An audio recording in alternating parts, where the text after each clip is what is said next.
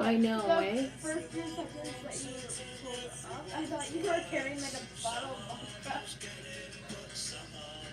I know. That was bigger than my head. Bigger than my butt, too. It's nice when it's half full, but why go to the gym when you can get a big ass fucking water bottle, eh? Oh, yeah. I'm the man. I'm the man. I don't know why I said that. Well, because I am, but stop. Okay, stop babbling.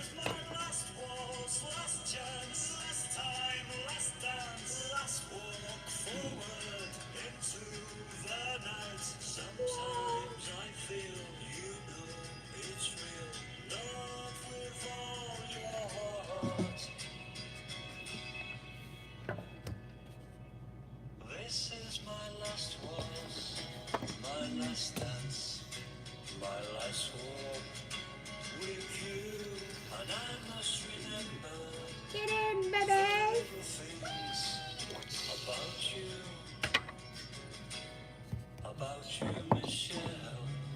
Meeps me loves you. Sharpies everywhere.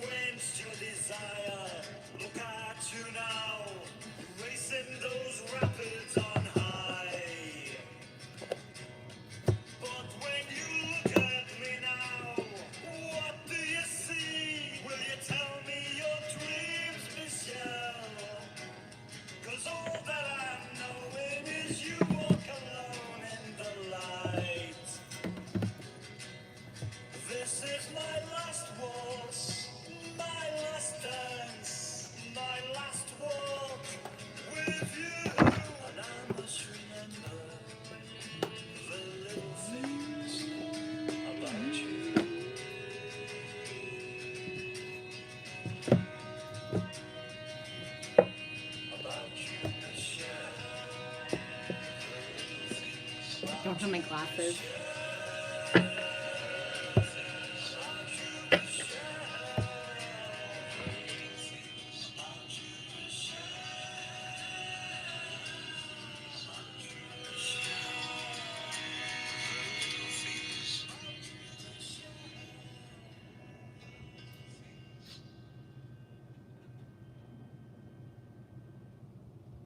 Be free as day, guys.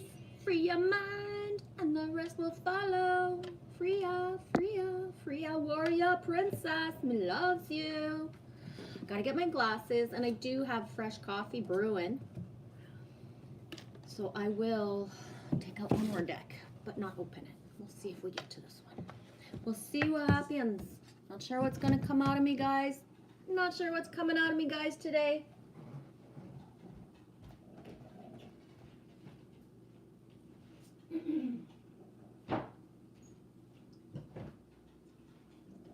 Who wants a coffee? Hands up.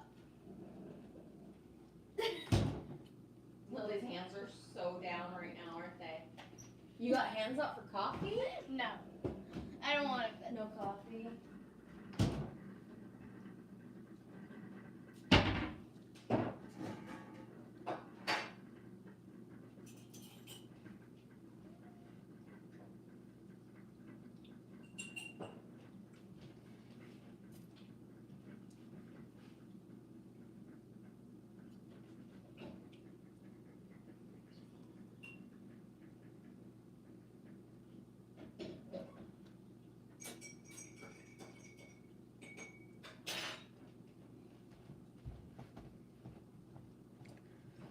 Okay. Let's get on. Let's get on with this. Hey, help yourself. You want some coffee? Yay, I'm going to share my coffee with you.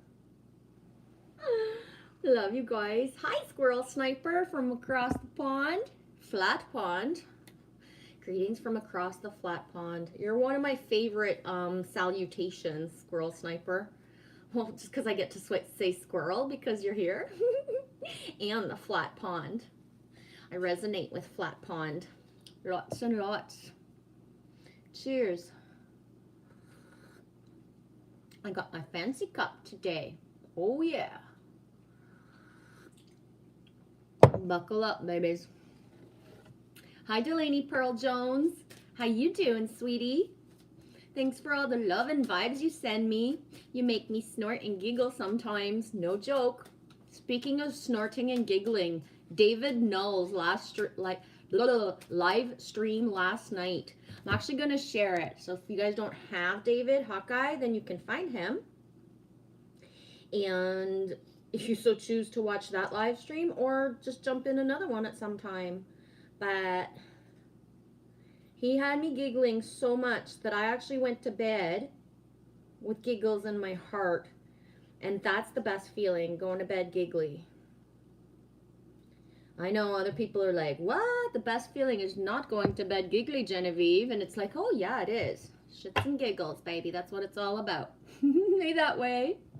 Cheers. Some coffee for you too.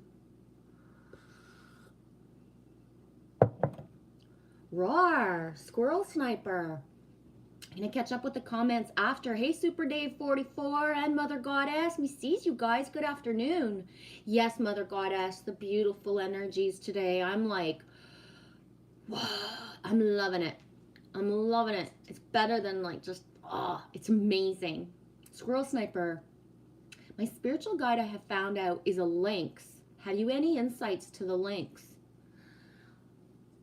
Not spiritually speaking, I don't retain.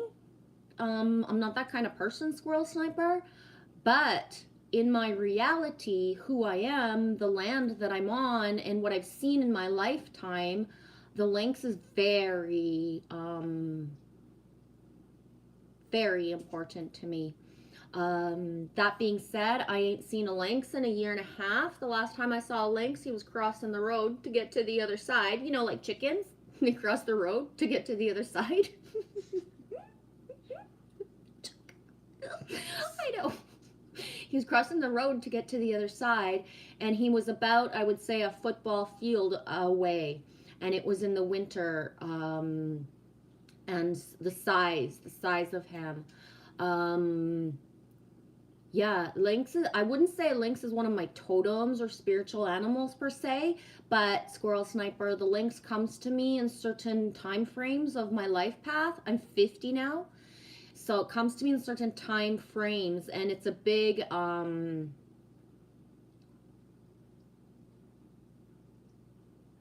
would use the word omen.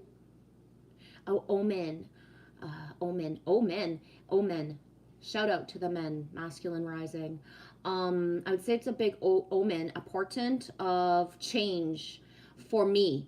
I don't know what it will represent or does represent for you. For me as well, when I want to know about like spirit animals and such things, like I go into it.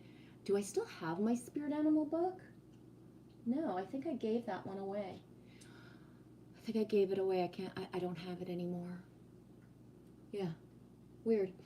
And just seeing the word lynx, the thing it brings up the most in me, Squirrel Sniper, is when I lived in Temagami. If you Google Temagami, Ontario, Canada, it's one of the most beautiful land masses in Canada. And I might be a little bit biased or prejudiced because it's just the land itself is beyond sacred and amazing. And I lived there for 4 years, maybe 5. Can't remember. Yeah, 5 years almost. I lived there for almost 5 years, and I was guided to live there. Years before I moved there, I was having visions and dreams of a baby and living in Temagami.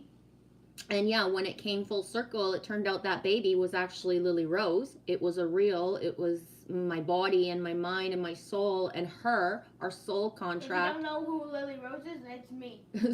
Is the kid over there in the background. So she came to me in dreams for 7 years before I had her. And basically, I was a mother of two in my 20s, mid 20s, and I never thought I would have other children. So the 7 year warning, and she gifted me her name in dreams, like everything. Anyways, long story short, because I'm rambling on and I'm not caught up with the comments, Tomogamy, where I lived, we had lynx that would come right to our backyard, and our backyard was, how do I explain? It had a slight incline. It wasn't a hill, a small hill, and then just bush. And after the bush was the train tracks, then the highway type of thing. So it wasn't like I was like in the middle of the bush living, but enough bush around that the lynx came right to our backyard. And so finding the lynx tracks when we would go on walks, when Lily was imprinted from 0 to 4, in Tomogamy. We've had different imprinting since. We've actually assimilated to a matrix kind of thing in order to not be so outcasted and certain things. But yeah, so that's what that reminds me of when you write that down, just finding the lynx tracks, the bear tracks as well. And that's why sometimes those of you who've watched me for a long time and know my background, and then how I'm living here in a city, which isn't even the biggest city ever, but it's huge for me. It's like I'm like a fish out of water for the last year and a half, and still here, right? Because my intent and my whole, all of me wants to be off grid in the woods, right? But this is where I'm guided to be now. So yeah, when you were used to waking up and kind of checking your backyard for bear and lynx and certain, prints and just certain things, and then you live in a city and there's like sirens and cars and other noises, it's like it's a weird divine detour, and that's all I'm going to say about that. But a lynx is amazing, Squirrel Sniper. Look into it. What resonates with you is yours. What gives you shivers and makes you feel good is the messages that are for you. And the other stuff, just let it go. Not for you. How you doing, Super Dave 44? 44 energy is just through the roof, eh, guys? Elf for Self. Happy new day to you, Lady G. You as well, Elf. Loving you, sweetie. Greetings and salutations, yes, to all. I love you guys. How's it going for you, Mother Goddess? That way, you seem as though you had a wonderful afternoon, Mama. I did. I don't even know what time it is. It's 3:22. Boom, nice 22 sync there. Double that 22, you get a 44. I did. I've been cooking for the last, I don't know, 2-3 hours? 2 hours? 3? I don't know. I've been cooking for the last little while. I made a shepherd's pie. I made coleslaw. I got the preparations for a potato salad tomorrow or the day after. I made hamburger patties so that I just gotta like cook them.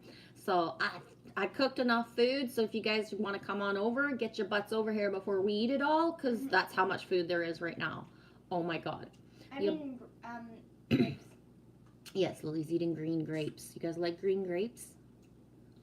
I don't like red or purple, whatever they're. Yeah, I prefer red grapes myself. Purple, whatever you want to call them.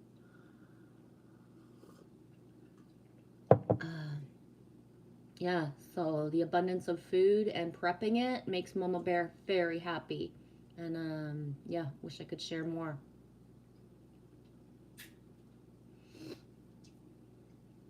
L for self. Oh my gosh, yes, me too.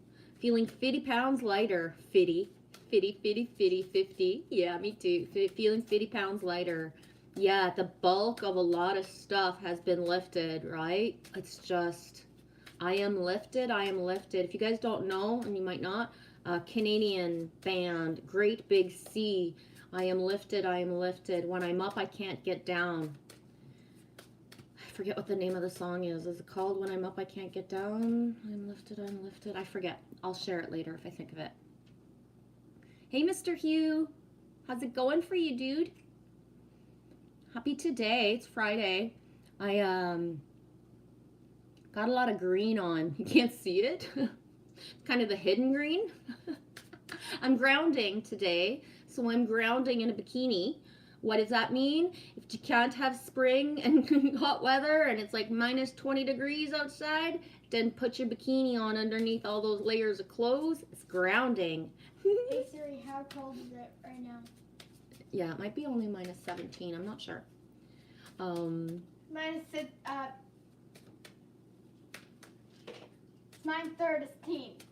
Minus 13?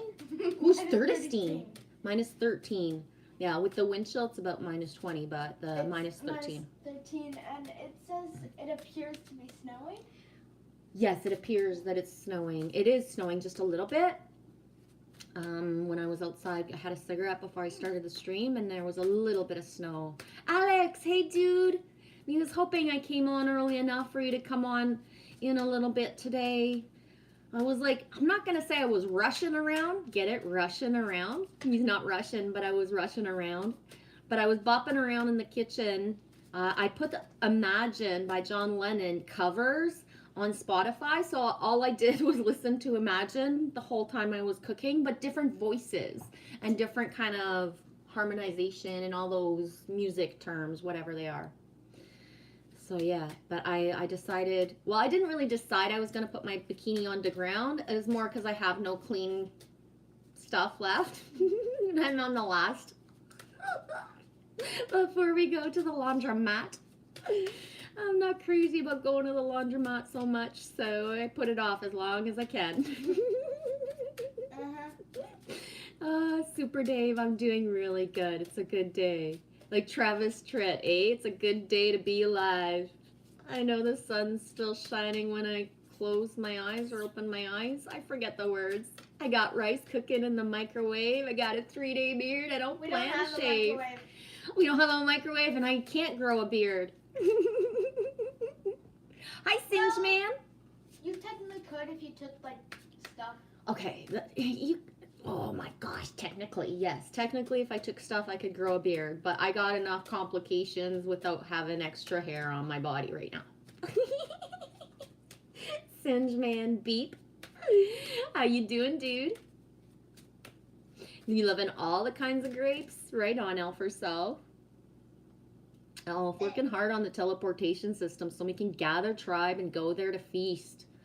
Rawr, it's coming. We are the portals. We just gotta get to the remembering. We don't gotta learn anything. We just gotta remember. There, you guys, I'm all caught up. That way to the refrigerator. Ooh, maybe the refrigerator is the portal. Elf herself. Okay, that's enough. So I'm gonna pull one of these cards. These cards, I never look at the book. It's just an imprint of a number, the colors, the tones or the lines and the stuff in the colors, and whatever word. And the word is going to be in French. Ready? Let's go. And the reason I took out this deck today is because the silverness of it. The silver sinks, Elon Silver Girl. Silver sinks are true to roof right now. Anybody else got any silver sinks?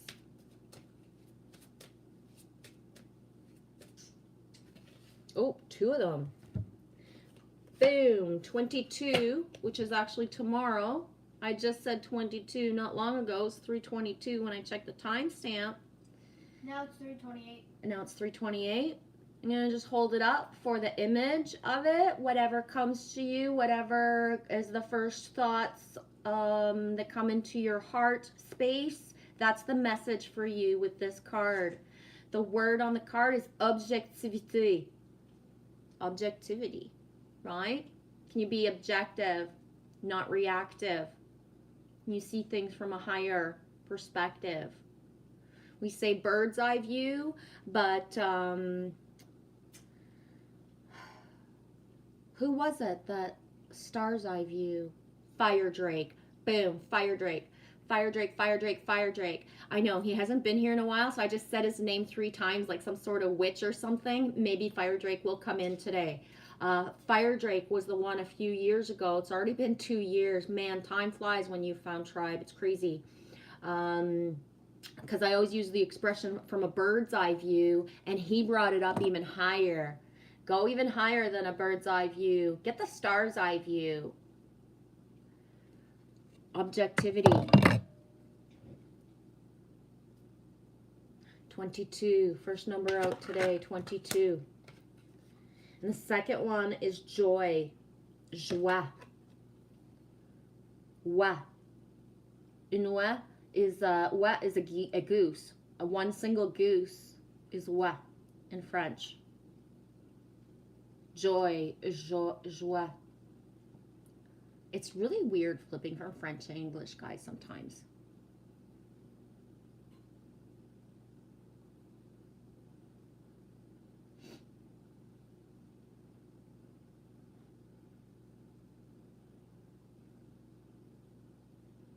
Number 19. 1 and 9 is 10.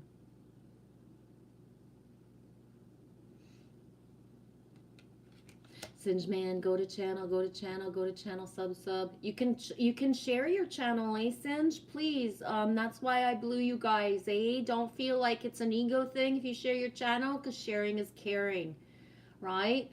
So put up a vid. If you got a favorite vid that you would want, it's the first vid that people see, share it here, dude, please. And it's that being said, for anybody who so feels to go into their channel, grab a vid, share it, make sure it's being seen, right? Vincent 52, hi, your chat went off. Did you do my card reading? No, I did not, Vincent. I thought or misinterpreted that you wanted to do like an exchange of energy and be with me when I did it. But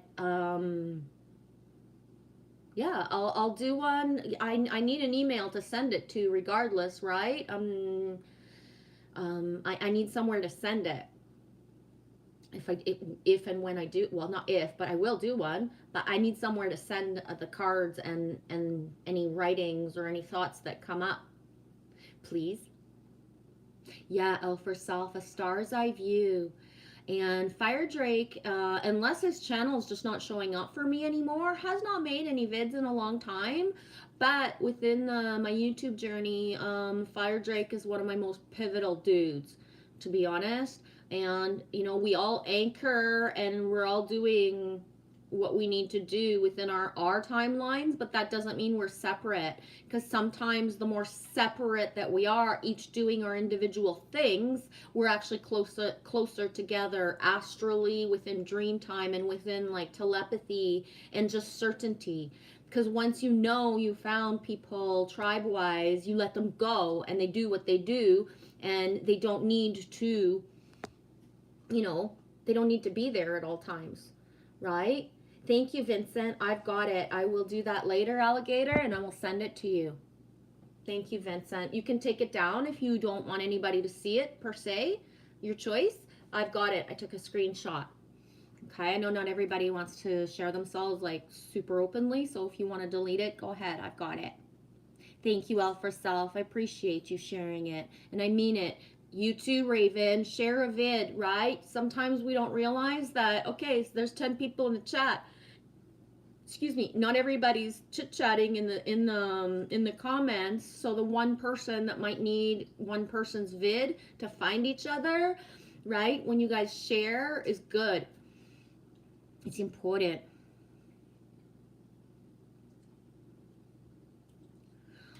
He loves you, Singe Man. I so get it. It's one of the things that makes it hard to go.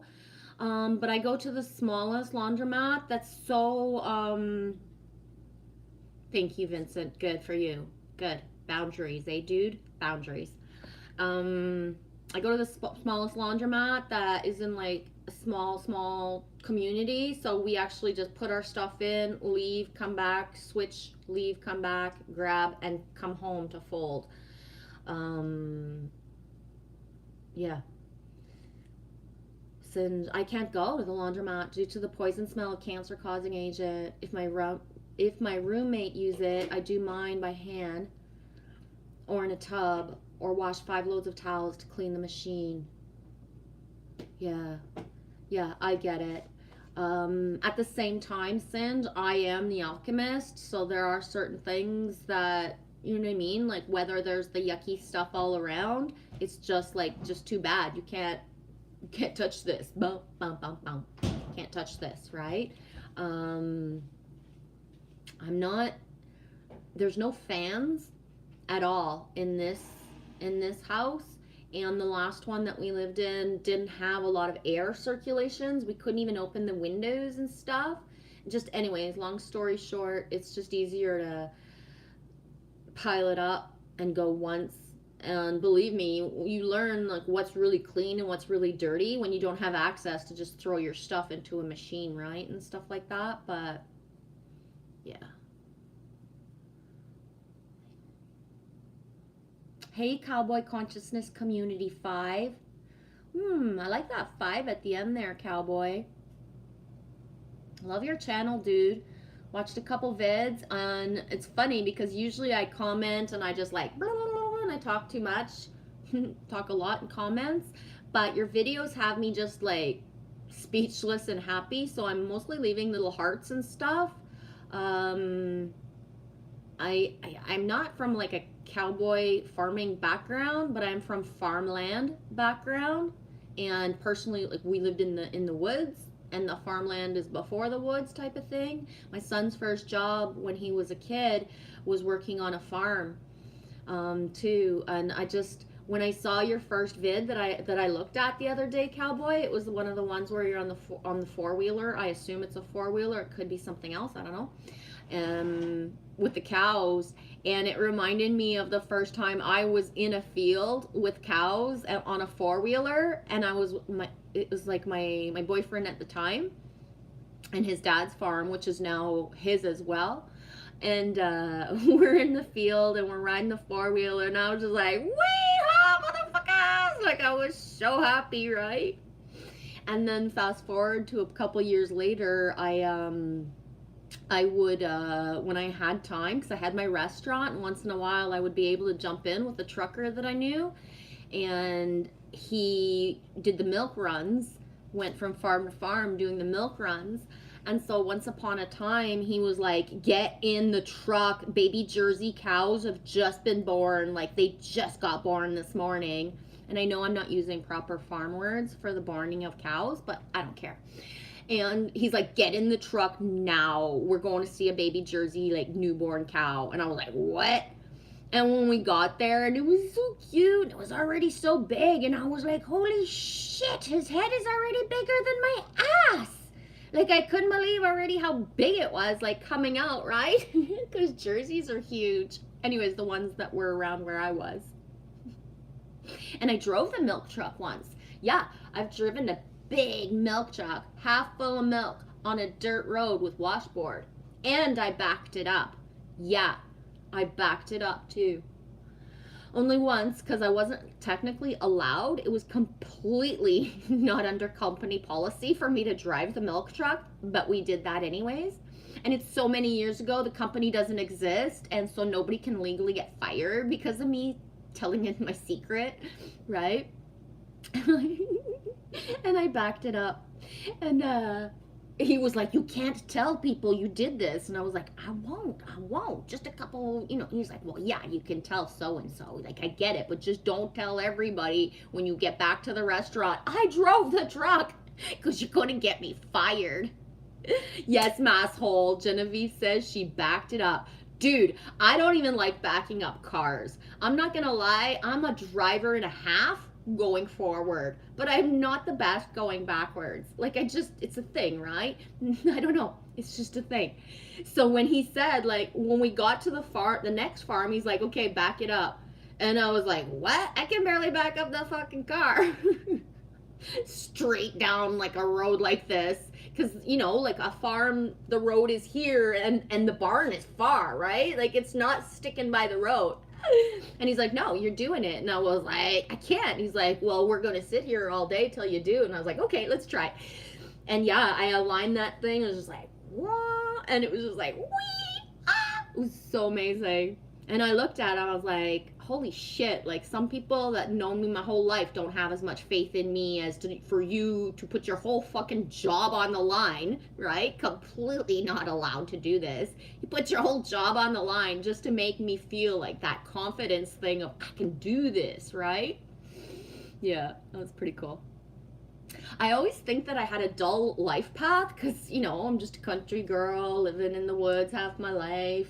Didn't ever wear nylons or do stuff that goes in a movie. But it's like, whoa, I've done some pretty weird fucking shit in my life. I've done some pretty cool stuff. Alex, all I have to do is push his name and I'm on the camel. How you doing, masshole?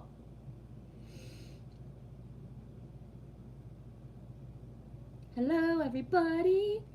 Gotta say, if you look up and down this chat, one of the best feelings of being somebody who live streams is looking at the inner chat of you guys greeting each other, loving each other, recognizing each other, and welcoming new people in, right? That part's important. Welcoming new people in. You can, Alex? I can still open channels from the chat? Good. Oh, that way. Tom, Juice, where is he? Me not knows.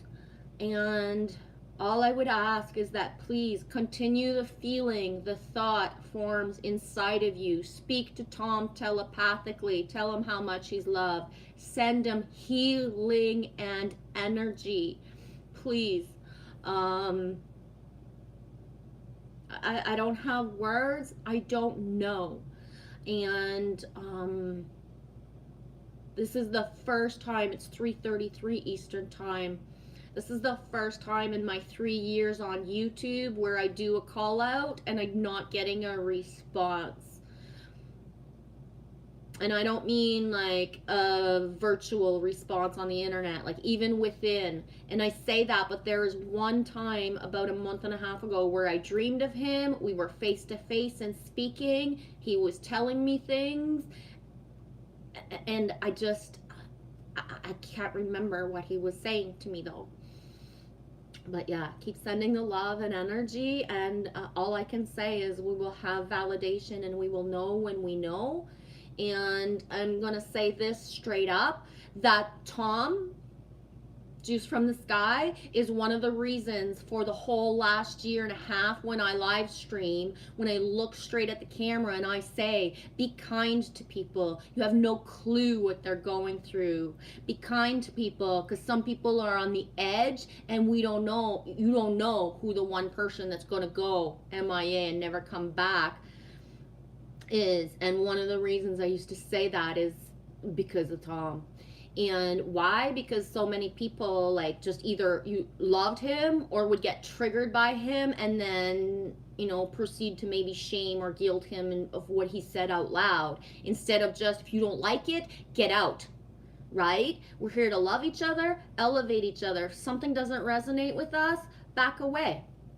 And unless you're there, like, unless your role is like to protect someone else who's being hurt, because sometimes that's our role, guys. It is not all just here. Everybody's just going to figure it out. Let's watch people being bullied and hurt and see how they get by, right? Sometimes we got to make a stand within certain things. But yeah, not everybody says everything out loud. Some people right now, and I've been saying this for weeks, are going through the biggest transitions ever, the truest tests of faith. People and animals are transitioning right now very fast. Shout out to JJ, who actually made a video the other day asking for love, support, healing for him and his family. I was shocked, right? Because a lot of people didn't even go in and watch that video. When somebody is being vulnerable and saying how things are in their reality, a lot of people just avoid that stuff, right? Instead of going in, we don't want to witness somebody else's pain. We want like the funny stuff. We want the easy stuff to look at. We want the sugar-coated, everything's fine, look at my trees and look at my skies, right? But that's not how it is all the time. We're here to support each other unconditionally, especially when times get rough and people are gone under. Just gonna leave it at that. Know what I'm saying though? Thank you, Raven. Thank you, L for Self, for shouting out your Instagram account. Yes, please, anybody else who has like Facebook or Instagram or any of those other things, right? Just because certain people don't use certain things, other people do. Discord, Telegram, whatever it is. Share your information so that you guys can continue, communicate, speak together. One of the biggest things that's an elevator is the being able to have the ability to have us at our fingertips, to when you're thinking about somebody, to text them a song, to text them a random hello, I love you, or how's it going today, right? In our reality, some of us and some people are going through like it's fucking hell in our reality, and this is the only thing that makes us believe in a better world is our virtual YouTube tribe, the feeling that that's real. And how do you build and make a solid foundation of it being real? Share the love, right? Exchange the energy, right?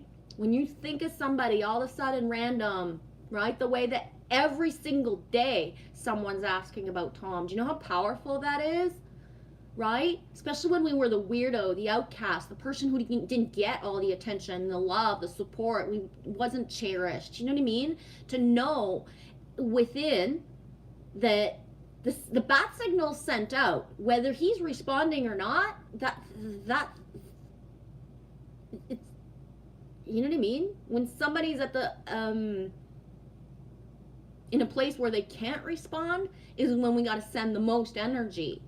When you think somebody has abandoned you and they're not there anymore, it's not about you. It's not personal. It's because they're going through stuff, right?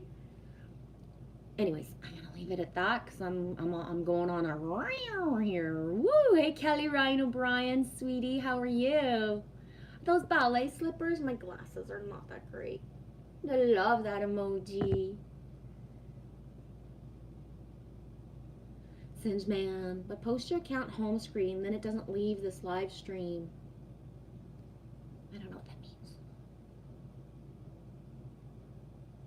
Vincent, 52, we've had clear blue skies the past 3 days to 4 days, and now no clouds, now very clear. Right on. We had epically clear skies this morning, and now it's cloud cover and a little light snow, and I can see through the window like that the sun is trying to stay peeked out, but we'll see what happens. Hi, Indigo Rose. How's everything going for you, sweetie? 3:37 Eastern Time. Asshole, yeah, Genevieve says she backed it up. That made me so happy. Dancing back it up. Yeah, back it up. Super Dave. Oh, you guys make me happy. Exactly, Alpha Self. When we see one down, lift them up, not keep them down. Yes, it's so important. You know, and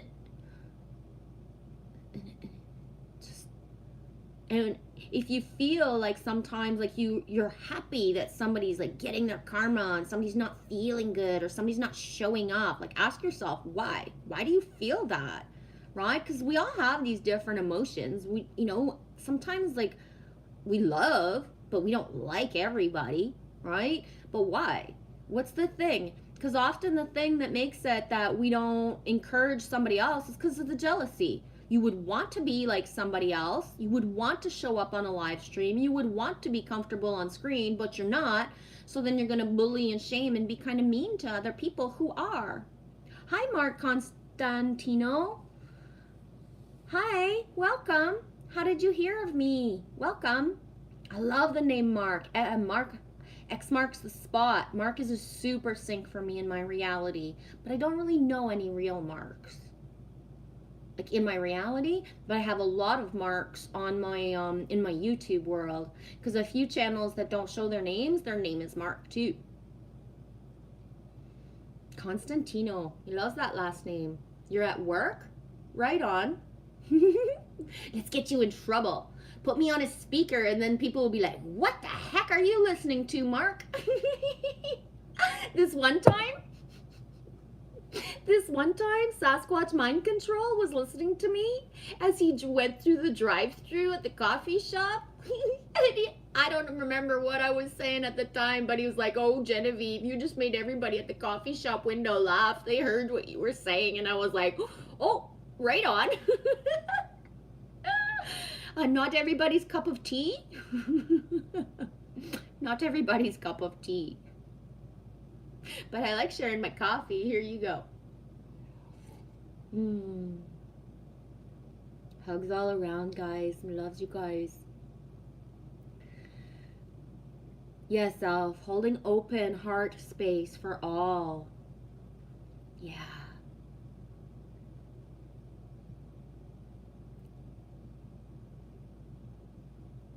Well, Mark, I am your second sub, and you do have a video. Right on. What's up, G? He said, what's up, G? And I'm G. Look at that. Get back. What's the chances? He says, what's up, G? And I'm a G. Mark, that's so cool. Your last stream was a year ago. I love the, is it orange or red background? I can't even tell. You from Canada, dude?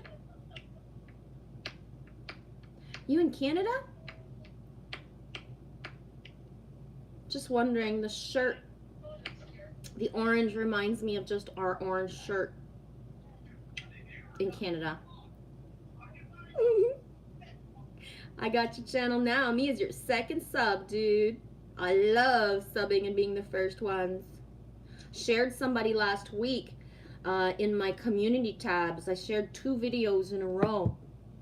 I forget the complete channel name, but Shepherd was inside the channel name. His music was just amazing. And yeah, sharing the little channel. He just came by to say hello. Well, thank you. Have a super day at work, dude. Where are you in the world, if you so choose to confirm?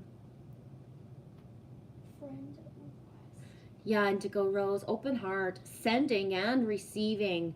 Boom, sweetie, you just nailed it too. It's not just about sending love, it's about allowing yourself to receive it. Because sometimes our hearts are like, so just give, and share the love and give it away. It's okay, but then not allowing self to receive it back. I love that you wrote that. Gotta be able to receive it back. Me too, that way. I love you, Tom. Just from the sky. Appreciate you so much. So grateful to have had you on this journey. Gratitude. Me too.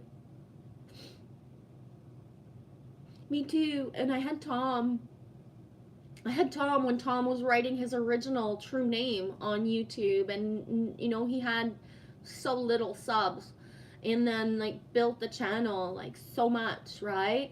Me and Tom went through a phase where we were like bitches to each other. He was calling me names, I was calling him names, and that's how we learned. Like, if you're not liking somebody, just back away, because you're gonna end up loving each other later, right? But just, yeah, you know what I mean? Like, Tom is one of the pivotal players for myself on this journey of teaching me so many things that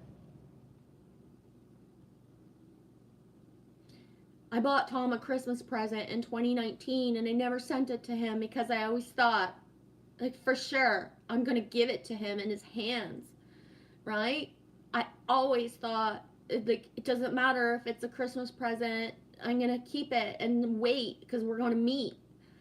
And to be honest, I never really have money to send out packages, right? Like, sometimes it's more expensive to send a package than to go to the fucking UK.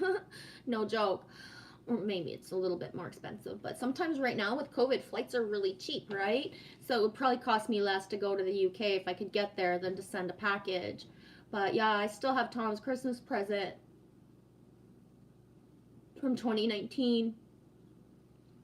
And if I never get to give it to him, then I know who's the person is who's going to have it. Right? And I'm gonna leave that at that.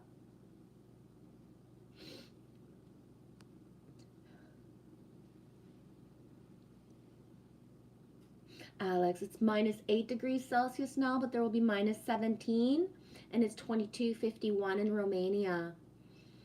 Cool. We'll be at about the same temperature this evening tonight then, Alex. We were in a coldish spell of minus 30-ish at night, and it's gone down a little. And tomorrow and Sunday, we're supposed to be hovering at around minus 7, minus 10 Celsius. Joe. Hey, Joa, someone, brr, that's cold, Alex. Hi, everyone.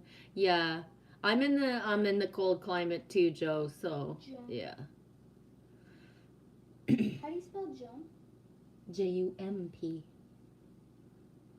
Joa, someone. Sorry I had to go that way, but it was fun. Right on. You get what I'm saying, eh, asshole? I have a Christmas present for someone I haven't sent them yet myself. Yep. I completely, yep. For personally, masshole, there are things in my reality that, like, I have boxes already started for, like, a lot of my sisters, especially Angie, Bridget. Angie is Witch Moon 7-3. Bridget, Kiki, Angelfish. Just, there's a lot of my stuff that's meant for other people that I'm keeping, and that some of it might get sent out if I have, you know, an influx of being able to, you know, live with what I got and then have extra, because I'm so behind in everything that just, I'm not even gonna go there to talk about how behind, but you know what I mean, that a lot of my stuff is not even meant for me anymore. It is for certain brothers and sisters that have, you know, just gifted me with unconditional love for like years now. Years. I'm doing really good, Joe Awesome One. How are you? Alex, I want to live in England. It's never that cold there. Oh, raw, right on. I don't have a true north of where I would want to be. It will kick in, and when it does, holy fuck, I pity the fools who get in my fucking way. Right? I pity the fucking fools who get in my way the day I got my true north, because nothing will stop me. Been in a divine detour for years. In 2019, I didn't know where to go, but I quested, like, we did 7,000 kilometers of the east coast of Canada, thinking, and when I tried to go west, car wouldn't go. So, you know what I mean? When I know which direction is meant to be, nothing will stop me. Nothing.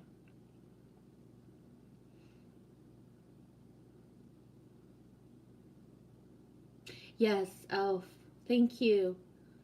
Me seeing you catching up and surpassing all of that situation. Thank you, Elf. I need the imprint of, like, reading that, thinking that, believing that. It's one of the things of being in something, right? You can't see the forest for the trees because you're too in it. So imagining better when you're like, right? And then imagining better when it's like, when you're finally starting to imagine better and it's feeling good, but then all of a sudden the extra bill comes in, or that one person knocks at the door and says, like, you know, you need to catch up, or gives you the call and says you got to catch up because otherwise you're fucked. And it's like, right? And my purpose and what I do is, it's like the song that I shared earlier of Meeps. Showing compassion is part of my plan. And that's all I've been downloaded of my plan. Right? Show up, show yourself, improve on the gifts that you have all the time, but no full circle of where, how, what, right? Joe, I'd ask you if you so feel to be a little bit more detailed, like what is her condition? Joe, I'm okay. The wife's still the same though. No improvement yet. And when you say the same, I would just wonder, like, because everybody lives this different, right? Some people don't get the fever. Some people don't get, you know what I mean? Is she able to breathe properly? Is she able to go to the bathroom on her own? Is she able to keep down water? Yes, Joe, she has the virus with no name. Thank you. I don't want to perpetuate it either. And the reason I ask this is because throughout the last years, one of the things that is a common factor of the virus with no name is that people feel what they feel. It's not pretty. It's not that great. Some people are even wishing they would die sometimes because it hurts. The fever is scary on the pain level on certain things. But it's dehydration that leads people to the hospital most of the times. It's not certain other symptoms, right? So the keeping the water down, the being able to just have the ability to keep down enough to be able to self-sustain, and that the, you know what I mean? Water is life. And one of the things I always suggest to anybody right away, my first thing is to make homemade or go buy Pedialyte water. I don't know if in English there's different terms. In French it's Pedialyte water. To put, like, it's basically a water mix. It's basically orange juice with salt and sugar. I don't remember the ratios of it, but that helps, that if you can only drink this much and keep it down, it's still, you know what I mean? It's amped up. It's not just plain water type of thing. But I don't remember the proportions of the recipe. You got to Google that. Good, Joe. That's what I was feeling. She can get about. She hasn't got it too bad. Good, sweetie. Good. Good. One of the things too that I've noticed as a common factor of all of this is that often people were being guided to slow down, but they had to go to work. They had to do this. They had to do Christmas. That's why there's such a phenomenon of so many people after Christmas getting it, like, right? Is because they forced themselves to do a bunch of stuff at Christmas season that ultimately they were saying yes because of tradition. So I'll give you a perfect example. I don't talk about certain things very much, but my son had 10 days off at Christmas. There was only 2 days where they did not have to go to supper or lunch at somebody's house because of all the blended family and all the people that they knew. So they have a newborn 3-month-old baby who had complications at birth, who also had complications with breastfeeding and allergies towards milk in the last 3 months before preceding Christmas. And then at Christmas, they went and did everything. They went to the mall. You know what I mean? They went to my sister's house. They went to her dad's house, her mom's house, her brother's house. So they went to all these places. And then a couple days, like a week or two after Christmas, boom, sick. But it's like, you know what I mean? When he came at Christmas in the environment we were in, they got there at 5:30, 6 o'clock. They were exhausted and they left at 8 o'clock.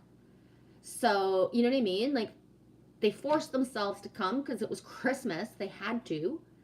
But there was no life in them. There was hardly any energy. Like, we didn't even have an exchange of a conversation, to be honest. Right? Plus, he's got the stress of his paternal grandmother being diagnosed with cancer and, like, a bunch of stuff, like, not in a good way, right? Where operation fast and chemo, blah, blah, blah, really fast. So, like, I mean, that's so much stress in itself that, boom, bring on a sickness to slow them down, right? If you're not going to slow yourself down, you're going to be slowed down somehow. Emoji King, is that you, dude? Me's been missing you. I swear, I got Jack on the brain so much that even last night, in David Null's live stream, I just shared it about, I don't know, I've been on for 54 already. I've been babbling for 54 minutes already. Whoa. That in David Null's live stream last night, he used the word Jack so much that it was like, call an Emoji King. I ain't seen you in a while. How's everything going, Jack? that way. Thank you. Healing energies of light to your wife, Joe. Yeah. Yes, peace emoji king. Loves you, dude. Alex, thank you. I wish your wife health, Joe. Hi, Ray of Thought 24, 3:59 Eastern Time. Hello, beautiful sovereign souls. Hello, dude. How's it going? Elf, sending healing to you and your whole family. Yes. Emoji King, devotion. Whoa. I named the stream compassion, but I hesitated between the word benevolence and devotion, but I chose compassion. Super sync, dude. Ray of Thought 24. Much love and healing to you and your wife, Joe. Awesome. Yeah. And you notice the way, guys, that it's written down and I'm saying it out loud to imprint it within the universe, right? Amplify. So Ray's writing it down. Other people are reading it. I'm saying out loud. Amplify, amplify, amplify. Especially putting a field of safety around you, Joe, so that you don't. Right? Emoji King, hello all. Abundant love vibes here now. Yeah. Ray of Thought, the king reigns. Yeah. Ooh, well for self. I'm going to put the kettle on. Tea, anyone? Yes, please. We made a peach tea earlier. It's sitting on the stove. I haven't had any, to be honest. And I looked for a kettle yesterday. We went like thrift shop and to a couple little places. Just, there's certain things. And I was like, I want to show you what I got. and I'm like, I'm not paying that price for a fucking tea kettle. I can boil water in a pot. I don't need a tea kettle or a teapot, right? I know. I'm not trying to be cheap. I'm just being very careful with what I do have. I bought the tree to that the snow globe, $3.99. Look what Lily got. The pillow's almost bigger than me. It's almost bigger than me. It goes up to Yeah, here. it's almost as tall as Lily. It's probably like 3 feet. I don't know if this is right. We have a store here in North Bay that's called the bargain store, the treasure hunt store. And you never know what you're going to get there. It's stuff from Macy's and the United States and Old Navy, like whatever the stores can't sell and don't want, then they get it. And so it's like a huge outlet store that you never know what you're going to find and what price you're going to pay. And I had told Lily, because I never bought her Christmas present or birthday present, I was like, let's go out tomorrow and get you some random treat that makes you happy. And so it was funny because she was looking at clothes and it was like nothing. And then we went to look at craft stuff. The kids are all like, the kids section is all like for like 3-year-olds. Yeah, and stuff. There's nothing for her age. Like it was just like, and then we're looking at craft stuff and we're looking at stuff and it was just like her little face was all like, and she's not materialistic, you know what I mean, of wanting stuff. But it's that thing of, it's super cold, we're super isolated, we're not getting out, we got nobody, you know what I mean? So it was like, this is it. Let's go get you a treat. And when she found the pillow, you should have seen her eyes. They were like, wow, wow, wow. There was 2. There was one gray, the one that I actually bought. Yeah. You did. And there was one like yellowish orange. Yeah, I was tempted to buy the yellowish orange one for myself, but I don't really like that fuzzy kind of stuff that the pillow's made I of. don't know why. And I usually have at least 5 to 7 pillows in my bed. I make a nest, but I don't anymore. So I was like, no, you're like almost an adult sleeping with just 2 pillows. Let's keep it that way. But so part of me wishes I had gotten that big thing because it's huge.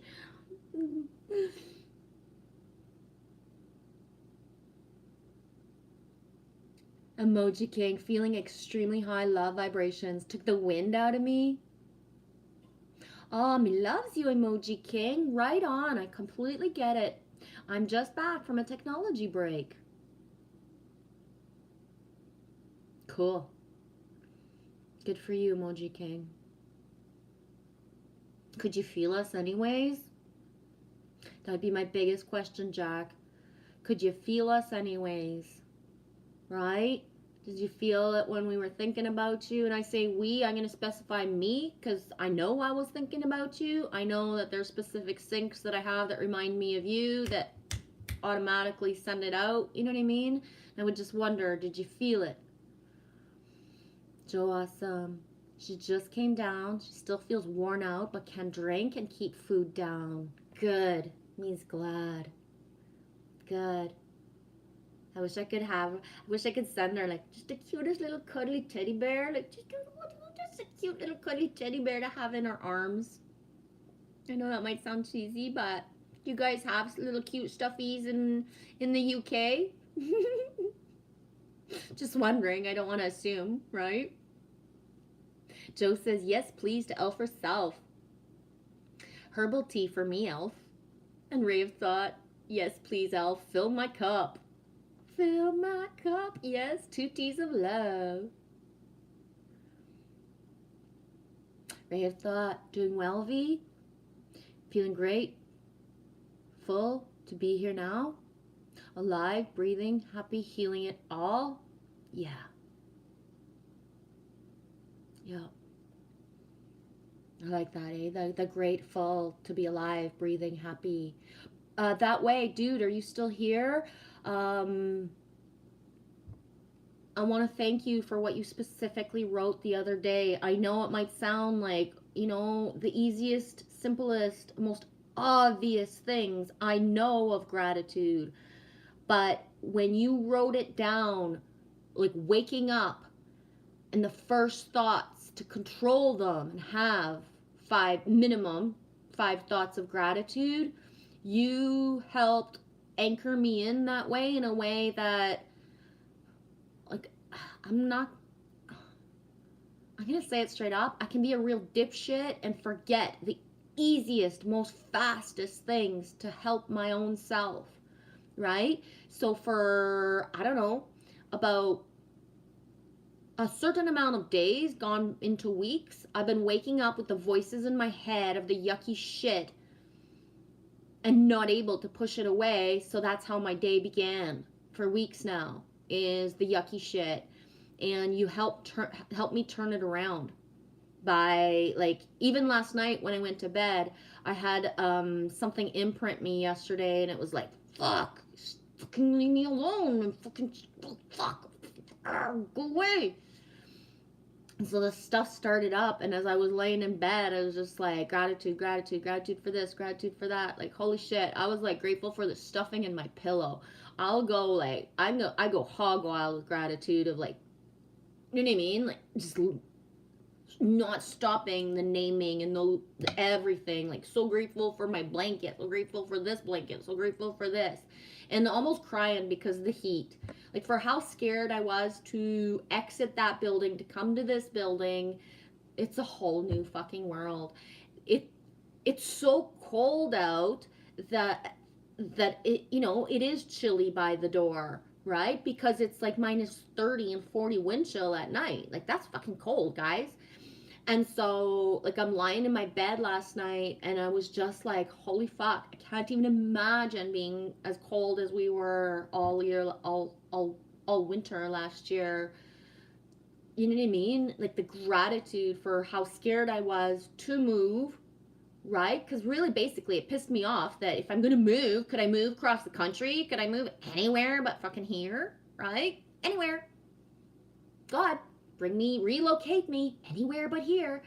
And I got relocated, like, next door, right? So that made me very angry and very scared, like, right? But it's like, the heat, being able to take a hot bath, like, without having to boil it. It's, I know I keep saying it over and over. It sounds so boil it. lame, right? Being able to take a bath without boiling your water. Well, of course, we're in 2022. Okay, well, I've been doing that for a year and a half, right? So yeah, and I always thought, I don't mind being off grid and boiling water for a bath. I just never thought I'd live in the middle of a city being warm in water for a bath, right? But then I was so grateful just to have a place to live and a bath and a pot to boil water in at the time, right? Be grateful for what you got. Anyways, stop rambling. Oh, me loves you, Emoji King, both eyes dripping.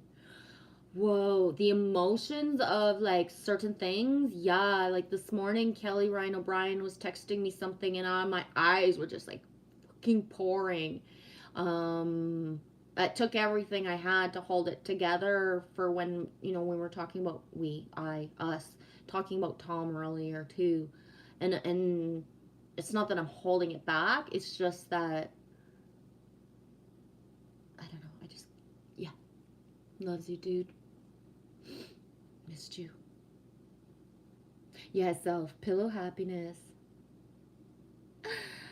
Alex, if your cup is only half full, you probably need a different bra. You know, wears bras. Not even has a bra that fits. I wear bikini tops once in a while. He's funny, dude. Yeah, Rave thought 24. The snow globe was such a thing. Following a blue dolphin. Big rig last night on the Born Freeway. Love it. Yeah. And the Born Free, I went and found the, hey Mew Mew Coo, we sees you down there. I'm gonna just catch up with the comments, but I want you to know I see you. How's it going, sweetie? Just gotta catch up. The Born Free, I went and got a version from Frank Sinatra. It's so powerful. Emoji King, she is. I hear the voice of a lark. Lily, I bet you're a great singer. She is. And Meeps has recognized it in her for the last year and a half. You know what I mean? He hears it in her. He sees it in her. He knows.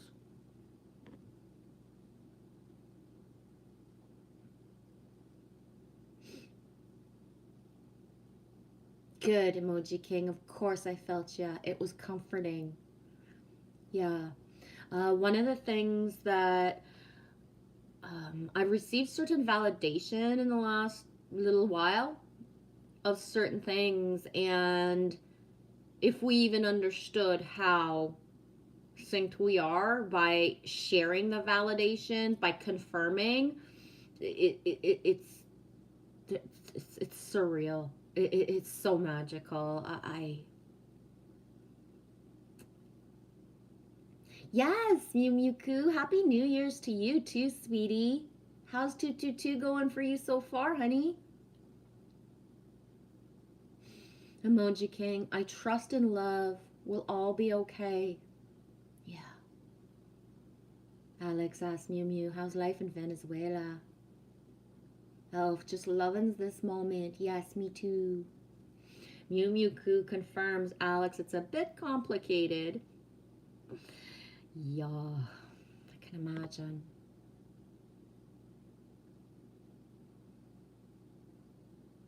Is Chile for Venezuela right now?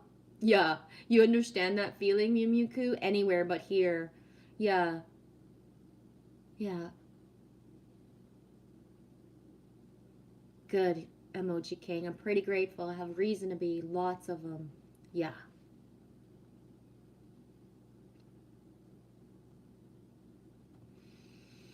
Rave thought, I've been using the affirmation a lot. I return to the source with love, all energy that is not mine, and I call back all energy that is.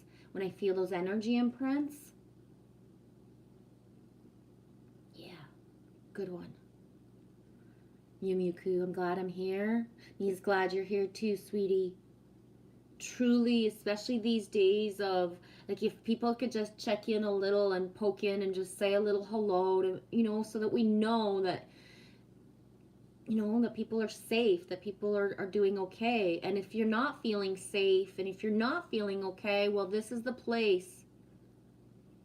This is the place to say so. If you feel like sharing it, being vulnerable and sharing what's going on and having witness. One of the biggest programs in the hardest things is to like feel like the lone wolf, like nobody understands.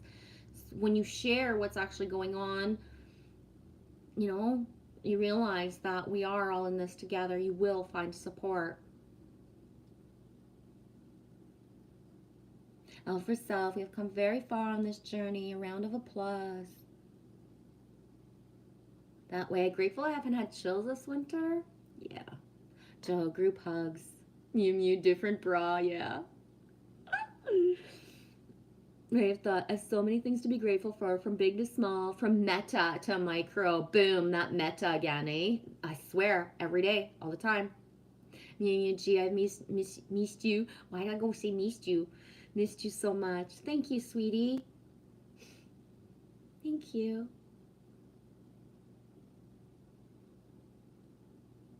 Yeah, Joe's confirming. We're just happy you're okay, Mew Mew. Yeah. Yeah. Sometimes having the faith and the knowing and the feeling, but the confirmation, right? It feels good to just know. It's like even like when I was thinking about Emoji King, you know, I do that thing where, you know, is he okay? Is all good? And I get told, yes, right? But it's like that feeling of you being here today, Emoji King, is like, rawr, right? Rawr. Hey, that flat fella, you listening again today at work? Oh my gosh, there's only like 24 hours and like 27 or 28. I can't do the math really fast till 9 o'clock tomorrow Eastern time until your live stream. We can't wait. I swear if I forget to watch it live, I'm gonna like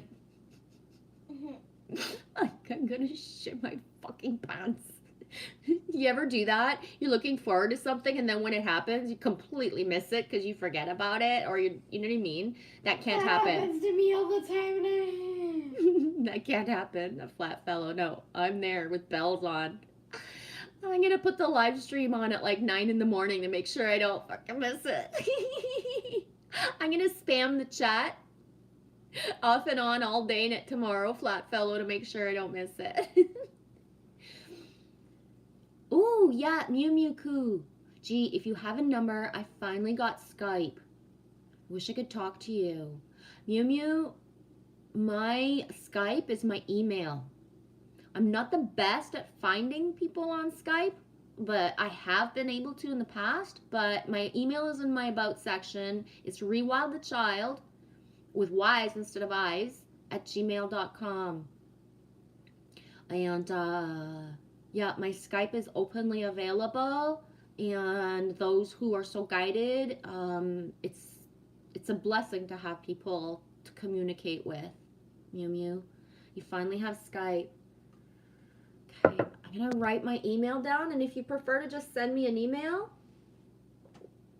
we could figure out the way to connect.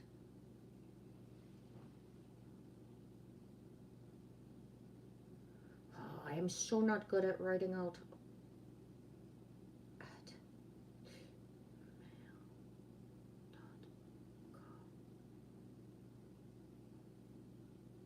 Yeah, Mew Mew.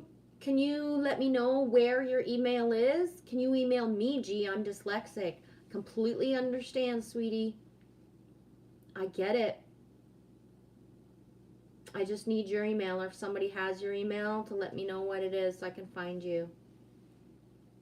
I get it. Shout out to Bravery. Bravery.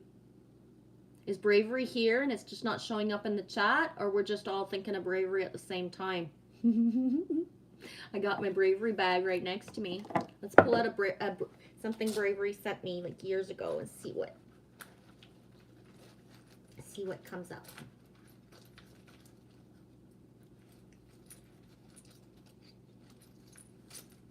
Ooh.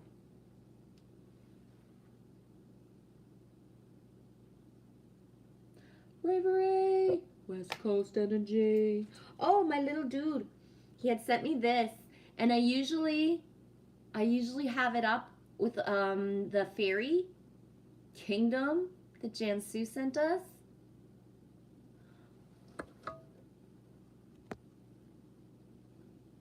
Okay. Put him there. And let's take out one more Bravery trinket. Ooh, this one's pretty. That's awesome, eh? West Coast energy.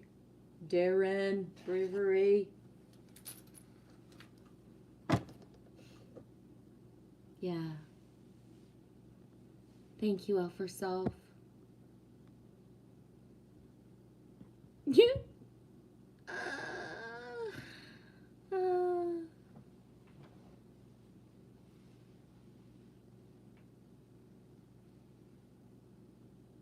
Bravery full, bra very full, bravery, bra very full. I never thought of that.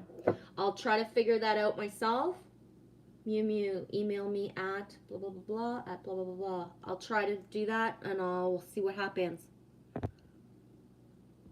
Okay. Yeah, bravery trinkets. Yeah. I need to move around. I've been on for an hour. I gotta circulate a little bit.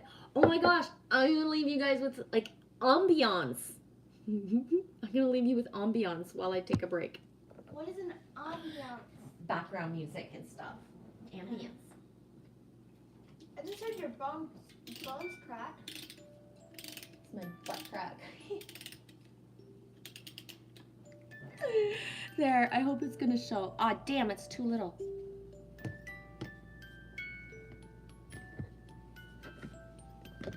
There. Okay, I gotta get more coffee and move around.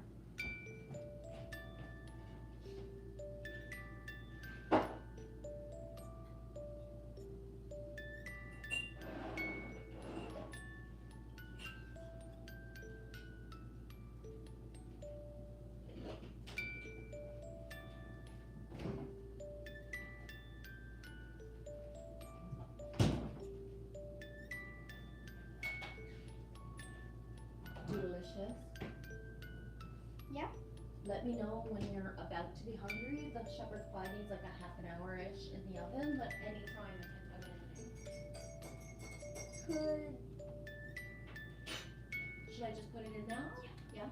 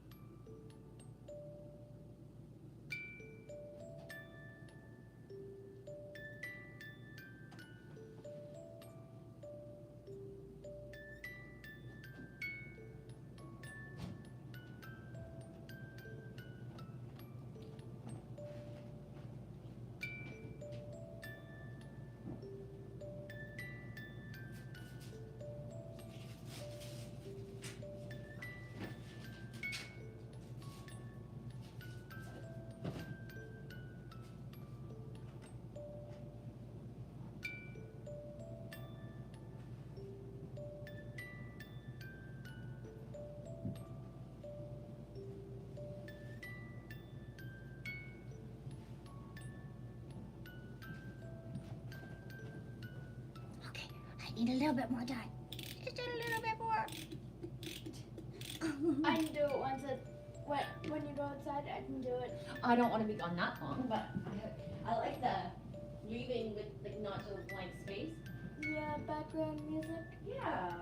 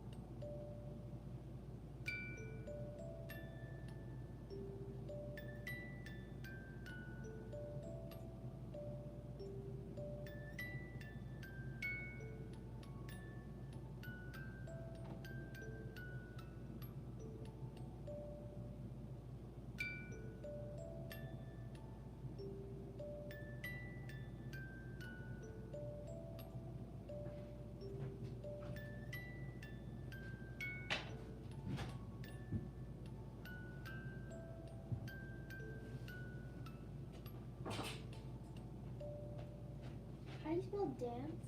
D-A-N-C-E. Isn't it amazing? I swear, it's one of the most powerful things I've ever bought with $3.99 in my whole life. It's true. What about the most? Oh, don't. I don't know. I know you just want to say something that's gonna get me to say the opposite, or it's really special to me. The blue of it, the fact that it turns, snow globes are some of my favorite things, And it makes music. and I don't even know where my snow globes from childhood went. Like how, like why did I get rid of them? What did I do with them? I don't remember. Getting snow globes in my life is some of my most precious childhood memories too. The snow globes and music boxes. Last year at Christmas time, or was it this year? I can't even remember. Everything goes by so fast. I saw a big snow globe at Winners. I think it was last year. And I was like, that's mine. And then I looked at the price. I was like, fuck that. That's mine. I ain't paying that. Right? For decorative stuff, fancy pantsy decorative stuff that's like fucking worth more than a car payment. Doesn't make sense to me. So finding one for $3.99. We weren't supposed to go into that store either. Like it wasn't, it was on a whim of, let's go into the store to look for bread pans because I want to make bread. Bread pans are like, anyways, whatever. And when we went into the store, like it was like I was completely guided to it, and I grabbed it and I tried it and it worked. And not only did the music work, but then it turned and it was like, this is mine. You know, for $3.99, it was like the best treat ever. And just that's how it works for me, is that I don't have a plan to go somewhere. I have zero intent of something, but then I get sidetracked and guided, like go there, and it's like, oh, okay. And we went, and it was just like and it sounds silly, but I didn't find bread pans because I was insulted to pay the price at a thrift shop that felt like too much for me, right? Like if it's used, it's supposed to be like a couple bucks, right, at a thrift shop. But this is like, anyways, whatever. And but I found a potato ricer as well, and all of my tools, all of my cooking tools, I got rid of in 2019, and I only kept my knives and a few things in 2019. And so a potato ricer for like $3 as well, and it was just like, wow, like I don't need this, but it's a good tool to have for cooking. I enjoy using a potato ricer, if you know what that is. And it was brand new. It had never been used before. And it was funny because I was going in for bread pans, came out with a potato ricer instead. But it's like, I can make bread, just loaves that are round. They don't have to be in the mold if I can't find the molds for the price that, right? Anyways. Gotta catch up to the comments. I love the tune as well, Mew Mew Coo. And I have a video that I put out today, and in the description box of that video and in 2 of the comments as well, I made sure to put it 3 times in that video. Why? Because amplify the power of the 3. I put the version of Frank Sinatra singing Born Free. And if you look at those comments, Mountain Rain was saying that was the message coming through for her today as well, that we are born free. So the synchronicity of me finding something yesterday, and that's one of her main messages flowing through her today, is like, it's validation. We are all like so connected, right? So connected.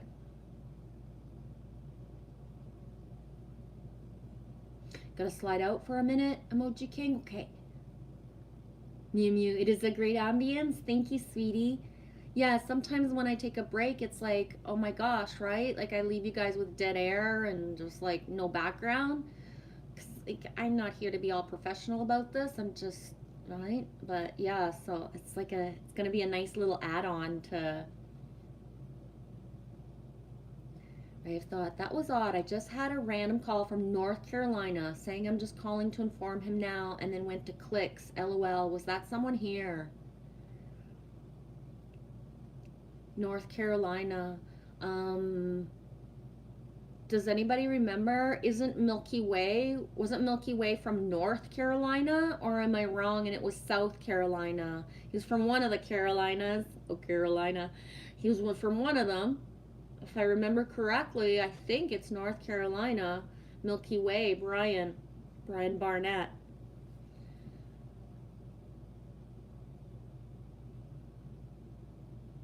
Yeah, gratitude for bravery for sure. Same here. Same here. That way.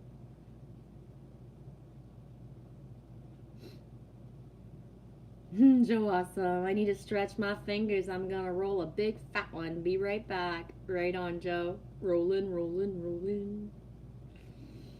Brave thought.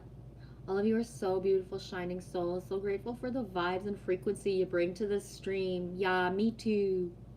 Me too. Thanks, guys. Joe, awesome. Mew Mew, I missed you too. We all did. Mew Mew's gonna go grab a coffee. Me too. My coffee. Nice and fresh.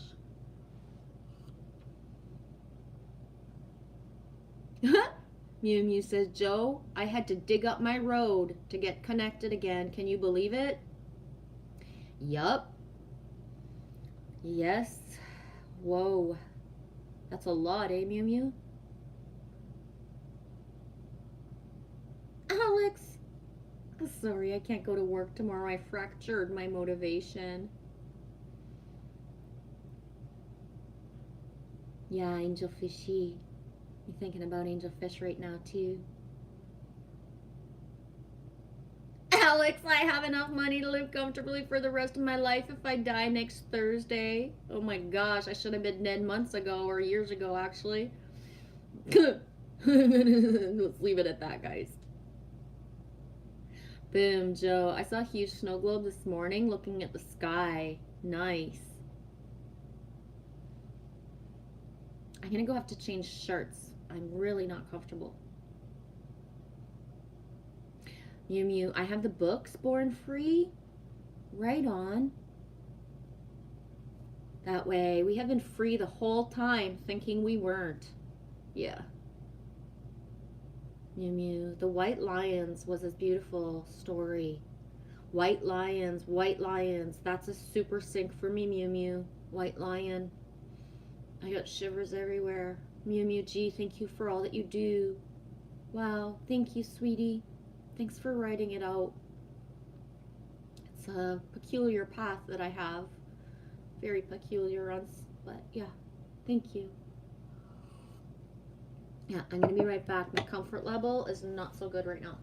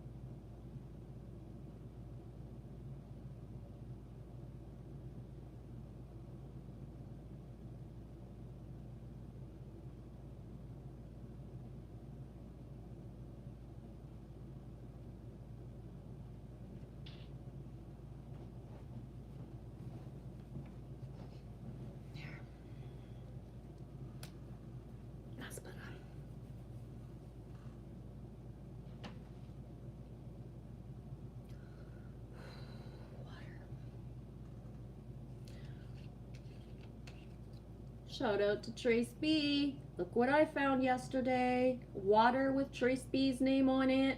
I couldn't help myself. Gotta be honest. Not gonna lie. I do not taste the difference between regular tap water distilled and fancy pantsy water. But I love the bottle because it says Trace on it. And I'm gonna refill it. until it just is like not refillable anymore and usable. Shannon 222, your snow is pretty. And then in the summer, we'll use them for like ice packs and cold water because it's really hot. Yeah. It's really cold right now, but it'll be really hot in the summer. Yup. Thanks, Shannon. I understand you're feeling like it's pretty, but I wouldn't want to live in it. I get what you're saying when you wrote that the other day.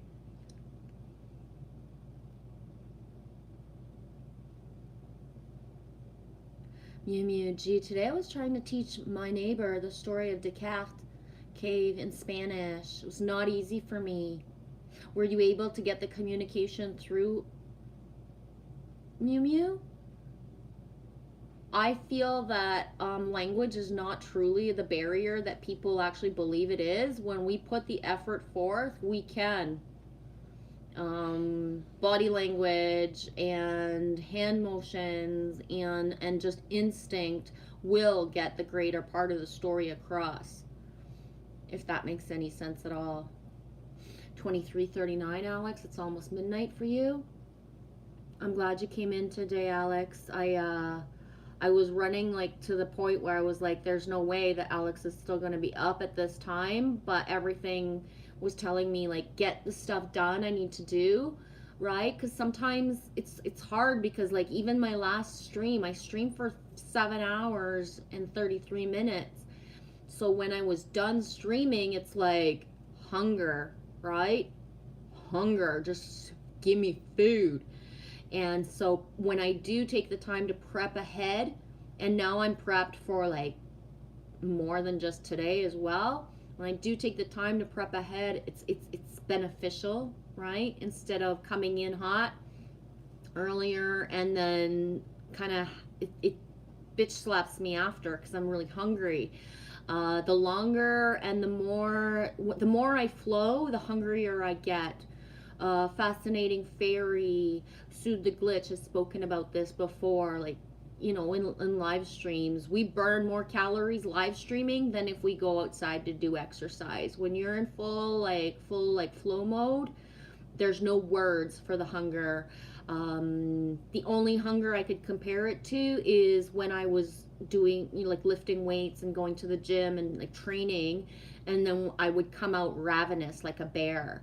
I can see myself in 2006 and 7 when I would go to the gym and then I would get back to the restaurant, and my best friend, who was also my employee, she would look at me and she was like, baby, I'd never seen you eat like this, right? I would be running back into the restaurant to grab milk, chugging a glass of milk and like just food, and I need food, and she would be laughing and giggling and saying like, you never drink milk, and it's like, my body needs milk now, like now I need milk now. I don't even fucking like milk so much, but I needed it when I was doing like the weight training and stuff, and it's the only comparable hunger because it's not the same as a regular hunger. Like it's just, and the more I flow, the hungrier I am.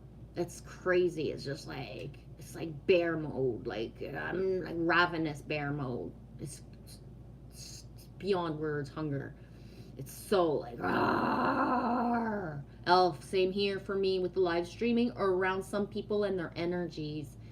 Yeah. For me, it's the opposite though. When I'm in a real life and energies makes me not hungry. Like people suck energy from me doesn't make me hungry, or if there's not a full energy exchange, it's the energy exchange between us all, right? The feeling, there's more than words written on this screen. There are people that pass through and I feel them, I hear them, that they're, you know, they're talking to me whether they know it or not, right? That's why, forgive them, they know not what they do. Some people pass through the stream thinking like not the best thoughts about me, and it's like, you know, block, delete, it's not a big deal, right? But it's taken me years to assimilate it all, right?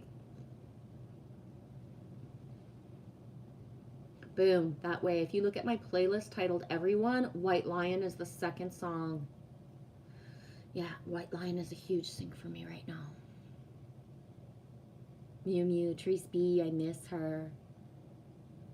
He loves Treese B. Yes.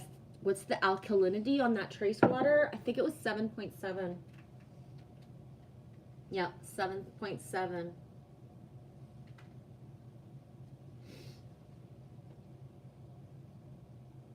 Again, I don't really see the difference, but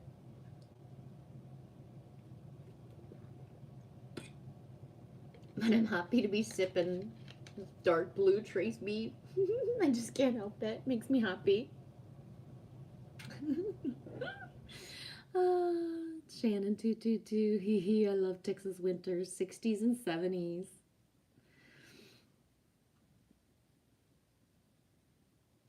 Oh my gosh. I swear, Elf, MGM, MNM is one of my biggest synchronicities this week. Like, no joke. I don't even have the words for it, dude. I don't know who with M is coming to join my M, but it's Eminem and it's MGM and I am MGM, right? Michelle, Genevieve, Marie. Those are my 3 first initials. That's the name I go by now, and that's it. The rest I use for legal purposes. But White Lions, MGM Studio, LA, Shazam. LA, you guys remember LA Guns? They didn't like make it super big, but in the 80s they were a band that had a bit of recognition with the wave of certain like heavy metal kind of glammy kind of bands. And LA Guns, The Ballad of Jane, if I remember correctly, is one of their biggest songs at the time. I used to call them La Guns, and that would piss people off. Have you guys heard of La Guns? And it's like, it's LA, Michelle. And it was like, no, it's La Guns. I'm French. I call them La Guns. And I would piss people off. They did not like it. I love pissing people off in the simplest ways of like, just change a word and pronounce it different and see if it like gets somebody's goat, right? Because if I'm pronouncing a word differently and that's pissing you off, oh boy, you got a lot of triggers, baby. Know what I'm saying? It's like the way I always say mem instead of meme. And did you hear her? Yes, it's ASMR. It's ASMR. ASMR. Who the heck would watch an ASMR? I would watch an ASMR, but I would not watch an ASMR.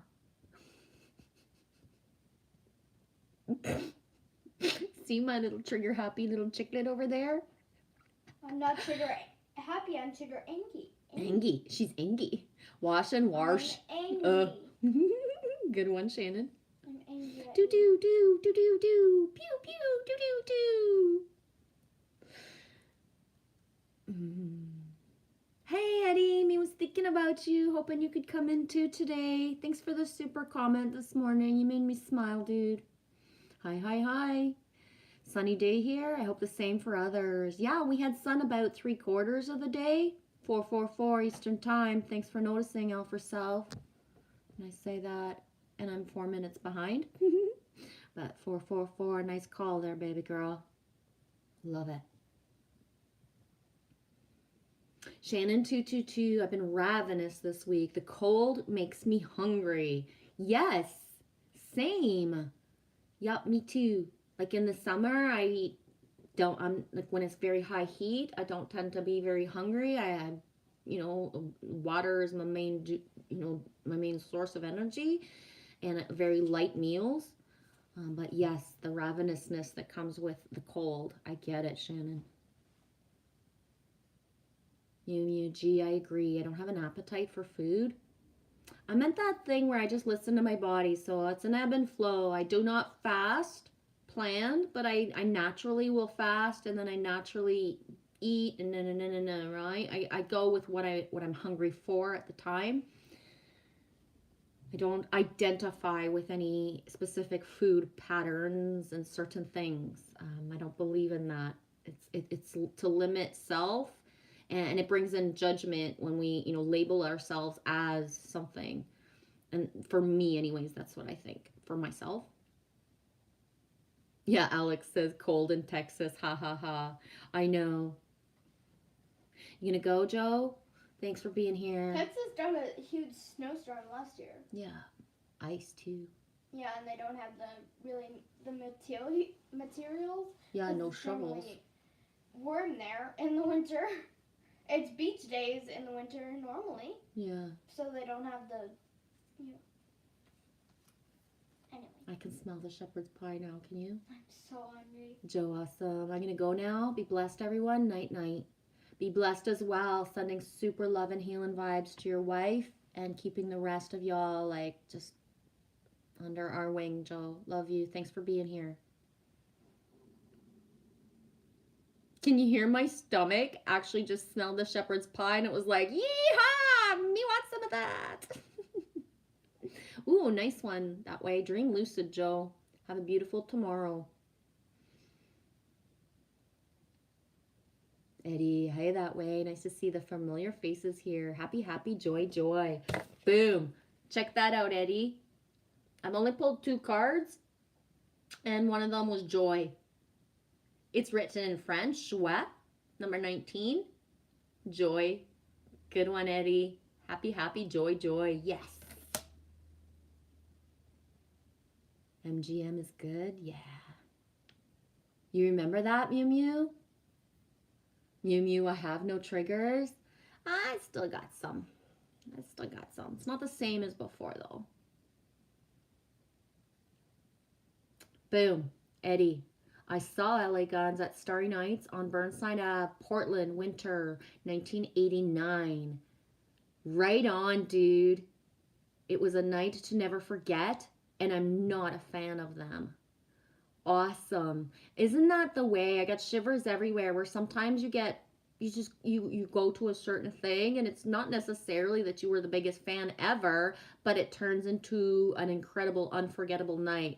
And I'm going to say for myself, in my whole life path of going to concerts and or events, once upon a time, I went to see the Trailer Park Boys, who I never really watched in my own personal life.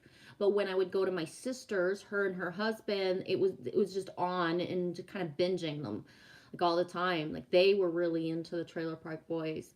And so this one time in April of 2009, they were going to the Trailer Park Boys. There happened to be an extra ticket, so I went with them. And I remember I looked at my sister and I said, I'm going to get on stage. And she's like, no, you won't. And I was like, yes, I will. And I did. I did get on stage.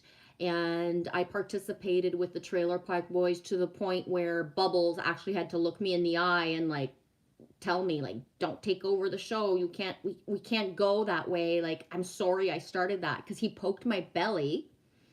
Bubbles touched my hair and I gave him the look, but then he touched my belly and I was about to just like, right? And he was like, his eyes, because he was back to the stage and I was front to the stage, and his eyes were just looking at me like, I'm sorry, I won't do that again. I was like, you don't do that again.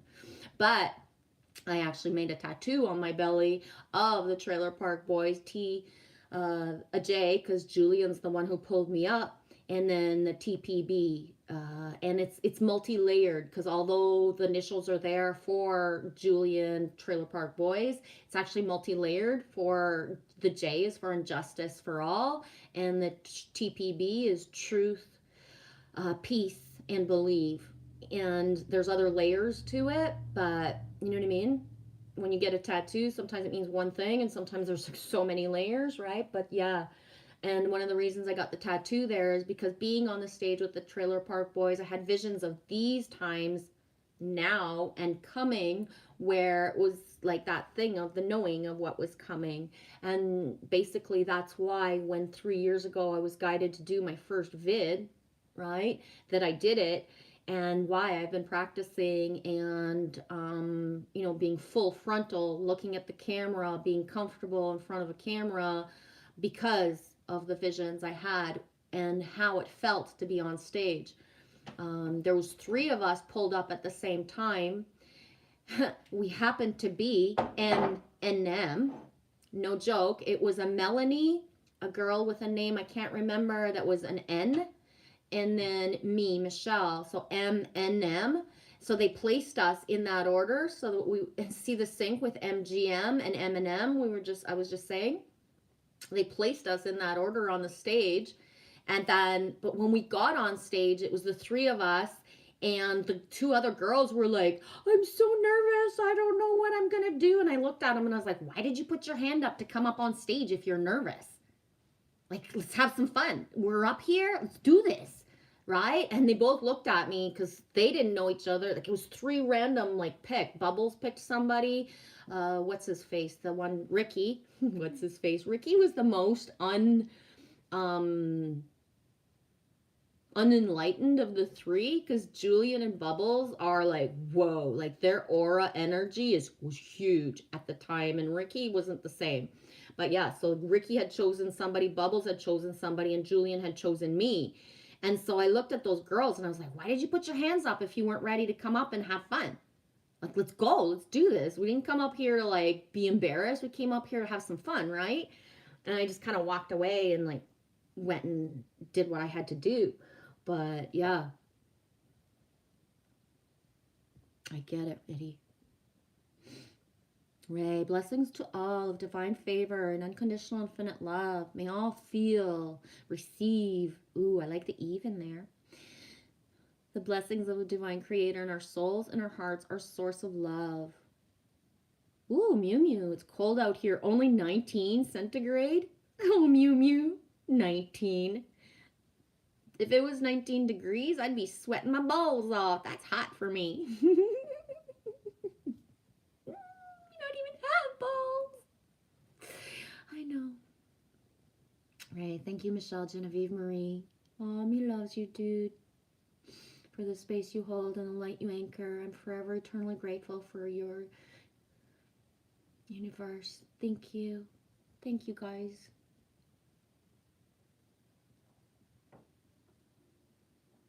Hear the train?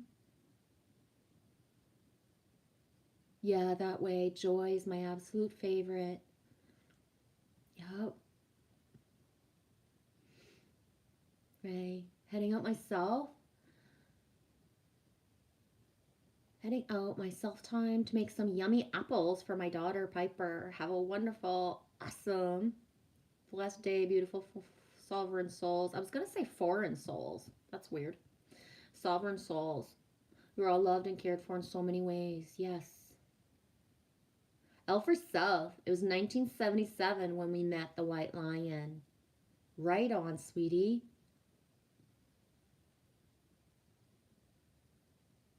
Yes, Eddie. I was curious. We had a great time. Small club, personable. Yes. Yeah. I don't think I'll ever really be in a setting of a big venue anymore. I will never, and I stand by this, I will say it out loud and look at the camera and say it out loud. I will never be in the crowd of a big venue ever again in my life. I'll go on stage or backstage, but I'll never be in the crowd ever again. Ever. Ever. Ever. No matter what. There's nothing or nobody that I would want to see enough to be in the crowd in a big venue ever again in this lifetime incarnation. I'm either up on the stage with them or in the back to encourage them, to elevate them, to make sure they can do what they got to do. But I would never be in the middle of a big, no, been there, done that, and I won't ever. But I'll be in front. I would be in front of 1 million people tomorrow, and I would be fine. But I won't be in the middle of a 500,000 or 2,000 or even a couple hundred people ever again. Never. Fuck that. Excuse my language, but fuck that. Ever. Not just imprinting it to the universe, right? Mama Bear's ready for being in the front. She won't be in the middle of it. Now see, Mew Mew. Your kindness is like really like just thank you. Hi, Joshua Graham Messer. How's it going, dude? Happy Friday. 4:54 you came in Eastern time. What time zone are you in, Joshua? Just wondering. Are you in the same time zone as me? Eastern time, Joshua? Joshua Graham Messer. Dude, I bought chocolate pudding mix. I like usually making it from scratch, but I bought the mix. Yeah, I did. I bought the mix. And I was looking for graham crackers yesterday. It's such a sync you came in today, Joshua Graham Messer. I was looking for graham crackers because I don't want to buy the graham bits that are already made. I was looking for original graham crackers, but I couldn't find any. so I can smash them down myself and make a pie crust. But I find that the graham that comes already in bits has a flavor that I don't enjoy as much as the original cookie, right? But I couldn't find any yesterday. I'm gonna go hunting for graham cookies.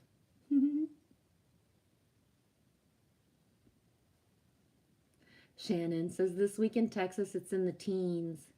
Yeah, when it's in the teens for you, it must be so, it's that chilly feeling. I get it. But see, for me, how you guys have like 90 degrees or like 80 plus degrees, and you actually survive that, I don't even know if I could, right? I've never had that sustained temperature in my life path.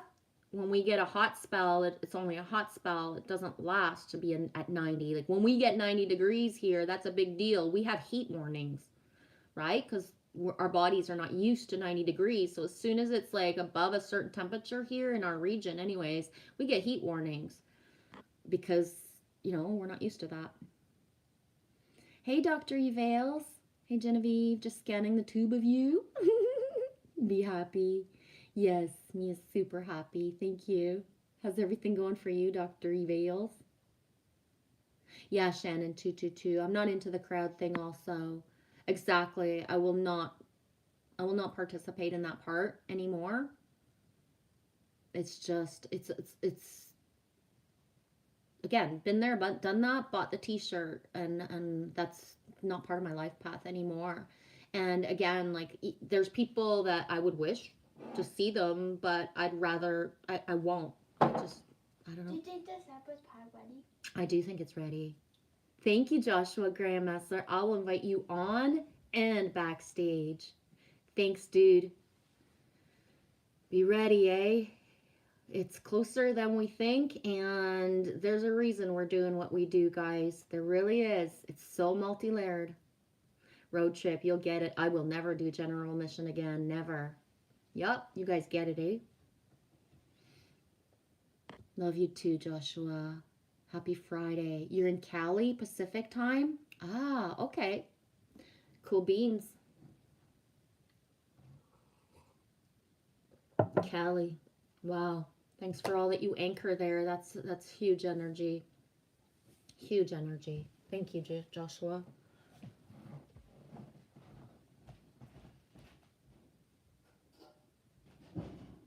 Oh my God. Looking good? Looking good. Oh my God, oh my God, oh my God, oh my God, oh my God. My tongue is drooling. My tongue is drooling for you, baby.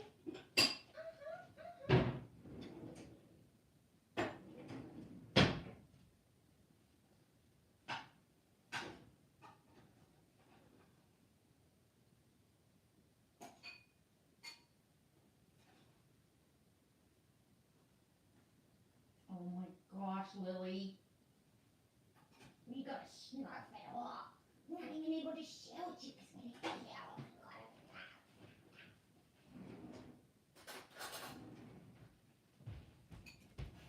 Whoa. Can you see it? Oh, me even put some like little red peppers in there and some celery. Feeling hot, hot, hot. Gimme! I know, gimme never gets. Oh, it's really hot. Be careful.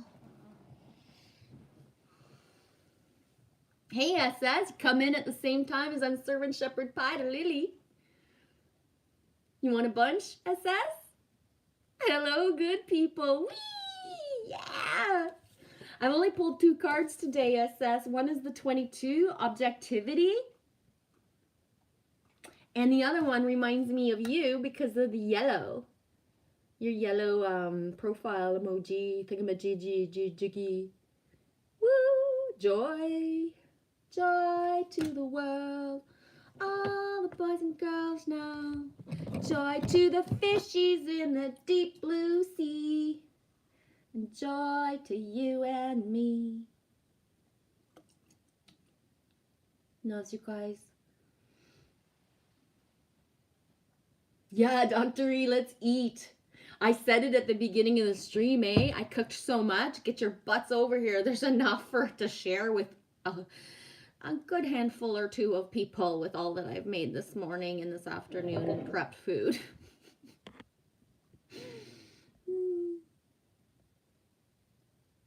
Yeah, Joshua. Yes, ma'am. There is a reason for everything. Yeah, sweetie. Yep. It's been cold in the southern New Mexico. Yeah.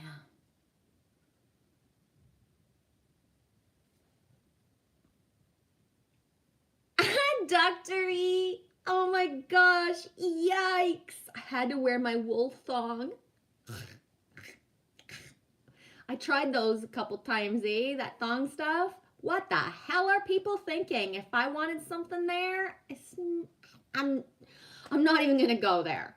But I'm just saying, blessed be those people who enjoy that. Okay. Bring me a pair of old-fashioned tidy whities anytime. Seriously. Just, I don't know, like dental floss is pretty much the only string that I want on me. Or spaghetti straps, right? Is that a pink cow behind me? Yes, kind of.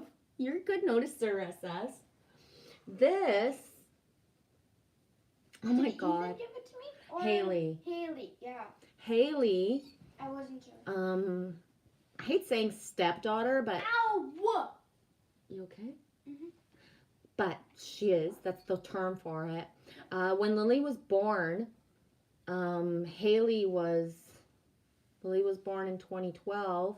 Haley was 12, my stepdaughter, and she bought this for Lily Rose approximately a month or so. Like it wasn't right away at her birth. It was like, right? It wasn't right away. And it became the thing. Her dad would be the one to bundle her up and make her like into a little glowworm, like in the little blanket. The way it's just like all wrapped up nice and tight. He had the skill to just make it perfect, right? She's all tight and bundled. And then this, it's weird, but we would put it on her head. So her face was fine, right? We would not cover a baby's face with something because, right? Just gonna leave it at that. But this would be on her head. And yeah, it's one of the only things, like Lily was not attached to stuffies at all until she was 7 or 8 years old. Like she could take them or leave them. She didn't care. Like now she's got more stuffies than she even had as a baby and a child because she didn't enjoy them. She didn't play with them. She didn't care about them. But she always had cared about this. And so just, yeah, it used to be hanging on the wall in my other apartment. And I don't know, I haven't done anything with her. And to be honest, like, she's got a big butt crack. I need to fix her. But, Wait, where's the one that Ethan gave? yeah, but I'm enjoying having the little dude over my shoulder. Yeah, and we put it just kind of on her head. And it was just, like, so cute. And that being said, I have 0 pictures of Lily Rose's childhood. None. Except for maybe in an old iPhone. I have no pictures of her when she was a baby anymore. So I can't show you what it looked like, but... Hey, SS. Did you have a good day, dude? Hello, good people. Double wee! I love it. Double wees tonight. I can't find the one that Ethan gave to me.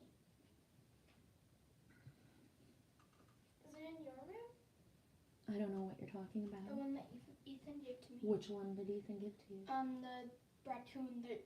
The other big eye ones? It was under your bed last time I saw it. I don't know. Road trip. I'm just fine at 78, 80 degrees, 70 at night. I need an island like that. Barefoot, sand, and pineapple. Yeah, sounds like good to me. I'm not good with extreme hot and extreme cold. As long as we got the heat and I can stay bunkered down, I'm fine. But yeah, SS Minnow kind of island. Yeah, sounds good to me. Found it. Sounds good to me. That'd be awesome, Eddie. Mew Mew, they call me Mellow Yellow. This is the one that Ethan gave to me, my stepbrother. I don't know the backstory of this, so. I don't remember the backstory If as you much. want to except tell I don't remember it as much as the fact that it just was always with you since you were a baby. You know what I mean? Yes, SS. It's good to be objective. Yes, dude. his eyes are very they're very hard. Yeah. So it hurts if you put him the right way, the wrong way. Yeah. 5:05 Eastern Time, Dr. Evales. I love to feed people. Makes me feel good. Same. I come from, you know, working in restaurants on some level most of my life until Lily was born. I have not taken any positions in restaurants, and I was offered a restaurant full carte blanche when I got here to North Bay, and I didn't take it. First of all, just the fact that, you know, somebody didn't know me and thought that I was really hot would ready to be offer me carte blanche of a restaurant that was off the beaten path, and that I would have been alone in a building all the time with Lily, because when we spoke openly about what would be the benefits of me having this, like, they were fine. She was 4 and I would homeschool her and she would be with me at all times. And looking back, I am so proud of myself I didn't take that timeline because of the knowing of certain things that happened within, you know, like when you know, but I already knew, like the feeling of it was like, no. And also is that I had promised myself that, you know, until Lily's a certain age, there's a certain limit of what I will take as responsibility. Why? Because I've already had the 2 children in my life path and them being raised as me being the mother who works, like, you know, 50, 60, 80 hours plus a week. And so I already missed and didn't have with, you know, when I was young and in my 20s, to see my children do the first things. It was the, you know, the babysitter or my ex-husband, who would get to enjoy all the new stuff of my children. And when you're 39 years old and you discover that you're pregnant, you decide what you're going to do versus just doing what you have to because you're 20 and, right? You can't go back in time and live a certain way, but you can certainly, when you get gifted another opportunity to have a child, completely be set in what your alignment is of how you want to raise that child, right? So yeah, but I love to feed people. It does make me feel good. Dr. E, there's food that I don't even eat myself. I don't even enjoy eating, right? Like mushroom soup, for example. Like, it's like, ugh, right? But I love to make it because it makes other people happy who love mushroom soup. Like, and I'm talking homemade, right? Like, not like open a can of Campbell's and stick it in there, slice a few mushrooms and tell somebody it's homemade. No. Talking about like making a roux from scratch and having, like, you know, the different mushrooms and different onions and the different flavors, right? I don't enjoy most seafood, but I've cooked seafood for people most of my life path. Lasagna. I don't particularly enjoy eating lasagna, but people love lasagna. Like, if you ask people what their favorite pasta is, like, often it's like lasagna. Like, there's no, right? So making lasagna for others, which, like, I still eat it. I'd rather eat pasta, right? I like curling my pasta, and I like thin noodles and blah, blah, blah. That making something that you don't even like for others, like, to me is like the ultimate of like being a chef, because it's not about like, oh, I like this, everybody's going to eat what I like, right? It's about making others happy. Liver, another example. When I bought my restaurant, people kept asking me for liver, and I was like, okay, me will try it once, right? Me will cook liver for you guys once. And it's sold out. it was like, and people were so grateful, like seriously so grateful. They were like, thank you so much, my wife doesn't like liver, we don't cook liver at my house, or it grosses my kids out, I'm the only one that likes it, we don't make this at home. And they'd be like, you made it just like my grandma made it, or when I was a kid made it. Like, I served my liver with like a shitload of fried onions and bacon. That's how I made mine. And it became like, I made so many people happy that one day that I was like, okay, I will do this for you, right? I will play with this meat for you guys. But I made them so happy that it was like, then it became an every Friday, boom, I would have a case, sometimes even two, cases, because it sold out. And then when I did I had my restaurant for 4 years and 2 months, exactly to the day almost, or 4 years, 1 month and 6 days. 4 years, 1 month and 6 days I had my restaurant. When I did my third menu in like going into my 4th year, when I revamped my menu, I even put it on the menu, because by then it was like, I don't care if I'm cooking liver, it's just the same as everything else, right? Like once you get used to it, and so that people could have it during the week instead of just coming in on Fridays to have it. If they wanted to come in on a Thursday night and have liver and come back the next day, and you know what I mean, like they could have it whenever they wanted it. But that's the thing about a home style family based restaurant, right? The difference between, like, you know, there's no corporate, and it's not about pleasing head office and numbers. It's about you're right with your people every single day. So, you know what I mean? What do you do to make those people happy and to keep them feeling comfortable and safe in your environment, to give them what they want, right?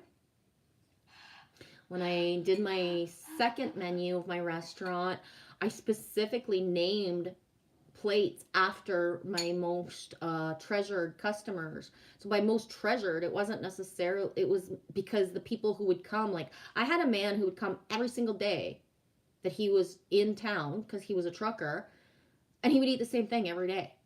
And I asked him once, I was like, why? Like, why? How can you eat this every day? Like, you know what I mean? And he's like, well, we don't make this at home. Oh. And he's like, and nobody else makes it like you. So if I go to a truck stop in, I don't know, buttfuck nowhere, Quebec, okay, they have what you're making, but it doesn't taste the same. And so when I made my second menu, I actually named plates after certain people. So strangers coming from abroad or coming from another town would be looking at the menu and they'd be like, you know, I'm going to give one of your guys' names as an example. They'd be like, what is this SS fucking plate? Like, what does this mean? The description was there of the plate, of, you know, what's in the SS platter, for example. But so the description, they could see what the food was, but why did you call it this? And then I'd be like, because that's the dude over there. He eats that all the time so much, I named the plate after him. And then the guy, you know what I mean? Like, picture yourself, SS, that you're like lifting your hand going, yeah, that's me. And then that person comes saying like, come on over and sit with us. Like, right? You're alone over there. Come on over and sit with us. And like, it made people like bond, right?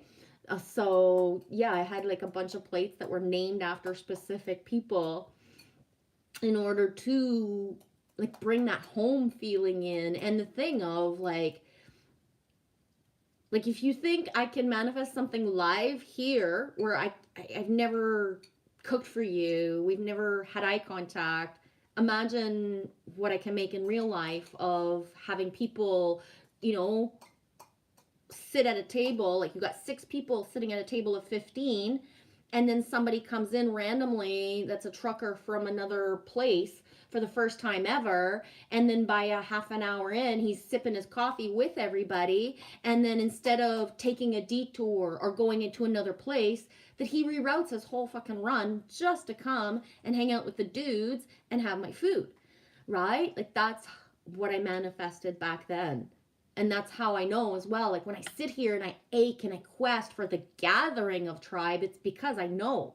Like, I know how to do it. I know what it's like, the power of numbers together, right? This isn't like just, it's huge, right? Anyways, I rambled on again.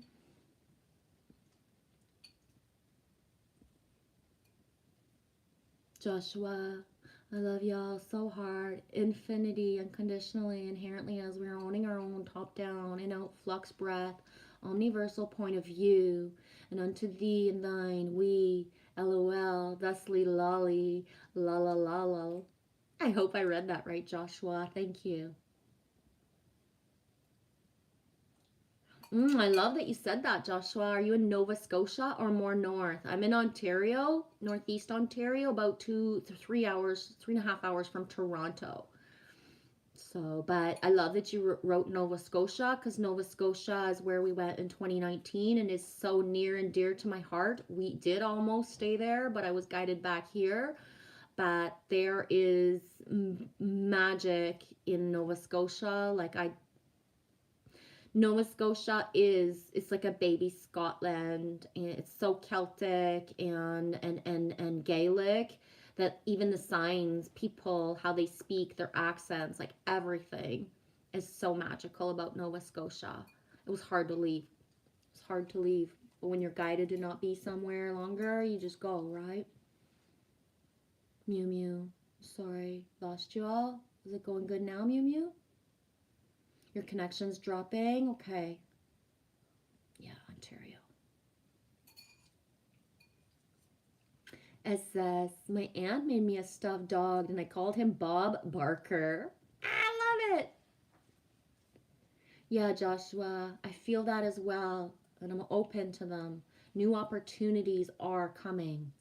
Yes, Mia's open for the new opportunities. Mia's shut and mourned and grieved so many doors in the last few weeks that, yes, it's time for the new.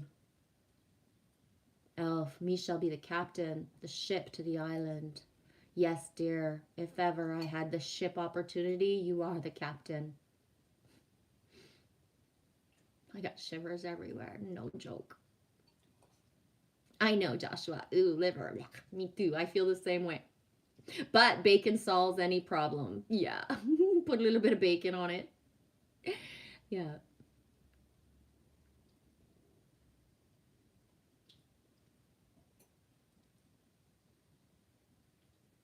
Joshua, Jen, you should watch my most recent vid in entirety. The full channel is worth it. You'll smile often. I'm not very good at watching and listening to a lot of content. I support and elevate everyone, and I get the feeling, you know what I mean? Like I popped in, I did pop in, unless you did made a more recent vid, like it was, I don't know how many days ago, but I did pop in. And what I do is I wrap it all with love, and I just kind of feel what's there, but I'm not able to focus on much very long, Joshua. I really am not. And the more that other people like, share channels and tell me the stuff they watch, it's just like it blows my mind. Like when I'm like smacked in the face of how little actual, like I actually use my ears and eyes, right? And it's something that it's guided of me. It's not in my best favor. Like I can't. I only watched one movie in 2021 front to back, man. Like seriously, one movie front to back in all of 2021. And the other day I was like, yeah, go watch a movie. Just, you're allowed to distract yourself. You're allowed. And so I chose Bohemian Rhapsody because I've heard so many good things about it, right? Like so many good things about it. And, I pressed play and it started and it was like, it didn't even last 10 minutes, maybe 15. Like I can't.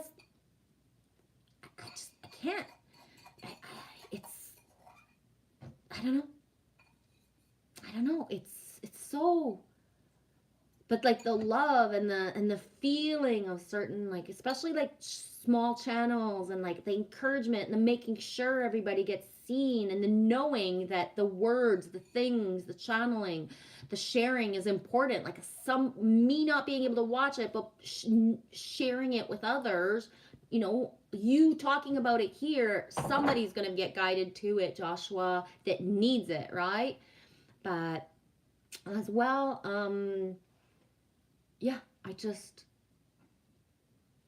yeah.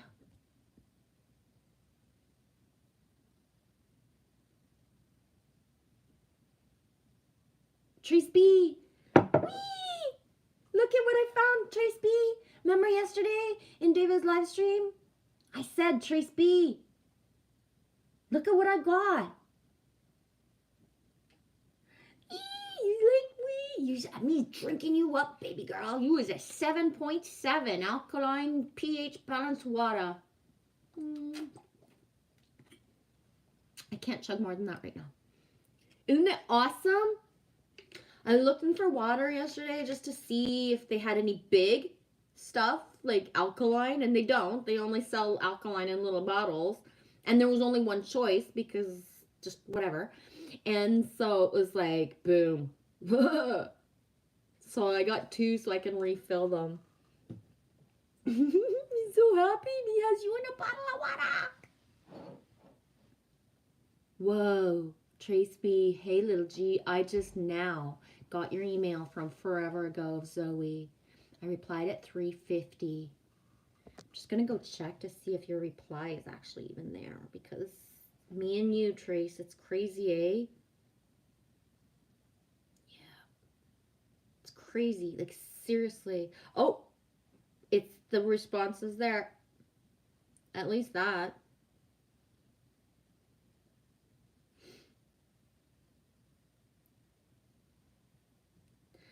The simplest way for me, Trace B, is if you would choose to open your Instagram up, and then boom, the texting ability is right there. So if you open up your Instagram again, Trace B, whether you don't ever look at the feed or not, that's one of the fastest ways. Or if you have Skype.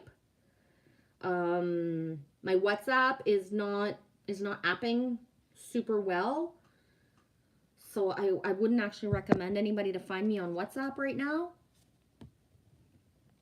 But like the fastest way would be if you choose to open your Instagram for the messaging part, and then Skype. And a couple times I had sent Heidi something to send to you or to Kimba.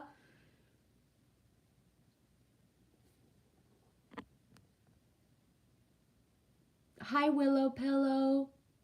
How's everything going, sweetie? Glad you're here, sweetie. I felt bad the other day when you hopped into Corey's live stream, and I wasn't looking at it at the chat, but Corey said, hi, Willow. So I came on and I grabbed my phone and I was, hi, and I said like something, and then I like, I wrote like my Willow as if like you were just mine, and I was like, that's a little possessive. I don't fucking care. My Willow. But I was like, somebody watching the chat is gonna think like, what the heck? Like, you know, we're all to be shared, but I was like, my Willow. But it was that thing where that day that Corey streamed 3 times, like help, like boom, like pivot me into like half the cards when he was saying, I don't know who this is for. I was sitting there going, that's me. That's me. Oh, Corey, I'm sorry. You're going to be here all day because it's pretty much all what I need, right? Fuck. Poor guy. Just 3 live streams in a row because Michelle needs some help and she's been asking for it, but it's not coming, right? So it's like, universe, if I'm like saying here, like knock, knock here, knock, knock here, knock, knock there, not getting anything, fucking send somebody to like give me what I need as messages, right? But when I heard him say Willow is here, it was just like, I got the phone in my Willow. Anyways. Joshua, you kayaked with your grandpa in Nova Scotia? Beautiful. Whoa, you know what a sink that is, Joshua? I did not get the chance or opportunity to kayak when I was in Nova Scotia, but the only place I've ever kayaked on the ocean is in the Pacific. And not America, because you're in Cali, but in British Columbia. Specifically, the area of Powell River, the Sunshine Coast, Desolation Sound. If you want to check out the area, it's really amazing, beautiful land. Is where I kayaked for the first time in ocean and only time in ocean waters. We did inlets and certain things and went in and did Desolation Sound. Bliss Landing is one of the most beautiful places in the whole wide world to me. If I could have a houseboat and just be there, we're golden, guys. We're golden. But yeah, I saw my first seal close up and like real, like I've seen seals in zoos and stuff like that, but I saw my first seal like about 20 feet, and I was still like the feeling right now sitting in the kayak, and then all of a sudden the seal and his little nose and that little sound of a seal, and I was like, Dad, oh my God, there's a seal. And he's like, of course there's a seal. And I was like, Dad, it's like a seal. It's like a seal. The seal is right there. Dad, Daddy. So with my dad, he had another kayak, not mine. You know what I mean? Two different ones. We weren't in a tandem. But he was just like, oh, he's like, I'm just going to go like paddle around and like go on shore and like go look around a bit while you like bond with the seal, right? I was like, I can't paddle. I gotta watch the seal. I need to see the seal. Oh my God, no joke. It was like heaven. Trace B, I need help with this Android and memory card I just put in. It still won't allow me to install apps. I don't get it. Maybe I'm not supposed to get it, or maybe. Anyways, I'm at the shop moving furniture. Cool. Enjoy, sweetie. Take your time. Bend at the knee, baby. Bend at the knees. Love you too, sweetie. Thanks for popping in, because I'm so excited about that water bottle. So excited about the water bottle. I've been like calling you in for the last little while saying, Trace, come see the water bottle. Water retains memory.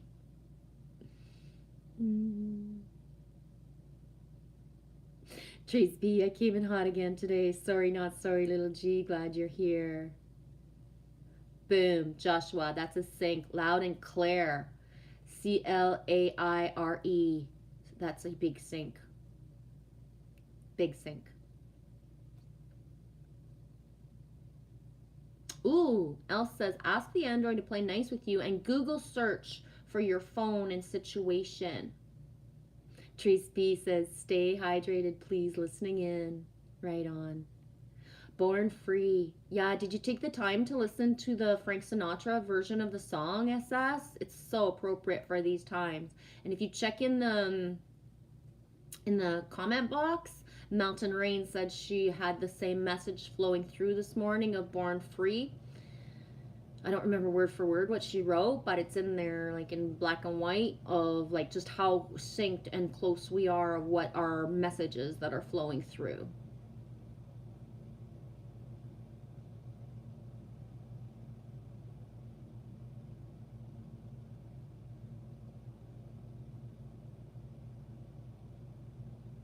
See the butterfly bottle in my avatar?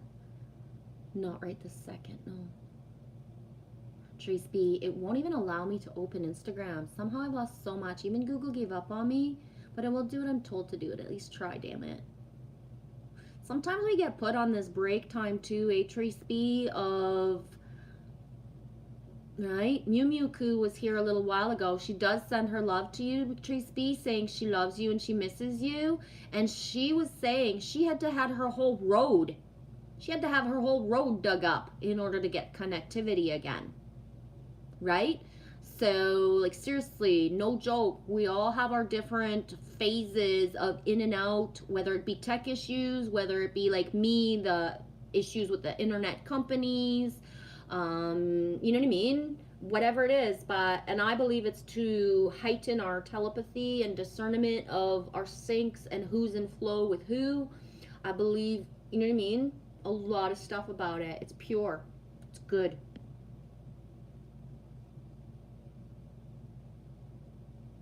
Trace B, I forgot about the water bottle till now. I love that more than words can say. Right on. Yeah, it was late last night too when I was, well, for me it was late because I've been falling asleep pretty early, like before midnight, no matter what these days, usually. Yeah, I love it too. It made me so happy when I was at the store. Joshua Graham, my Instagram is, I forget what order it's in. I think it's Genevieve Michelle 7 or Michelle Genevieve 7. But it's one or the other. And if you have anyone from Tribe already, then I'll pop up right away. But if I'm like your first that you find on Instagram, again, I can't look because I only have my Instagram on my Shandcamp. I only have my Instagram on my iPad. Shandcamp.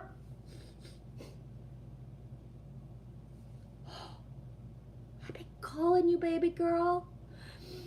How are you?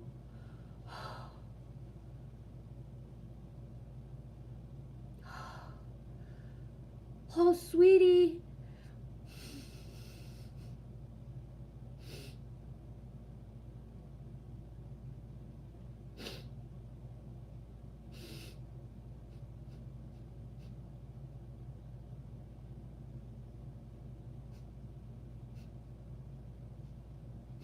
Yeah, I missed you. I was thinking about you so much. And you're like, what? But yeah. Yesterday, I was like, I don't care how. I don't care how it comes. I don't care if somebody comes in the comments and says something. I don't care if I get a comment in a vid. I don't care how, but just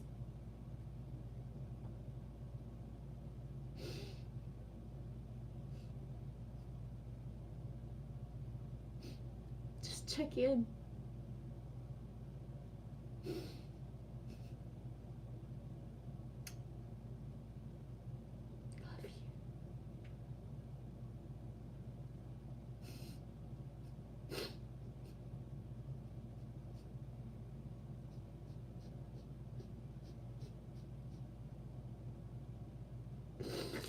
Love you, sweetie.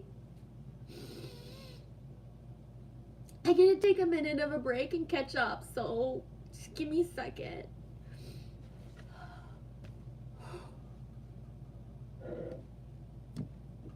It's happy tears. I know. I'm in the middle of a sentence and I saw your name pop up and I'll catch up.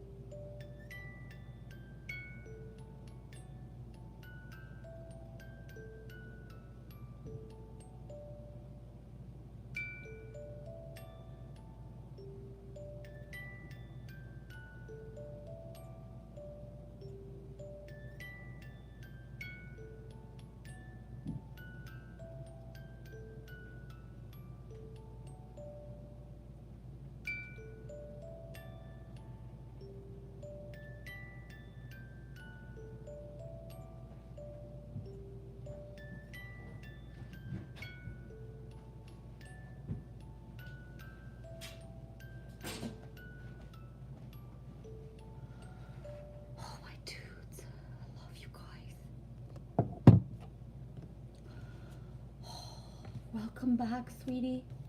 And I say back, and you could have been watching all along, but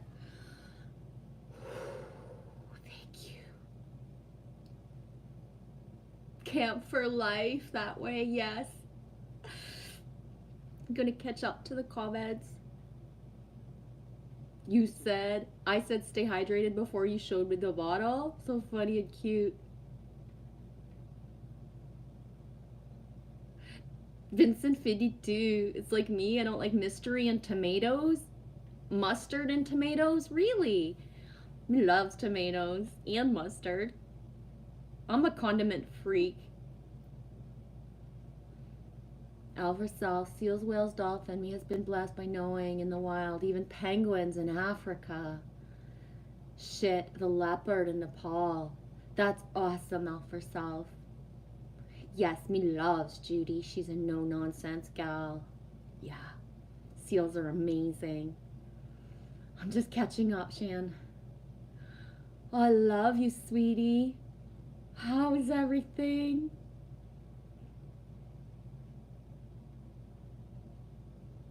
Me's okay, yes.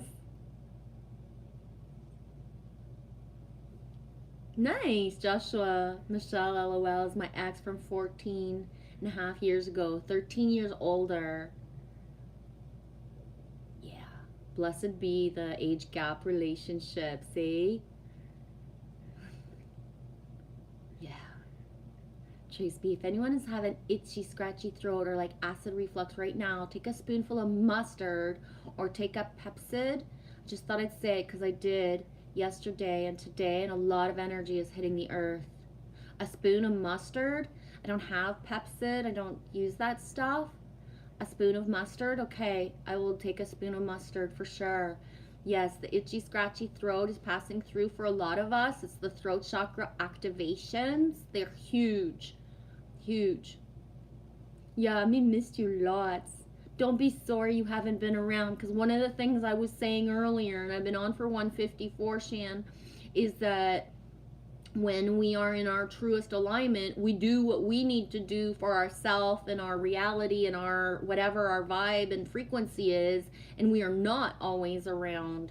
You know what I mean? Not everybody is meant to be on the YouTube journey, you know, like every day, every week, every month, every year even. Speaking of that, I had the ultimate check-in from Jen's Gems. At the exact time, she sent me a picture of herself and said, I'm sending you and Lily Rose butterfly kisses. Lily Rose was giving me butterfly kisses.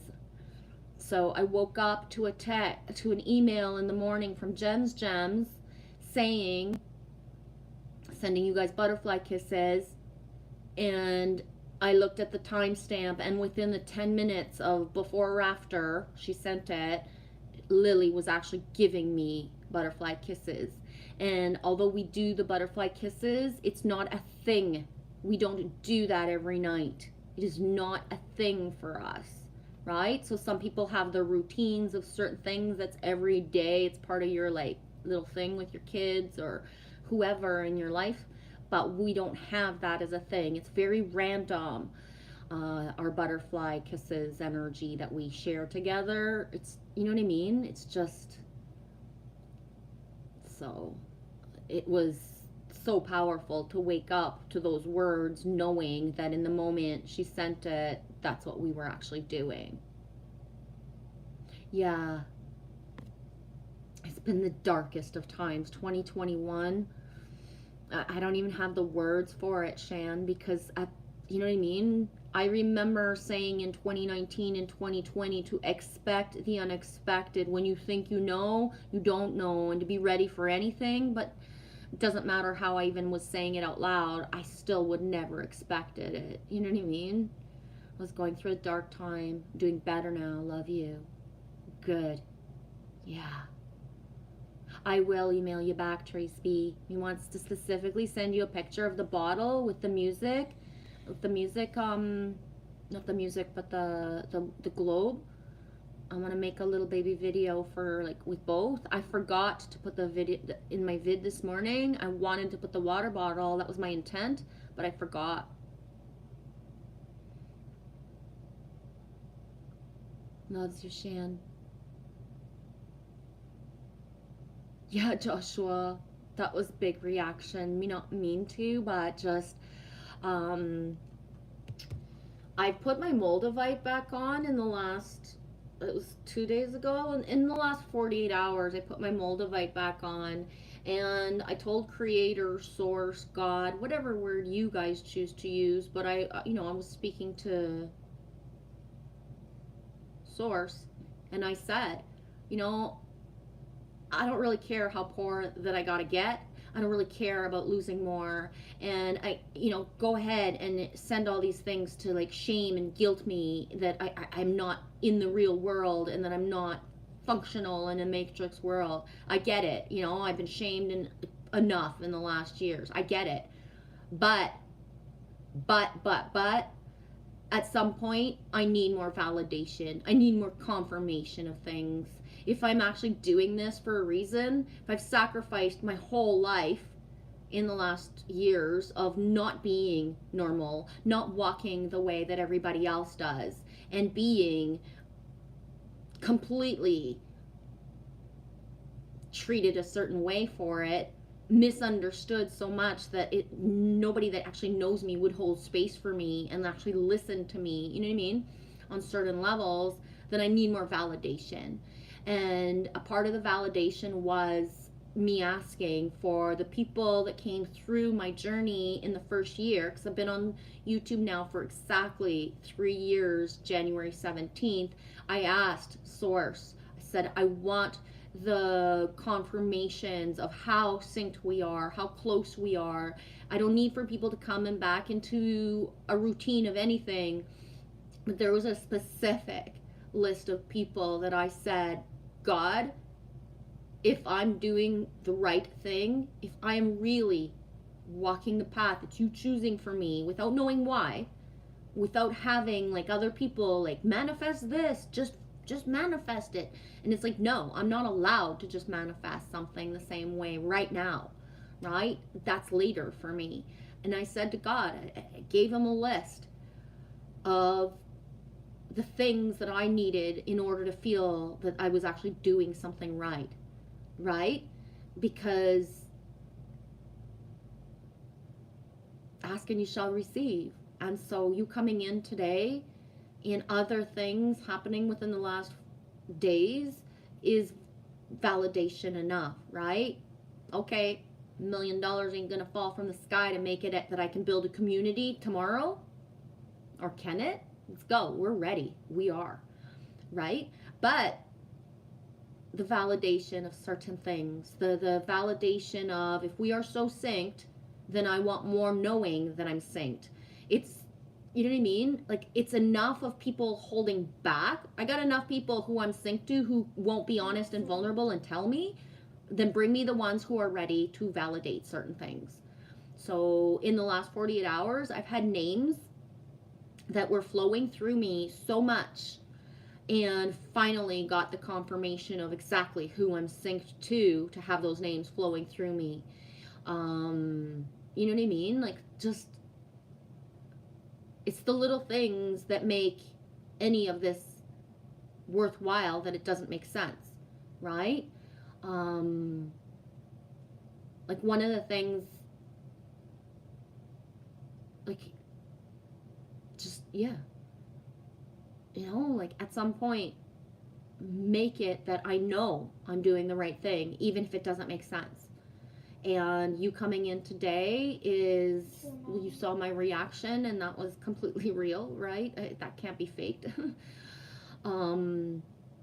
Is an ultimate confirmation that if I ask the universe and you know what I mean, just thank you. Thanks for listening to your heart and coming in today, right? And sharing that you're here. We needed that.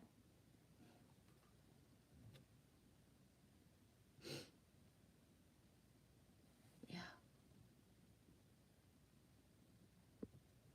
Shan, I know I've never gotten a reaction like that from anyone. She's so sweet. Yeah, she must have sensed what I was going through. Yes. And that's the thing as well, is that this is so multi-layered. If we think we're just meeting souls and it's just random, we're not. And the anchors that we are, the safety that we provide, even if we're far away, is actually safer than, if people were close together, because our egos are not involved. It's just my heart and my soul, right? It's my heart and it's my soul. It's pure, it's raw, it's real. It's like some people think that because it's like I am not having certain interactions with them, I'm gone. No, I'm not. I'm actually closer to you if I'm not in communication, sending you the love, sending you certain things. But if we're not at a frequency to be able to talk, communicate, where it feels good to both of us, then yeah, you're not getting those random emails anymore, right? There's people that I poured so much love and energy into in 2020 and 2021 that it almost destroyed me, right? Because I know they are important. I know they are master builders. I know they are blueprinters. I know that they are masters, but they're not ready to be there yet and speak from the heart, authenticity, and look me in the eye and have conversations, right? So that's fine, right? But it doesn't mean that I'm gone. If anything, I'm holding on and making sure that those people are safe passing through. Does that mean karma is not bitch slapping them in the ass and that they're not living certain things? Yeah, I can't stop that, right? Because the way that I've lived my journey for years now, even before like my YouTube times, is I give to people what I would have wanted for myself but never got. So meaning, if I see somebody and I think they are full of light, even if it's just the name of their channel, don't even know their real name, I've reached out and I've told them how important they are, how needed they are, what a beautiful soul they are. But what happens is that, people aren't ready for authenticity until they're ready for it, right? But I still planted the seed, and, I'm still watering that from afar. It's not done. I didn't pull out and thinking negative thoughts or bad things. I just, gotta pull away. That's not our circumstance at all, Shankamp. You know what I mean? But what I'm saying, ear tone. But what I'm saying is that, you know what I mean? Like, what's for the greater good sometimes is to not have interactions with somebody because we can't speak a certain way. It doesn't flow, right? It's like AM and FM radio and bandwidth. You got to be at the same bandwidth to have a conversation that is authentic with, like, right? I can't sit there and pour myself authentically over and over and over into an empty well that's not giving back that same authenticity, right? Thank you, SS. Joshua Graham and Sarah says, Shan, in case you don't know me, I invite you in. See you later, Crispy Alligator. Me loves you. SS, very psychic, this one. Yes, SS. And I've spent 3 years being blocked or being not told by some of the most powerful people in the spiritual community what my actual gifts are. So there's people I dreamed about, told them the dreams in 2019 and 2020, that instead of validating certain things, like pretended as if nothing was ever there. But meanwhile, I predicted their whole like timeline, for example. And, they're not, texting me or emailing me back saying, like 2 years ago, you told me all this was going to happen without even knowing. And you did know, right? And that's fine. But at some point, knowing to what point you're, you know what I mean? Like, I already know I hear people's thoughts, and people are still going to look me in the eye and speak to me a certain way, thinking that what they're saying out loud is real. But meanwhile, I'm sitting there and it's like, okay, what do? You call somebody out? They're not ready. All it does is bring drama in a battle, like a word battle or like whatever, right? I know exactly. I know who has that pure heart vibe, that has like true unconditional love or not. Like, that's it. And there's no judgment. But it doesn't mean it doesn't hurt sometimes, and it's not like, wow, like, right?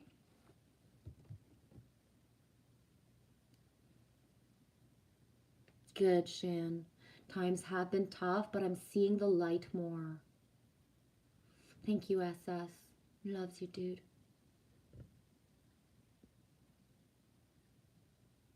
Oh, Shan, that's beautiful, says all Joshua. Bless you. I invite you in as well. Yeah, it is worth finding, SS. Yeah, that way. I did just talk about it last stream, G, when people come back. Yeah. It means the world, because it's the ultimate validation of how we will flow back to each other, right? And that's why, like, I've tried to always keep, like, the yucky stuff that happens as discreet as possible and not shouting out, you know, like, I'm not going to name any names, but you can go into certain channels and they're basically telling everybody, like, who they're pissed off at, who is, like, a troll, and who is this and who is that. But it's like, if you realize to what point we're all dancing at the end together, you wouldn't be naming. You could label a situation for what it is to get witness, because it doesn't feel good. You need to talk about it. I get that. I do it too. But labeling, naming somebody so that other people gang up or don't want to speak to a certain person is taking away from the essence of we are one. So, and I've said this before and I mean it, the people who were my biggest triggers, who hurt me on a certain level, are the people who are somebody else's brightest angel and helped them survive their toughest, darkest days. We just are not meant to be at the same frequency. And, you know, what's the saying? I don't know what the exact saying is anymore, and I can't remember who says it, and if it's just a YouTube, an Instagram post. But guess what? When somebody's not meant to be in your timeline, they are going to do stuff that hurts you in order for you to get the fuck out of that timeline. Right? So somebody that you think you love and have a crush on, that could be your soulmate, twin flame, whatever word you want to use, they're going to treat you like a piece of shit because they're not your twin flame. They're not your soulmate. And they have, like, source has to get you out of there. Because if you're focusing your energy on a crush that you got, instead of focusing on yourself or seeing the actual person that's, like, right in front of you, that's the actual person, something has to happen to get you out of that timeline. And the only thing to get you out, if you're not listening, is pain in the heart, right? And then do you close up your heart or do you keep it expanded? Because that's what I've been doing for 2 years. I was like, wee, the cup overfloweth. I'm there, guys. I'm never going to be like blah, blah, blah again. In order to have, like, yeah. Right? But I don't know if any of that makes sense, but yes, Elf, we are so becoming all more and more connected. And the more we validate to each other those things, the stronger that we become, right? So what helps one helps all. Isn't it beautiful, Shan? I found it yesterday at a thrift store. I was guided right to it. It makes me so happy.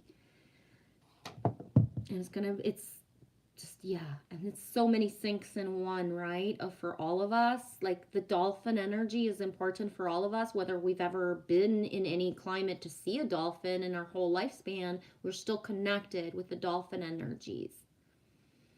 And I say dolphin, and it's reminiscent because of the blue in the water. It's reminiscent of whales, right? The whole thing. I love you too, Shan. Do what you need to do, Trace. I love the way you bounce in and out. You don't have to be... Sorry, I wasn't listening again. I apologize to the chat. Off topic, I'm sure. I have a lot to say. I'm trying and working on this patience, and this phone text has me bent. Yeah. Yeah, it's weird what happens in the chat. The numbers, Joshua? 1 jumped to 0, became a 10. Yeah, that way is super, Shan? Me glad to see you too, Shan. Trace says, Elf, thank you for always listening to me, communicating with me here. I appreciate you. That's beautiful. It's the littlest things, guys. It is the listening, the communicating, the actual listening. Right? It's everything. It's everything we weren't taught our whole life, to have this feeling of what it feels like to be witnessed.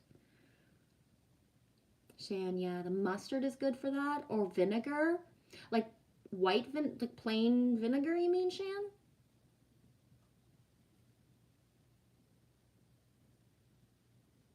Trace B, I don't use Pepcid either, but right now I will when it's a little too much. You will know. Yeah, if I needed it, I would, right? But I always find that for a product that you can go buy at a store, there's a way to make it with something that you've already got at home, type of thing. Yeah.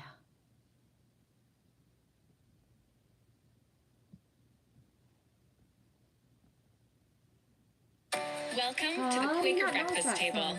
Here, there. I don't know that song. I'm going to save it and put it in my watch later.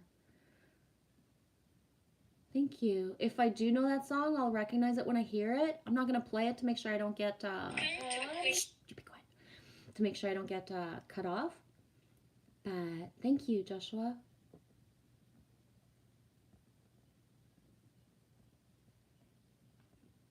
Just trying to catch up.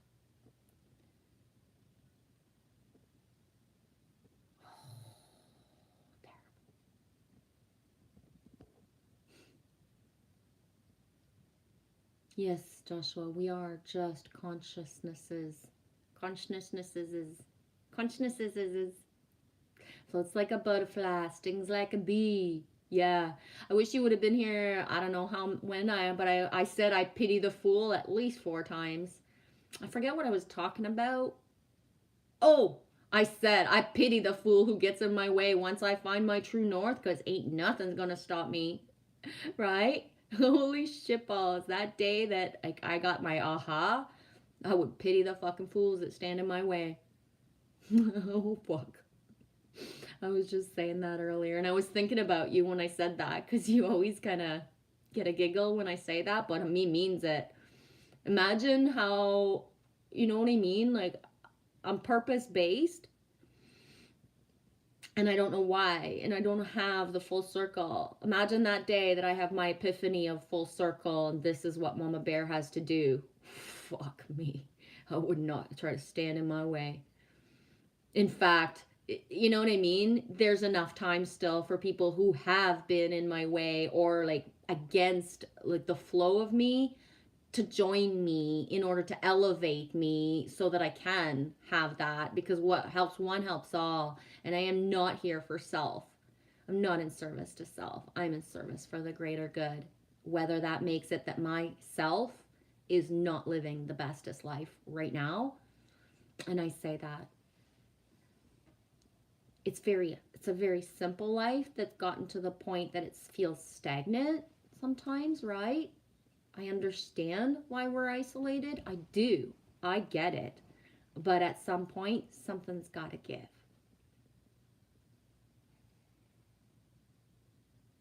Exactly, Elf. Facts. Me is not talking with them. Me is giving 100% love from far, far, far, far away. Exactly. And that's the thing about the ego-based perspective, is that, you know, like, there's no frequency, there's no energy flow, but, you know, I want Charlene's energy. Well, you can't have it anymore, right? Yes, that's the different levels of this. Trace B, like right now, this second, I'm on it, ready.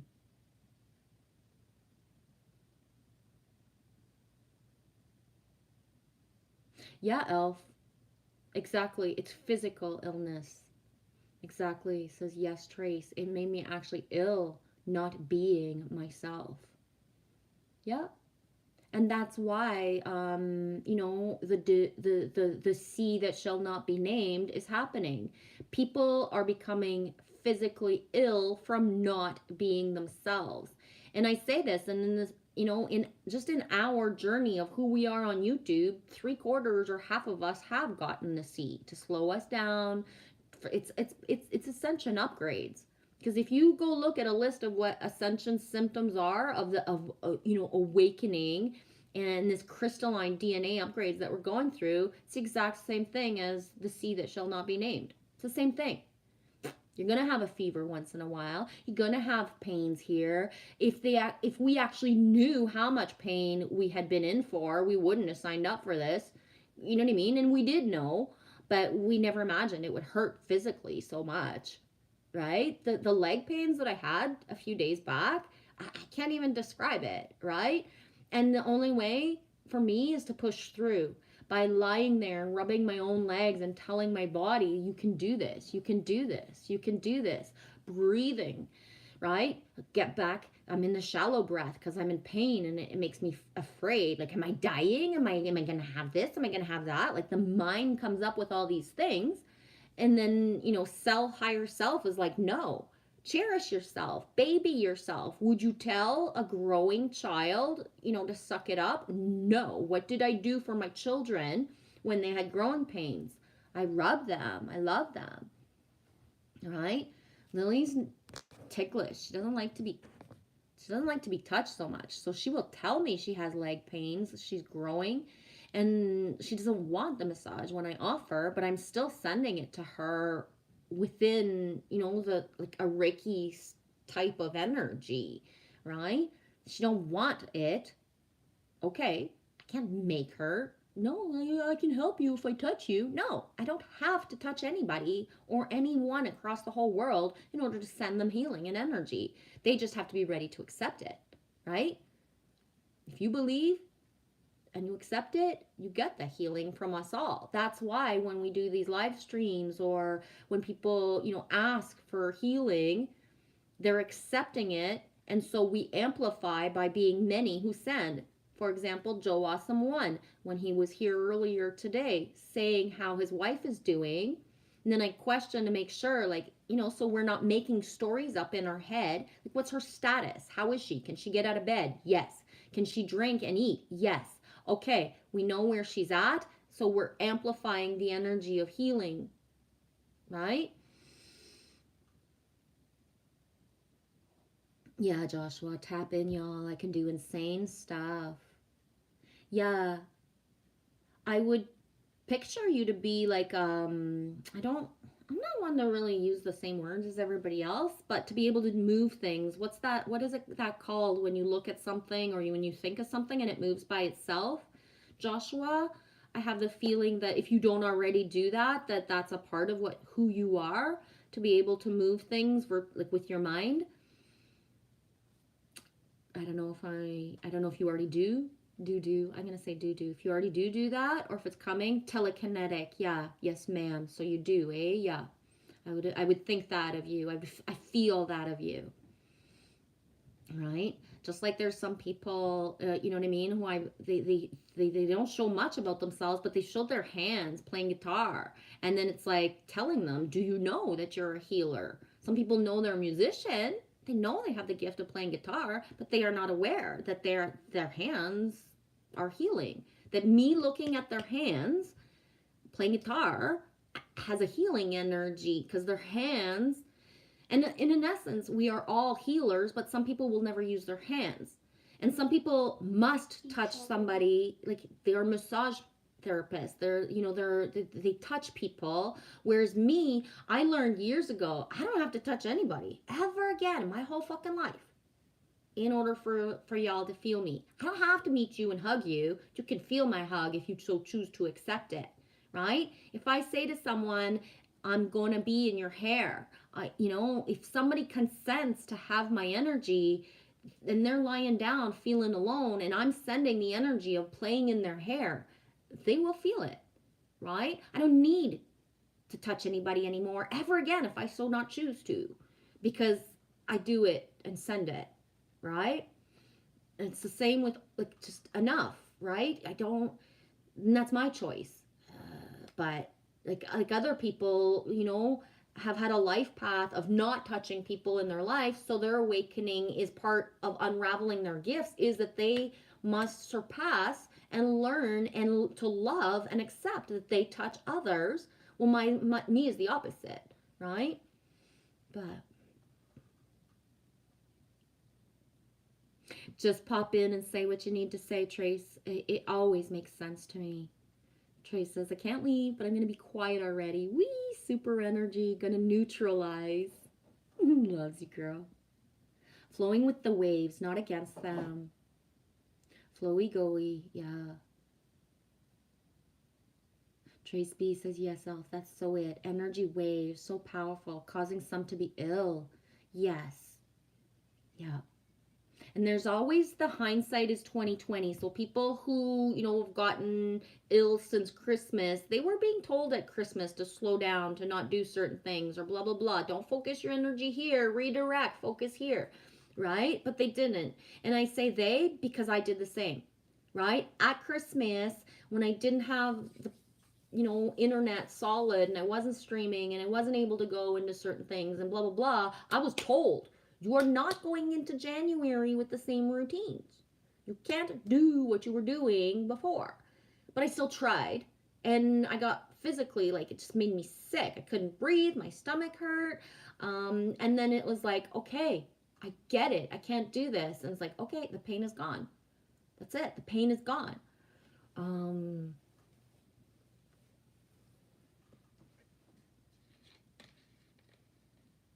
That's the hardest thing to explain to someone who's not in a certain frequency is, you know, how do you say to somebody, being around you makes me physically ill. You make me sick. You make me hurt. Right? I'm not allowed to like give my energy to you now. Right? It's really not so easy, guys.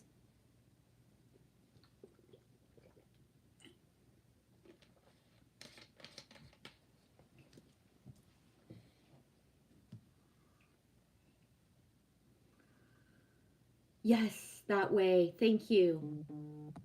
Yeah.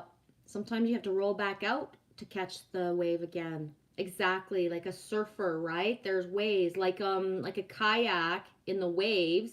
There's ways to manipulate your kayak with the waves, like you know, I don't know how to explain because I ain't no teacher. If there's one thing I ain't, guys, it's a teacher, right? But if you've ever kayaked before and then the waves start, and you know what I mean, like you go out and there was barely any wake or any waves, and you know, like on a mirrored lake, for example, and then the waves start up, you know, you either tack a certain way or you're just hitting the waves straight on and the inertia keeps you going, even if you're going against.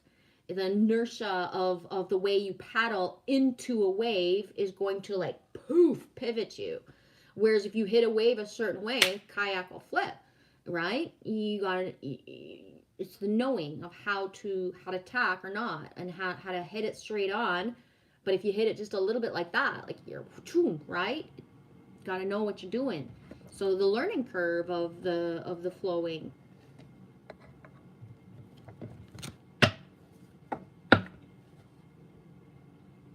Elf doing a singing bowl now as we share space. Thanks for saying so, Elf.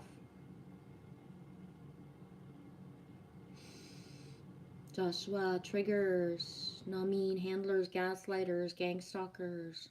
Yeah. And everyone plays their part exactly the way they have to, Joshua. You know what I mean? From a bird's eye view, our hardest triggers and gaslighters and whatever words you want to use are playing one of the most important parts in our life and journey, because that's what we chose with them as a soul contract.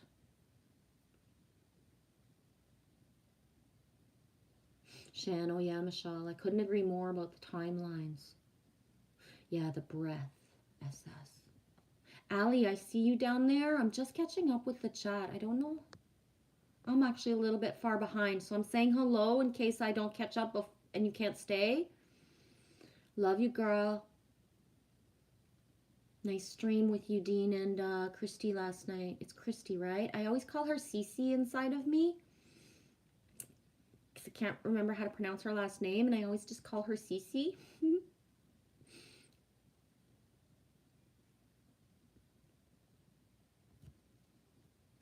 Trace B says, Little G, one more thing. I started collecting globes when my mama gave me one. Every year she gives me another. It's especially sweet. Connect with my dad. Yeah. One of my most precious snow globes I ever got was from my daddy. And I don't know what happened to it on my journey. Like, I'm trying to flash back of, did I give it to somebody? You know, like, did one of the kids take it? I don't know what happened to it. In my journey, a lot of masculines that I was with had jealousy of my favorite things, and they would just throw them out.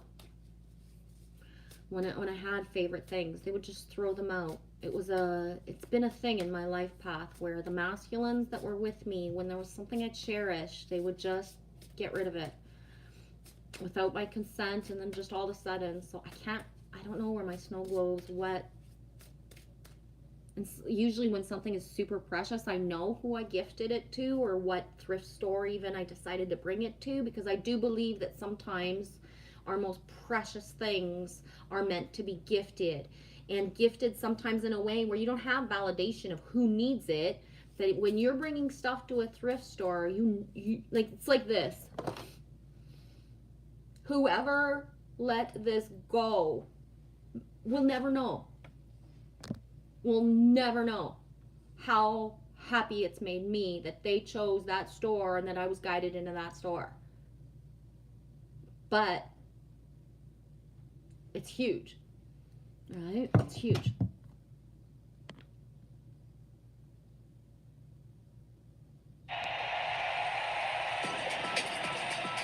Winning with OLG brings out all the feels. Shh, I'm going to be late in the chat again, but I saved that SS. I don't want to, don't get me.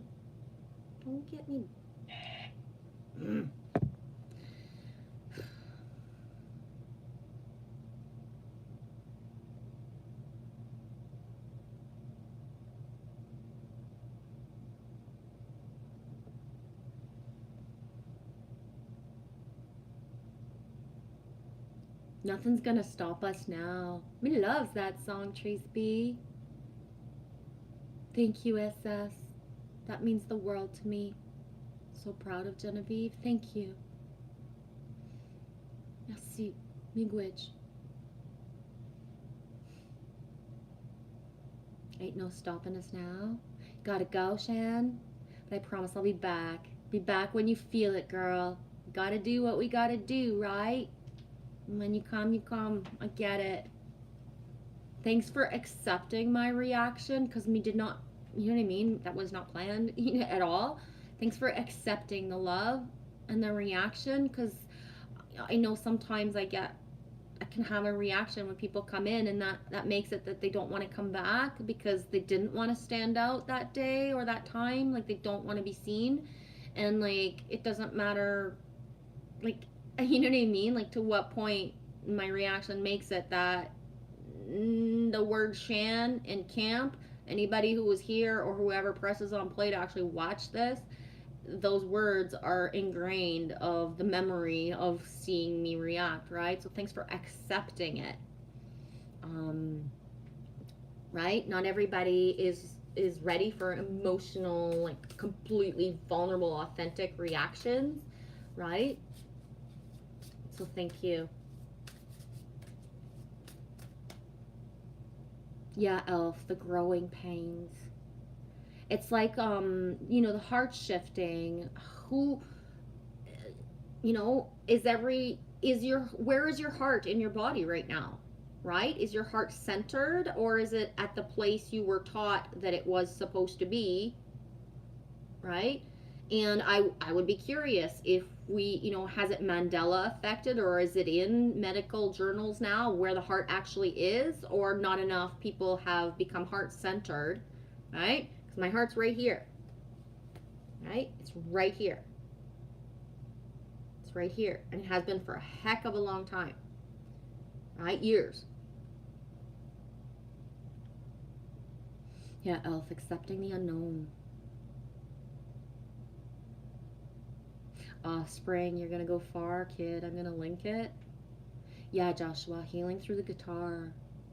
Elf, yes, it is all about the energies. Elf, sound energy and music moves us. Touch energy is the same. The energy is the same. What is your heart song? Are you listening? Yeah. And one of the things that Corey said in one of his live streams the other day is that for some of us who have been isolated for a long time, that touch is going to come back into our reality, right? Like, I wasn't meant to not touch anybody and not be intimate with anybody for the rest of my life, right? But I've integrated, I've done the inner work, but yeah, how the touch is coming back, the intimacy, the certain things, right? Allie, yes, that's happened to me before with people. I've always known how to canoe because I was born and my parents were bringing me camping like not long after. I was born in January, so the first year I was born, my parents would bring me camping. I don't really remember, but you know, that's what they say. But anyways, so yeah, I've always canoed on some level or been in a canoe. I prefer kayaks. Ever since the moment I stepped into a kayak, I really, if I have the choice, I will not use a canoe again because I prefer being in a kayak. I don't have a kayak anymore, but in a kayak. Allie, hello, Genevieve, sending you love. The first time I tried to canoe, we could only figure out how to go backwards. Yep. Oh my God, I got a story. This is a good one. My kids don't, my daughter don't like I talk about her, but she never watches the stream, so she won't know. So this one time in 2016 or 16, I think.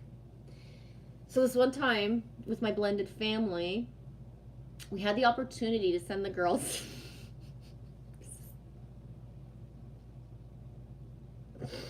We had the opportunity to send the girls to summer camp.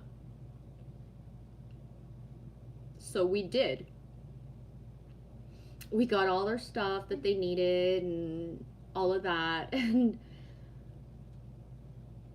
not gonna lie, me and my ex, we knew we were sending them to not like in the movies summer camp where, you know, there's picnics and kumbaya and like a fucking mess hall. And I don't think I know of this. listen to this, right? This is Bad Moms Wilderness style, no joke. So we were basically sending them on a week of a retreat in the bush, deep Temagami, no joke. And they had to basically do everything. This was not, like I said, in a summer camp type of Americanized movie, you know, like Addams Family type of whatever scenario. There was no mess hall. There was nobody cooking for them per se. They were being sent on a wilderness kind of survival retreat. And so imagine sending two 14 or 15-year-old teenage girls, and they think they're going to a summer camp and I kept on telling them, it's not like what you think it is. You guys are going to be canoeing. That's okay. We know how to canoe because we had canoe, we had the kayaks. Like, they knew how to do all that. That's okay. We know how. Okay. And to a certain point, I didn't understand to what point, but I did. Not gonna lie. I did. I got it. I did. Anyways, they weren't allowed phones. There was no service where they were. And just long story short, they had to survive on what they had of food. And they had to lug their packs. And they had to portage canoes. Like, they did it all, right? Whether it was raining or not, they had to get by. There was no set up camp that they got to. They had to set up camp 7 nights in a row. Oh, man. Those girls came back. I would say, first of all, my daughter looking at me and, did you know what we were in for? And it was like, sort of, but not really until the last minute. Like, I knew, but I didn't. And just like my daughter, like, telling me to what point they're in the middle of the bush. There's only one portion of food each, and her food falls. And so she's looking around, wishing for more food, and the people are looking at her like, that's your food. Start eating it from upside down, right? There's no store to go to. You can't magically order food for you. That's your portion. You got to figure out how to eat. You dropped it. You got to eat it. And here's the thing is, until I actually backpacked and was in British Columbia doing mountains, like elevation, I had a certain, like, not gratitude or not caring about eating my crusts, for example, of my food, right? But when you got only the food and only the water that you brought, you gratitude. Oh yeah, oh man. Oh yeah. They came back, it didn't matter if they had the biodegradable shampoo that they could use in the lake. They came back and they look like little drowned rats. All disheveled. Like weak, begging for food and sugar. I swear to fuck. I'm not even joking. Oh man. Oh, bless my soul. And my kids. Oh. Yeah. Oh man.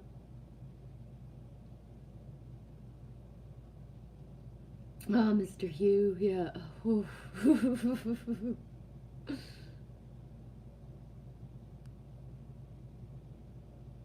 Chrissy, there's no T? Oh, see, I always saw a T. I thought there was a T in there. I think I saw the T because of Jesus, right? Like Jesus Christ.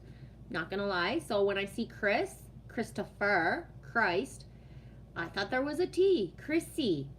See? Good thing I call her Cece and not a name that's not hers.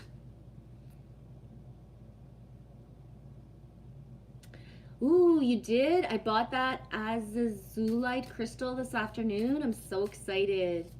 Right on. I know, your guys' show and tell, like, and when you guys held up the quartz crystal that was not of the exact same shape, but the exact same size almost, you and Chrissy. That was so cool. I had shivers everywhere.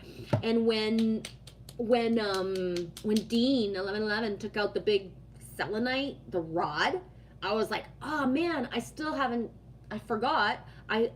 It's packed away still because there's things I just don't have room for, so I'm just leaving it for now and haven't gotten to, but so I have to find mine because I enjoyed having it close to me and I forgot. And Dean reminded me last night, and you reminded me today because I had the flashback of seeing him. Yeah, crystal show and tell. It's the best. Love you too, Mother Goddess. 6:22 Eastern Time. Allie, did they like it at all, the camp, you mean? Sounds like Outward Bound. Yeah. Did they like it at all? Yes, because they were proud of themselves that they survived. They were really proud of themselves that they did it, right? They cried a lot. And that's the thing is, and I had always told my daughter this, is when, you know, they want to show in a movie what, you ever see that movie with I think is it Reese Witherspoon, and it's like based on a true story of, you know, the lady who crosses the wild by herself or whatever in the Adirondacks or whatever mountains, but they never show the blood on her fucking feet. They never show how you cry from blisters. Like, they don't show what it feels like to be a true hiker. True hikers are not like all perked up. They don't look great. There's fucking snot coming out of your nose going up the fucking mountain, and you're like, what the fuck did I get myself into, right? It's not all shits and giggles. It's very hard. And because you only have a certain amount of food, and you know you're like, you know, you planned your food and then you have certain snacks and you have certain things, but then when you're actually doing something is when you learn what your body actually needs, and you wish you had more, right? Or you wish there was like an outpost, like throwing people would throw M&Ms at you and it would land in bear shit, and you would still be picking the M&Ms off, not bothering to wipe them down because you're starving for more, right? You really learn about yourself. So they were really proud of themselves that they did it.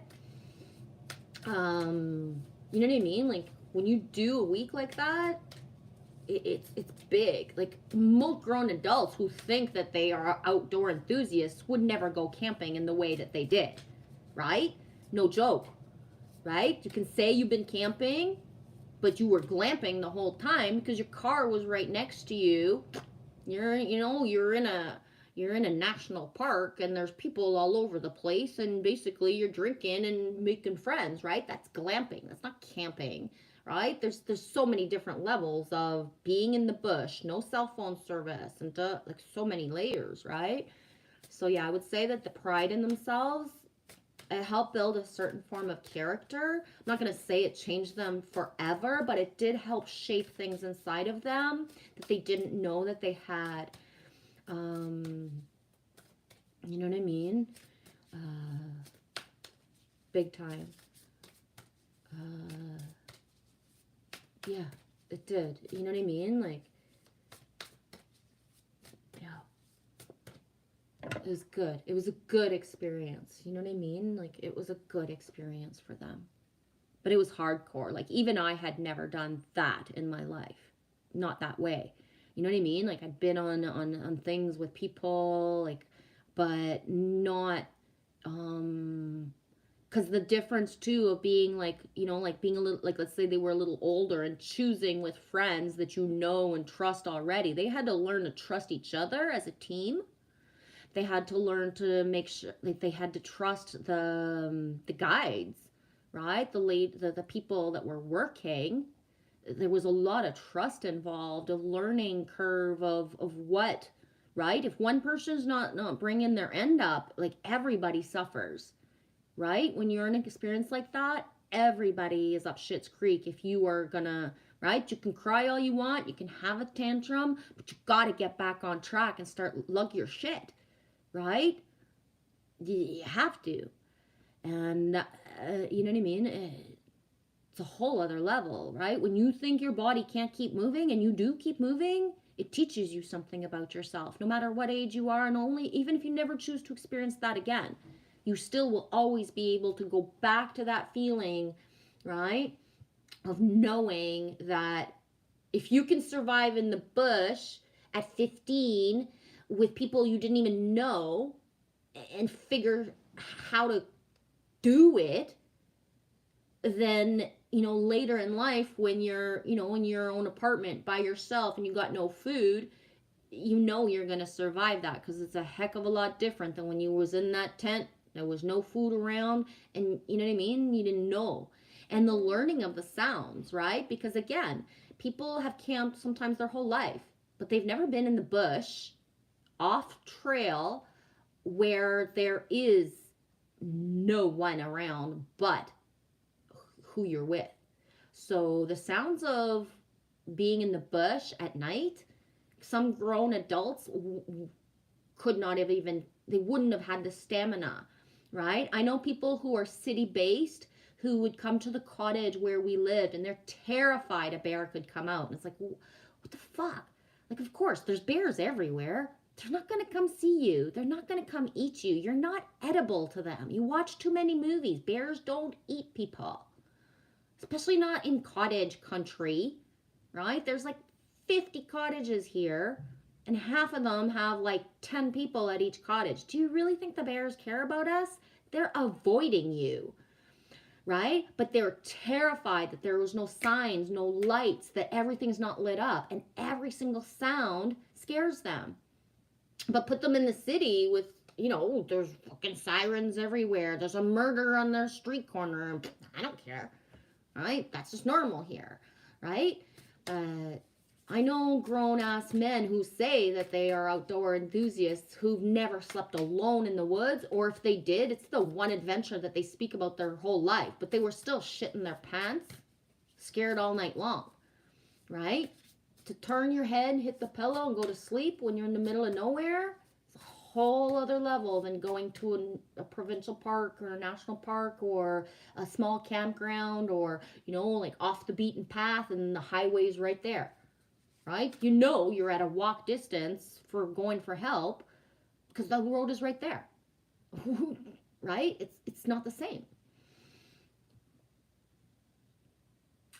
Oh, nice. Mother Goddess. I'm getting ready to go to my parents' house for a sleepover, making pesto for dinner. Yummy. Me loves pesto. Especially fresh made, like that's a whole other level. And speaking of Mother Goddess, you know what I'm craving and I just have to get all the ingredients for? Green Goddess dressing. I know. It's not summer, so I don't know if I'll find what I need fresh here, right? But homemade Green Goddess dressing. And I say that and it gives me a craving for homemade ranch too, but it's funny, Mother Goddess, you write pesto and boom, the craving for Green Goddess dressing just pops up inside of me. Have fun, sweetie.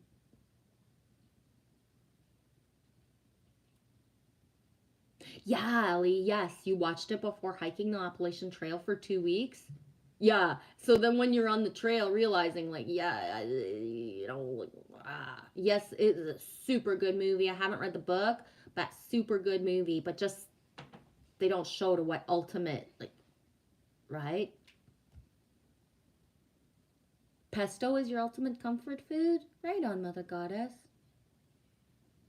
Yeah, Allie, it is awesome. They did have that experience in the wilderness. Hi, Mark Klein. Boom, double Mark. A Mark C came in, now a Mark K. Whoa, that's kind of surreal. Hey, Mark, how's it going? Yes, Mother Goddess. Sometimes it's a really good experience to camp without the creature comforts. You develop new skills. Yes, Mother Goddess, exactly. Every animal is an aspect of self. Make peace with all of them, and when you meet one, it will respect you. Exactly. Exactly. And one of the, give me a second. What's my battery at? 6%. One of the biggest examples of that is when I lived in Temagami, we had one of the, like the last year I was there, we had the biggest high record of bears coming into the town site that had ever been, right? And like to the point where the MNR was coming door to door to give us bear awareness tips. Don't leave your garbage outside. Leave, find a safe place for your garbage inside. Lock the doors of that. And, don't feed certain things. Don't do this. Don't do that. Do this. Don't do that. And, telling us, like, obviously we're not going to tell you to not have a garden, but be very bear aware. Be careful when you go outside. Look outside before you go. Blah, blah, blah, blah, blah. Like, it was amazing. Like, they went door to door, right? To make sure people would stay safe. Some people didn't even bother listening to stuff, and they had issues all summer long, right? If you are going to put your garbage in the mudroom of the entrance of your house, and then you're going to be angry because the bear stepped in, that's your problem, motherfucker, in my eyes. Because people were going to the dump every day. You could have just thrown a bag in with a friend. There's ways to figure it out. Anyways, long story short, that summer, I grew over 70 sunflowers of different variants. Some of them 9, 12 feet tall. Some of the little mini dwarf sunflowers. Like, I had the most sunflowers I'd ever grown in my whole life path. And one of the most beautiful gardens I'd ever had. And guess what? The bears never stepped into the garden once. Not once. There was always tracks around the garden. There was tracks everywhere in my yard, because my yard is where the bears would come to go into the town site and then to go back up, right? There are times where I'd be sitting outside on the patio little deck that we had, and then I would step inside, and a minute later I was barely shutting the door and the bear was coming down and up the stairs to sniff where my butt was on the chair, right? He didn't want to see me, but he definitely wanted to sniff me when I passed through after I was gone inside. He knew, right? They knew. But yeah, and people couldn't imagine, like, what do you mean they're not going in your garden? And it's like, well, why would they? First of all, you know what I mean? Like, why would they?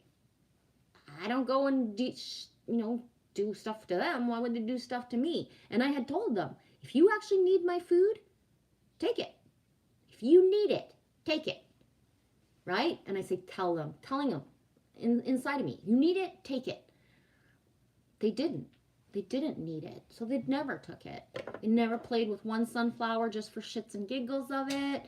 I was told to not feed the woodpeckers, but I still had stuff up on a tree up above for the woodpeckers. They never touched it. You know what I mean? Like, so many things.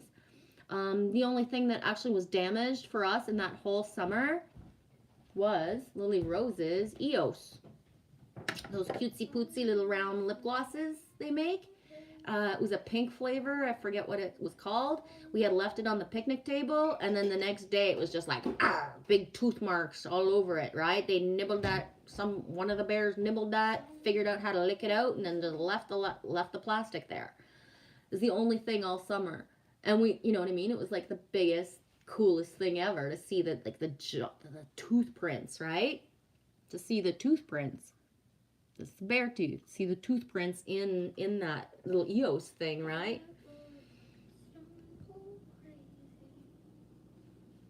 Gotta make dinner. Thanks for coming in, Ellie. Yeah, you've had it, Mother Goddess. I've had that green goddess dressing. It is good. Totally agree. I should make it myself from scratch.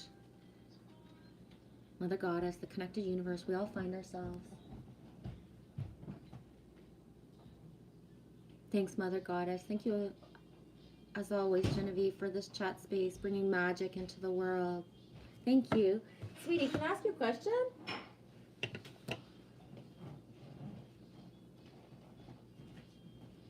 You're wearing your headset? Is it because it's loud that I can hear it? Yeah. Whoa. Okay. Just because it's loud. Can I take the charger? Let me check.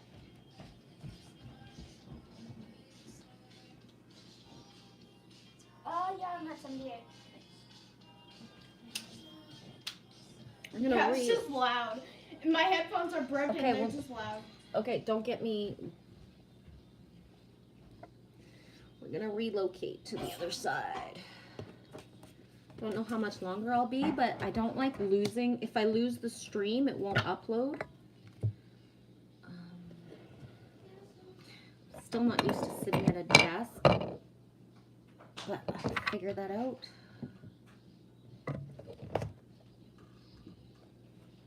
Oh, see? Lily had gifted me these last year.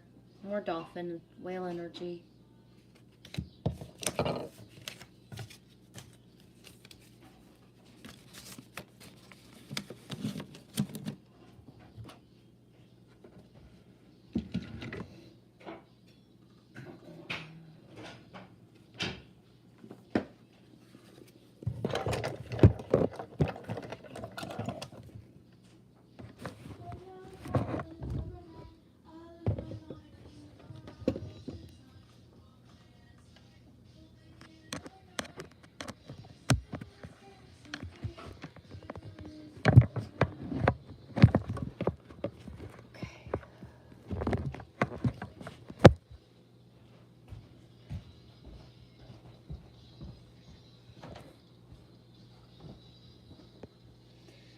Okay, that should be good.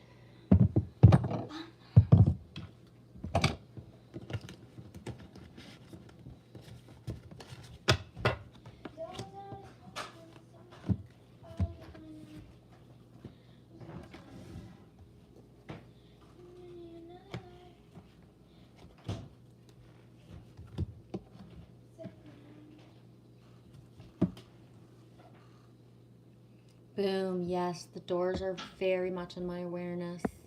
Since always, since a child, Joshua, and that definitely break on through to the other side, flowing through a lot. The Crystal Ship and Spanish Caravan are two of the biggest doors synchronicities, and it's been for a few weeks now. Coming into my, because I have my inner DJ that just kind of plays. I don't have to hear it on the radio or anywhere else. It just comes through.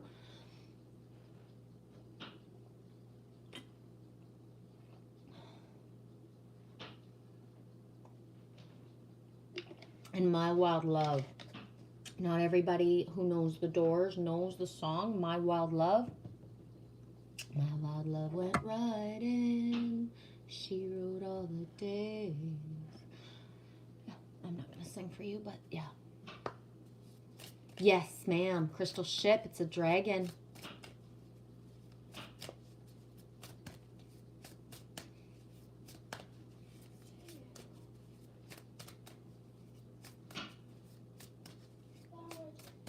And 5 to 1.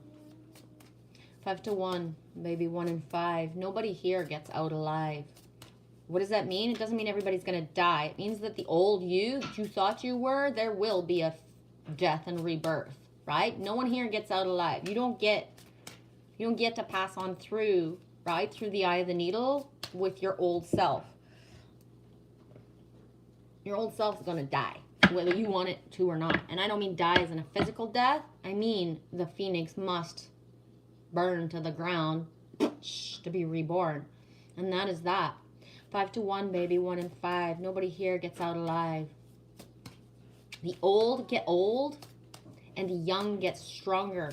It might take a day. It might take longer. What does that mean? If your mindset is of an oldness, you're going to keep going that way. If your mindset is of something else, it's the fountain of youth. The rich get rich, right? All of that. All those words of 5 to 1, baby. 1 in 5. Yes, die equals change. And that's the thing too, Joshua, is when you're in a certain embodiment, there is no fear of death, right? Because the death is the knowing that, you know, this is our meat package. It's our avatar. We are eternal.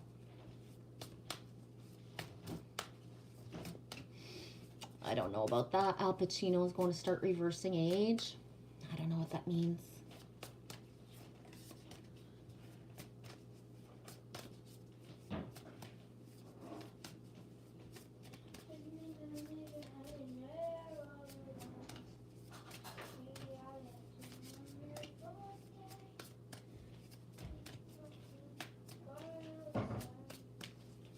There's coleslaw if you want to, eh? Hey, Mark Klein.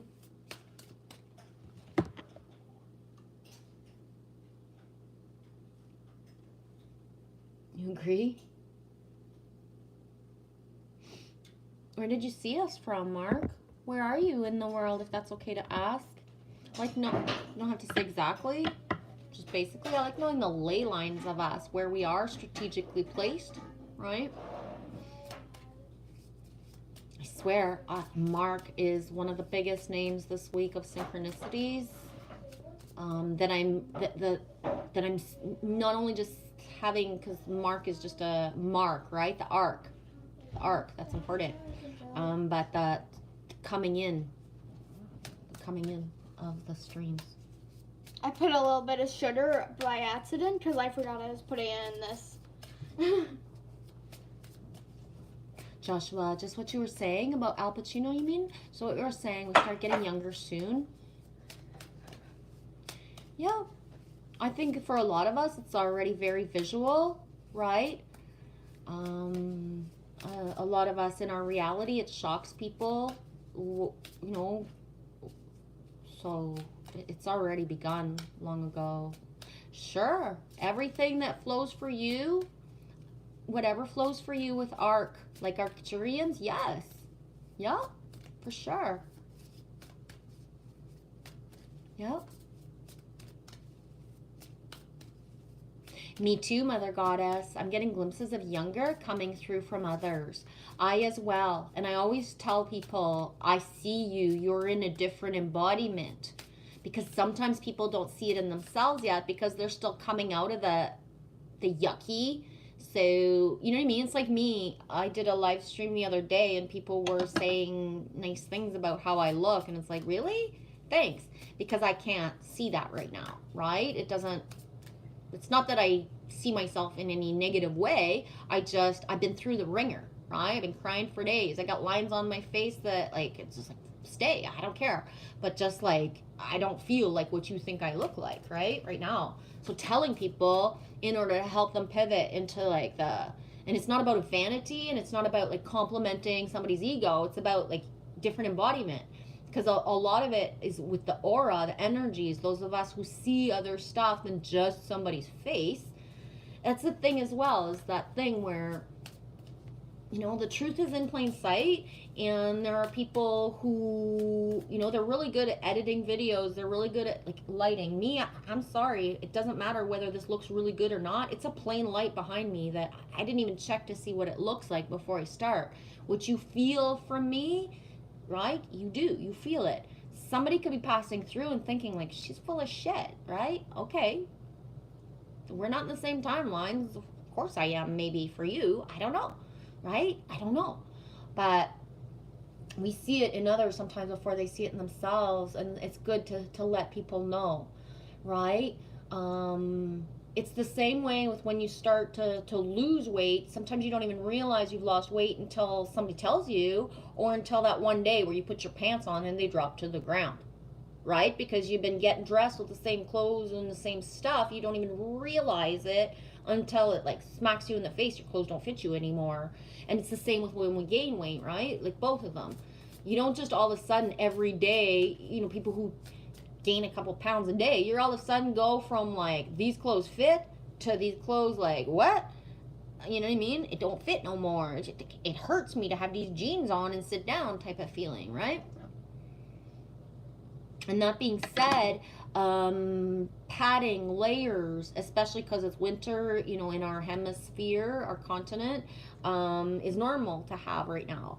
The padding of layers of having weight coming on, whether it be like from a 5 to I would say 15, 20, sometimes even 30 pounds in the last months, is in order to help people integrate the energies, right? The weight comes and goes with the ascension journey. People have spoken about this openly for years, and if you look at my vids, bounce back and forth, and you know, for years, you'll see there's always a fluctuation, and masculines have fluctuations as well, right? One of the biggest programs that men aren't told from a certain time is that you will fluctuate as well. This isn't a woman thing, it's a man thing as well. Bodies change and it fluctuates, and half of it doesn't even have to do with food. It has to do with how you are in your life. If you're happy, and right, certain things, and the needing of padding in order to sustain all these energies.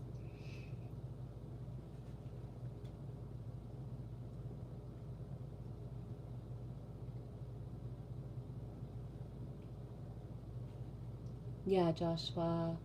I'm not gonna I don't even know how to say it. I'm not good with that. Palladians, protos, or I'm not good at all those words. Rawr! Mark Klein. You're the second Mark. Mark C came in earlier saying he was at work. Are you the same? Haha, you just showed up on my phone talking about bears, so I listen. I'm at work, hard to hear, but thank you. Right on. I'm gonna blue you just for shits and giggles. Boom. Subbed to you. I know you don't have any videos out, Mark, but if you do, I will be there. I will be there. Yeah. And I moderate you and I turn you blue, Mark, because when you press on somebody's name, when you actually have the blue status, you're able to go and find other people's channels easier. And my goal is always to have people be able to find each other the easiest way possible. Yeah, bears, I love it. Me is the bear. Right? And I say that because my last name is Barrett. And my first name is Michelle, which is Misha in Russian, which is actually bear. So I'm a double bear since birth.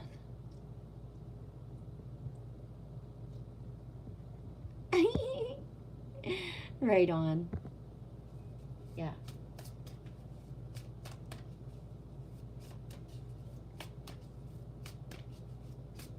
Yeah, the blue and the wrench is about people being able to find each other. I'm not gonna lie, unless you guys absolutely know something is a bot. I see you guys sometimes deleting stuff, but I do not like for people, no matter what they're saying to me, for people to time people out. I do not put the blue to have somebody try to protect me as a moderator.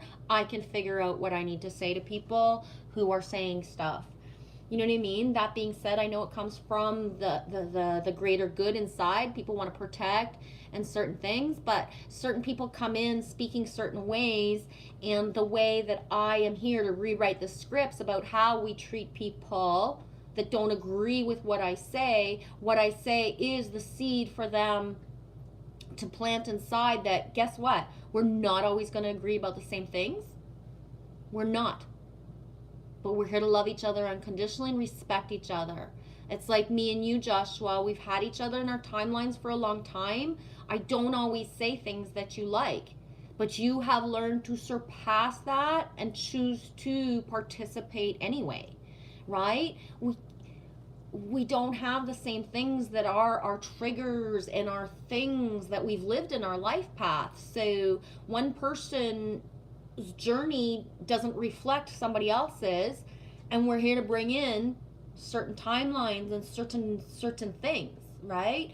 But in the end, it's about respecting. Like, unless somebody's being truly hurt, there's no reason, you know what I mean? Like, then, yeah, that's what we're here for. We are protectors as well.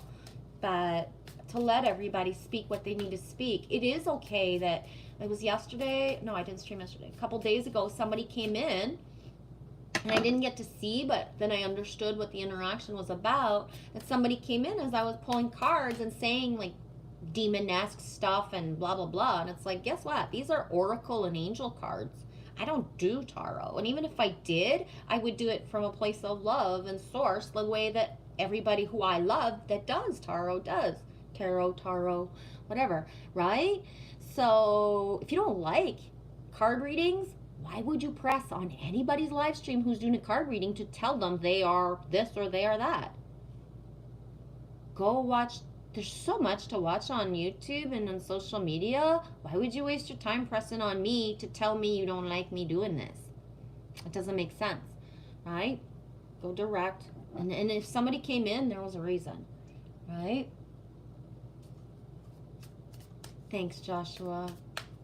It's beautiful, that feeling, eh? It's like so, like 2022. It's like, so, I love you so hard, so much. Like, it's so big right now. It's just like, oh, I feel it. I get it. I know.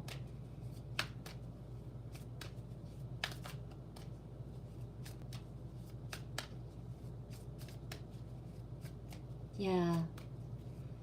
Joshua, I'm down with demons and angels. Down with ultimate combinational harmony. Yeah. And like, demons, to be honest, are on some level the strongest, most powerful angels, because they chose certain things in order to help people learn, right? I'm 50 years old, guys. I've never had demon-esque energy near me. Ever. Ever. Ever. Right? Ever. None. I never lived a life path of entities and stuff.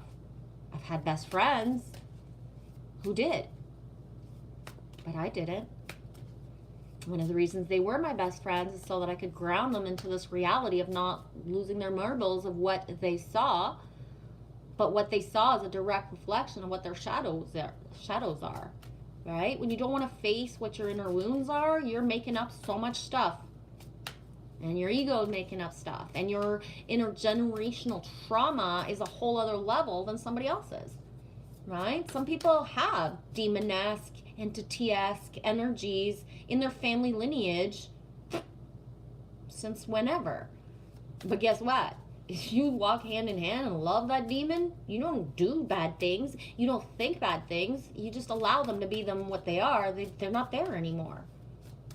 The more you love something, the more you set it and yourself free. If that makes any sense at all.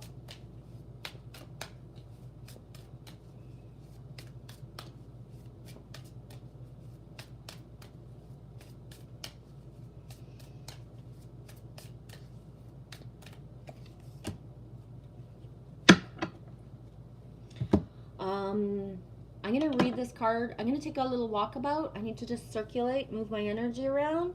The book for this tends to be very long-winded and detailed with a lot of words that are to help arise stuff in people. This is an oracle deck, an Amenti oracle deck. So if you know of Thoth and the Emerald Tablets, then you know of Amenti, right? Some people call it the Akash. Some people call it Amenti. Depends where you're at. Some people think the Akash and Amenti is two different things. Some people don't even have a clue what Amenti is. But just, yeah, I find the book is just fascinatingly poetic. The words in this book sometimes blow my mind. Like there was a series of words with R's 2 days ago, and I read it twice because it was like, whoa. Like I think it was 7 R's in a row of words that just like flowed into each other. It was magically delicious. If you're a poet and a word nerd like me, the words, they are inspiring, right? You can hear now on a break. What do you do as work, Mark, if that's okay to ask? You working in like a factory-esque setting or like a garage or like something that's got like the loud noises? I'm just wondering. I don't have to have the answers, but I like knowing stuff about people because I have, well, I don't know. I got a lot of sub counts in the last 2 days, but like at last look, I had 555, and then it jumped to 560. So I don't know what I'm at today because I haven't really looked.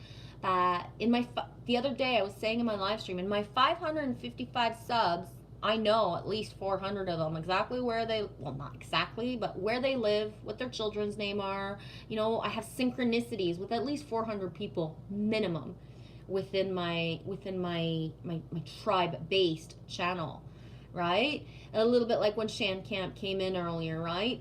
Like I said, that blew me away, like, roar, because it was like me missed her, right? She's in those people. Steel worker, dude, yeah, of course. My grandfather worked at, I think it was ATT, AMCO in St. Catharines. I don't think that exists anymore. I did my high school in Burlington, Ontario, just from like the steel capital of Ontario, Hamilton. So, heavy equipment, yeah, dude. My son's a heavy equipment, industrial equipment mechanic. Yeah, my dude fixes like the big caterpillars and the big tractors and all that shit. My dude that I made fixes that stuff. It blows my mind. I know, I am like that proud mom of like the dude who can fix stuff. Arr. Oh, that's the coolest name ever. Joshua, Cottonwood, California. See? Cece. The Cece. Earlier I was saying Christy. I thought it was Chrissy, with the last name. But the Cece. You live somewhere with the double C's. Cotton. Loves cotton. I can't stand silk and certain other things, but loves cotton. Penguin. Another goddess. Sacramento, California. I'm going back to Cali. I don't think so. Joshua, I've cleaned pools and produced rubber car parts. Neato. Hi, Colby. Oh my gosh. Wow. Colby. Woodale? That's an L. Well, that's a cool name. This morning, I was doing something and thinking there's a Cole. C-O-L-E. Colby, but still, Cole. Welcome. That is the coolest name because you got wood in your name. And I mean referring to like woods as in the forest. Don't get all dirty. Woodall. Right on. I'm French as well, Colby. So sometimes I say words and it's like I see them in a way that my mouth doesn't pronounce. Woodall. Colby Woodall. Right on. Yee! I'm not about to get sugar high. Yikes. Yeah, it completely brings nature. Joshua, you're in between Redding and Red Bluff, 2 hours north. Right on, you guys are close to each other. That's so cool, guys. Do I know Shannon? Like Shannon 222, you mean? Because if you mean Shannon 222, me does know Shannon. If you mean by a channel? Yeah, Mark. If I remember the yellow Tonka trucks kids have, that's what I'm in tonight. Yeah. Yes, I do know Shan Camp. She came in earlier and blew my mind. She hadn't been in here in a while. And she came in earlier. You want to see my reaction? I don't remember what the timestamp was, but me cried like a baby. Me was so happy to see her. And yeah, Mark, I do remember the yellow Tonka truck kids have. That's what I'm in now. And I have always told construction, anybody who does any work like that, like you realize like you played in the sandbox, you wished you could do this when you were young, and you're doing it. Like how big that is, and how like the manifestation of a child playing in a sandbox, thinking his little things, and then the bigger things, and then the bigger, the big trucks. And then you manifest to actually be in that as a man, like that. Whoosh. Oh my gosh, you used to work with Shan? I'm gonna cry again. Thanks for coming in, Colby. I used to work with her. She's a beautiful person. She has a great heart. 2 years ago, about. Wow. Thanks for coming in, Colby. You get the automatic blue, dude. I know, eh? Mark says, sweet, Joshua. Cleaning pools would be fun. And Joshua says, yeah, it is. I ran almost 79 pools a week. Oh my gosh, dude. Dude. That's so cool. Yeah.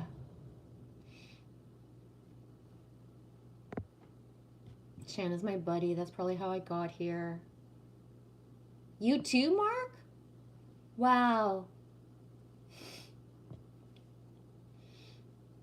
Right on. Yeah, Shan has a dearest place in my heart. So much. I had been calling her in the last little while, and she came in today, and my reaction was of that utmost validation of ask and you shall receive, because I asked God and Creator, like, certain people that I just needed to like have a check-in with, and she came in today.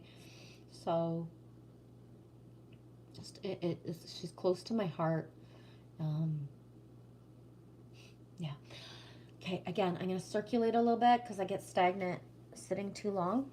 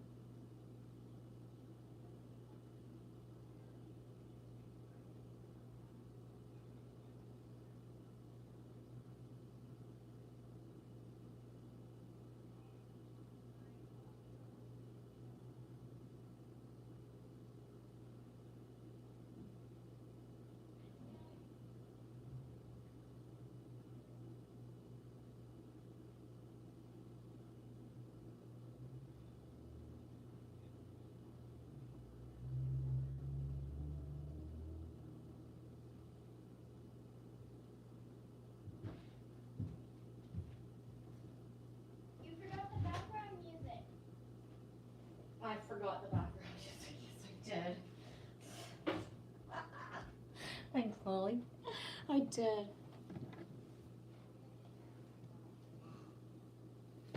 Hey Heidi, how's it going, sweetie? Organic Intelligence 313. It's almost 7:13 Eastern Time.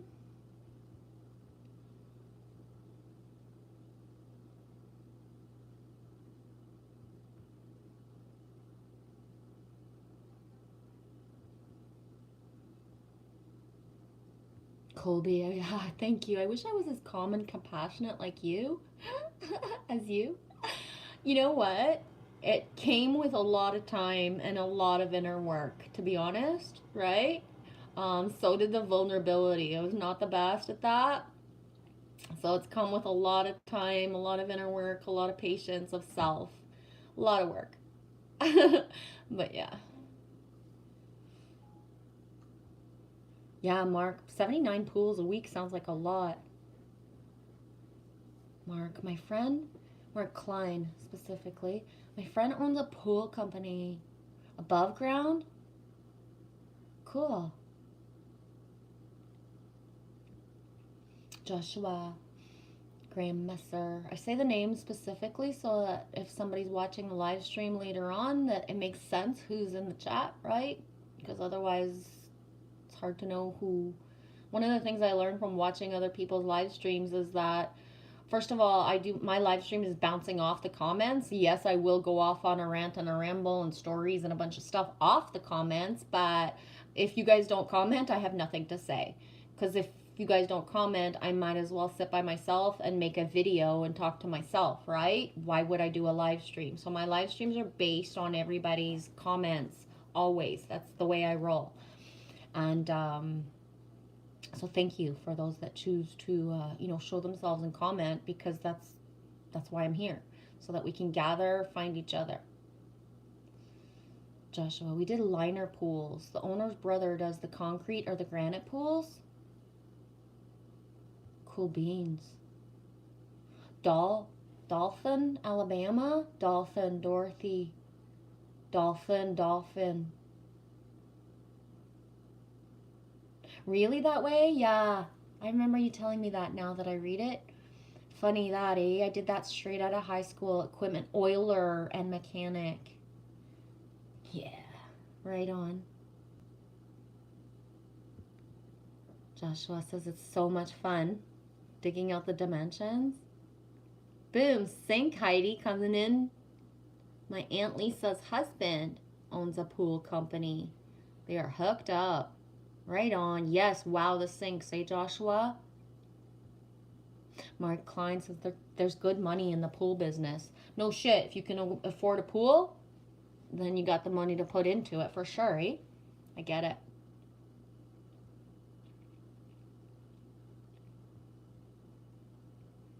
Yay, Colby. Thank you so much.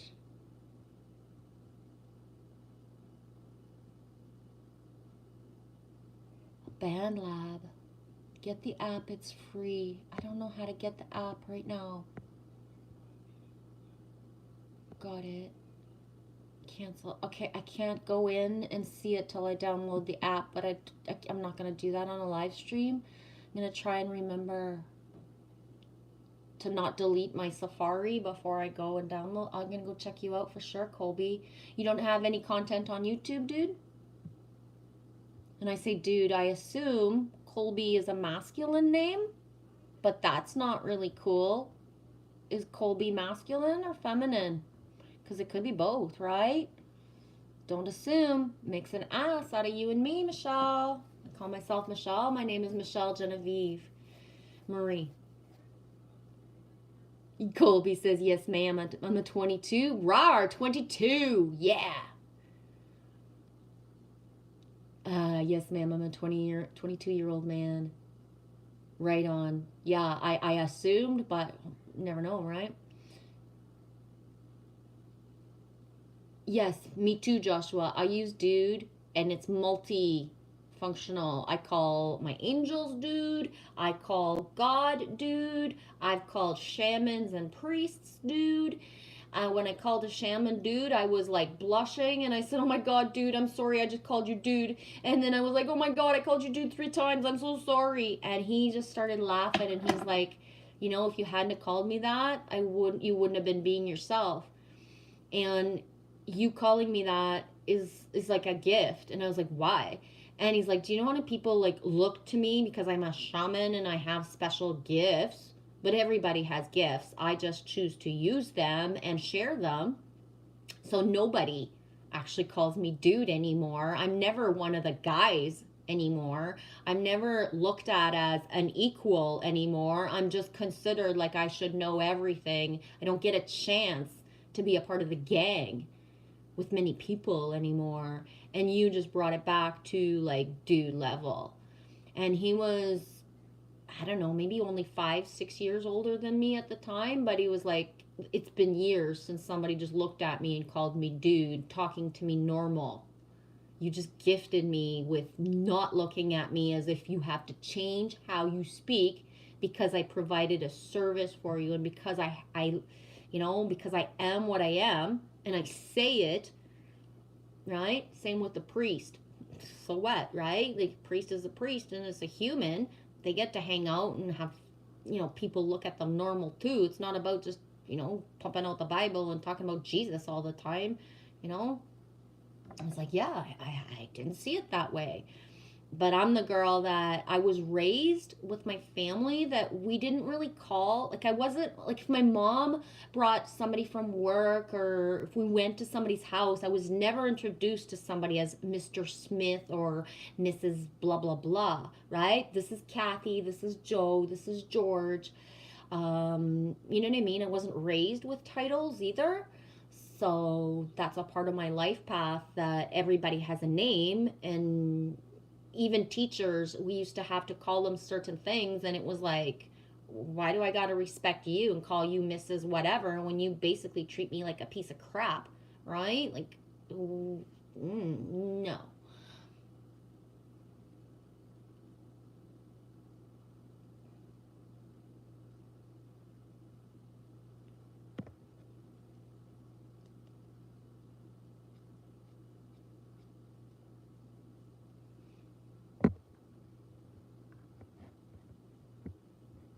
Yeah, organic, LOL, the housewives and the pool boys. Yeah.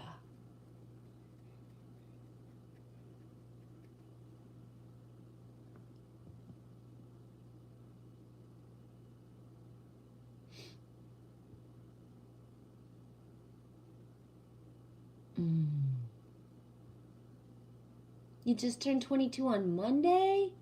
Oh, right on, Colby. Happy birthday. That's a cool, you're the same age as my daughter, by the way. My daughter is going to be 22 the 22nd of August, 2022. It was 22. Yeah. She just turned 22. And Haley, my stepdaughter, just turned 22 on the 13th. So.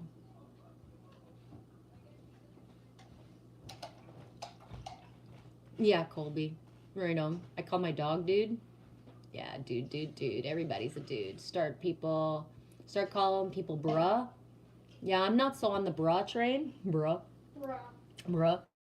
But I do sometimes, but not so much. It doesn't really suit me coming out of me so much. Joshua, oh my gosh. Be careful what you say, dude. Michelle, I need to smell you, literally. Yeah. Ask for it in the wind, dude. Ask for it in the wind.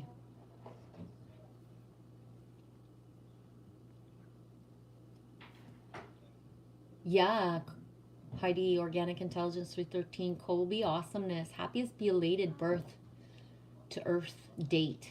Yeah. Mark, I'm a 58. I like the 50. 717. I'm a 58-year-old dude. I just turned 50. You said that at 717. Bless that 717 because it's a sync, and I'm just going to leave it at that. I turned 50 on January 7th. Whoop, whoop. He's so excited. Been telling people I'm 50 since I was 48. Round it up, eh? Round it up. Yeah, Colby. I'm a nice guy, like I said. I just turned 22, been through quite a lot in the short time I've been alive on this earth. In my brain, I have the mentality of a 35-year-old. Yep. And Colby, I would assume, again, gonna assume something about you, that you're like a highly like sensitive crystal child. And the crystal children that came through, some of them have been through stuff in their life path that I haven't even lived in my 50 years. So yeah, we're here to bust the age programs, because age is a number. Souls are born into a body, and a soul is eternal, and some souls have been here since forever and a day, and what they have chosen as mission, as a purpose, especially in this incarnation right now, is past words. I have a soul daughter who's a year, 3 years or 2 years younger than my daughter. So my daughter's turning 22, so she's only like 19 or 20, and she's been more through more in her life path. Like at 16, 17, she had been through things that I had never, you know what I mean? I lived only as an adult or have not lived at all. And she's the kind of child who, since a child, had a gray streak, like the way that mine is right here. She, since a child, has had a gray streak. That's one of the knowings too of like a mark, right? A certain very young people who are born. Yes, but I'm not Okay, thanks. I'm not naming. But yeah. No, not trying to like censor you. I just not naming her, honey. Yeah, and since a child, I was a little girl, like, and I had grays or white hairs, right? And in my 20s is when I started to dye my hair, because it was already overwhelming. And it was in my 40s after I had Lily Rose that I was like, what am I doing? I can't keep living for this crack, right? First of all, here in Ontario, to get your hair dyed, it's actually like as much or more than a car payment. No joke. Like seriously, it's between $200 and $400 fucking dollars to get what I would have had done, because I used to have blonde streaks put into my hair, but the brown-ish color to hide the grays as well. So what used to cost me like a certain amount in Quebec is in Ontario, it's like more than or as much as a car payment. So I remember I was 44. No, I was younger than that. I can't remember. I haven't dyed my hair since Lily was a baby, and Lily's 10, so it's been almost 9.5 years. I was done. I'm not gonna live with this fucking crack anymore of thinking I should do something and be indebted to, you know, having to earn money in order to have my hair a certain color. And what I did at first is I just let my hair grow, and then I'm not going to tell the story of the haircut, because if I do, it's just too long. But then got a haircut from a non-professional, let's just say. And anyways, long story short, the next day when I went for a walk with my short hair that was mostly really just like the lines of the grays and the whites and natural, I met somebody that I knew, and she looked at me and she's like, "You don't dyeing your hair anymore?" And I was like, "No." She hadn't seen me in a while. She's like, "You look younger." And I was like, "What?"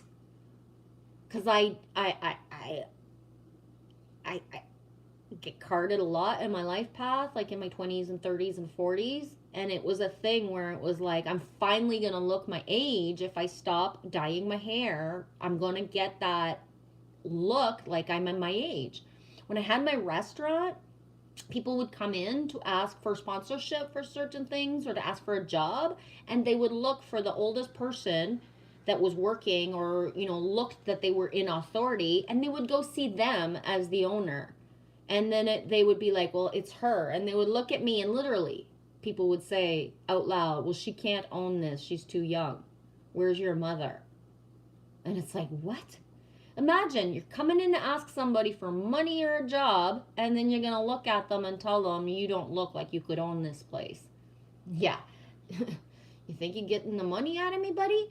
You know what I mean? Because it's not a compliment after a certain amount of time. It's like a complete lack of fucking disrespect of like, holy shit. Like when you work hard, working hard every day for your restaurant and like you get looked at like you can't own this. Where's the real owner? Where's your husband? I would get asked. And it's like, why would you want my husband? You know what I mean? Because at first I was with him and then we separated as I had my restaurant. And it's like, there is no husband. Why would you want to speak to my husband? Because, you know, I want to ask him something about, like, for my company. It's like, what do you want to ask? I'm the owner. There is no husband, right? Like, what the fuck, right? Because if I don't look credible enough, then ask for a man. All right? Colby, Woodall. My drinking and smoking days are over, long gone, but there's many times I should have died, and I didn't, and I don't know why, but I believe it or not, I'm a born-again Christian. But why? But believe it or not, I'm a born-again Christian. Yeah. One of the things about those people who were on a soul journey, that there are people that I know within my life path who have tried to commit suicide, and no matter how they tried, they could not, right? When you are meant to be in this world, your soul, you have free will, but it won't work, right? So many people have overdosed more than once in their life path to bring them to the other side, to send them back type of thing. So, you know, like the near death or the death experiences are to like harness the soul, to like give the soul and the heart the energy to come back. You don't feel like you don't want to come back. You didn't even want to be here, but you're not allowed to die. And that's huge, right? And that's the thing about the believing, the knowing, the miracles, the knowing that you can. I've had experiences where it's one of the reasons why reading Mountain Rain's book, The Clearing, Judy, a member of Tribe, she's written 2 books. This is her first one. I'm going to order her second book of poetry as soon as I can. But in her book, it's a girl character who is in danger, and she screams for help, and a hand comes and pulls her out of danger. And when I read that, I dropped the book and I almost passed out, because I've had that happen to me so many times in my life path, of someone bringing me into a situation and not caring for me, and that outside forces saved me, because I am not meant to be blown off a cliff or to be stuck my boot. Like I've had that thing where I'm in like winds above like 100 kilometers an hour and by the ocean, wanting to see the waves, because like, how many chances did you get to be in British Columbia and there's a tsunami warning? Let's go watch the waves, right? Yeah. And then your boot, as you're like trying to go back to shelter, because as cool as it was to see, let's get back to like camp, because this doesn't feel like, you know, to be pummeled. I'm only about 110 pounds soaking wet. So gusts of wind to 70 can knock me off my feet. I have to stand in a certain position or hold on to something. So anyways, I had the boot stuck in between 2 rocks, and the waves were coming, and I was counting the waves, and just as because when you know how to count waves of the ocean, did you see the orb go by? When you know how to count waves, like a surfer would, right? I was counting the waves as I was like trying to, and my boot was so secure, like a hiking boot was so secure, and I couldn't access my knife fast enough to slash my shoelaces, and I was pulling and screaming for help. The person that was with me was so far ahead, right? Masculine, so far ahead, saving his own ass. He couldn't hear me scream in the wind and the waves. And as I was pulling on my foot and thinking like, this is it. This is the last count of the wave coming at me. As the last count was counting in my head, my foot dislodged and I was pushed by inertia, not the wave, to safety in order to keep on, you know. Then when I caught up to the person who was never checking behind, he's like, what the fuck's taking you so long? And I was like, I kind of almost fucking died back there and was stuck in a rock. Yeah. And he was mad at me because, you know, I wasn't going fast enough. And I was like, what the fuck? Like, you just, you know what I mean? Like, there's two of us. Ooh, you know what I mean? Like, if you're two hikers in certain situations, there's certain things you got to do, right? But anyways, live and learn. But yeah, the pull, or the push, or the, if I'm driving, the hand that goes like this as something's coming, a big truck, you know, coming off the highway ramp and, you know, completely going into my lane, and me just, and you know, because your hands are tingly in a different way. All right, anybody who's lived to have like higher source protection, what your body feels, right? So your hands are your own. You got your hands at 10 and 2 drive-in or wherever, and then all of a sudden your hands veer, and they became all hot and your hands veer, right? You guys ever, anybody ever lived anything like that? You know what I'm saying. Organic says, Colby, children born 1987 and up, rainbow children, old souls. Yeah. I was more thinking crystal, because the born in 2000, that was like a super crystal wave. But yes, all of the, you know, indigos, you mentioned indigos, Josh, indigos, like of all the children, like all the children have always, there's always been some born since forever. There's always been some golden children, some crystal children, some indigo, right? But the waves, the big waves of like, right? So I'm part of the wave of indigos from the 70s. But I'm not indigo anymore, right? The indigo warrior, the indigo spirit of me that was indigo to survive in this world is not indigo anymore. I'm crystal now, if that makes any sense at all. Colby says I'm single. Yeah. And I'm just gonna throw this out there, Colby. A lot of like the crystal children, they don't get into life paths of much promiscuousness, or if they do, it doesn't last very long, right? It's like been there, done that. Like, okay, a bunch of titties are accessible to me, so what, right? A lot of crystal children chose paths where, you know, when everybody else was doing something, they weren't doing it, or they were, but they were the ones to help the other kids. So my daughter, who's a crystal child, she hardly went out. Her whole high school life, she hardly went out at all. But every time she did, she actually saved somebody's path on some level.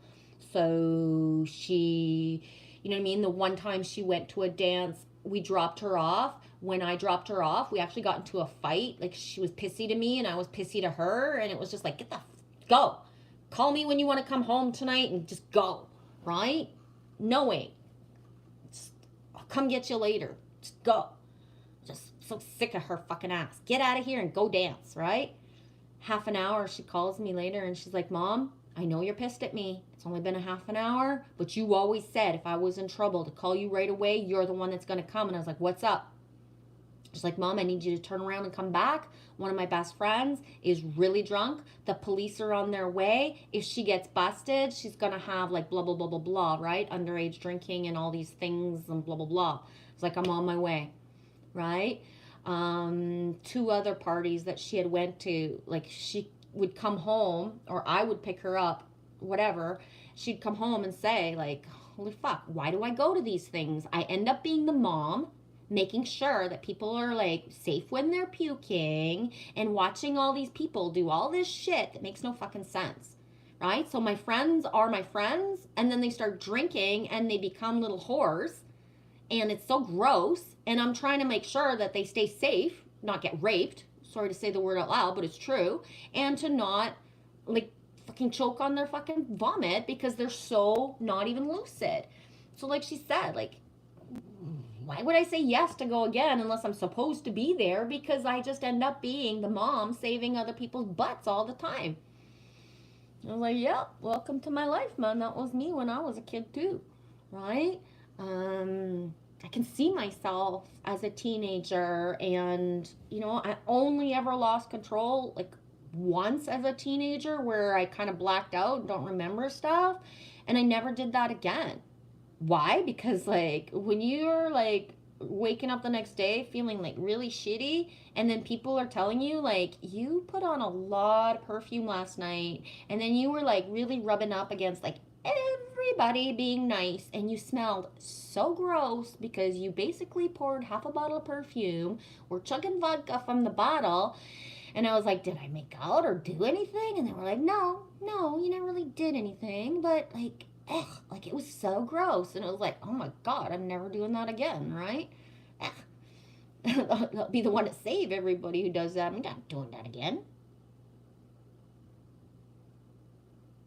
Joshua, please, winds of change, allow me to smell Michelle. I actually don't smell like a lot.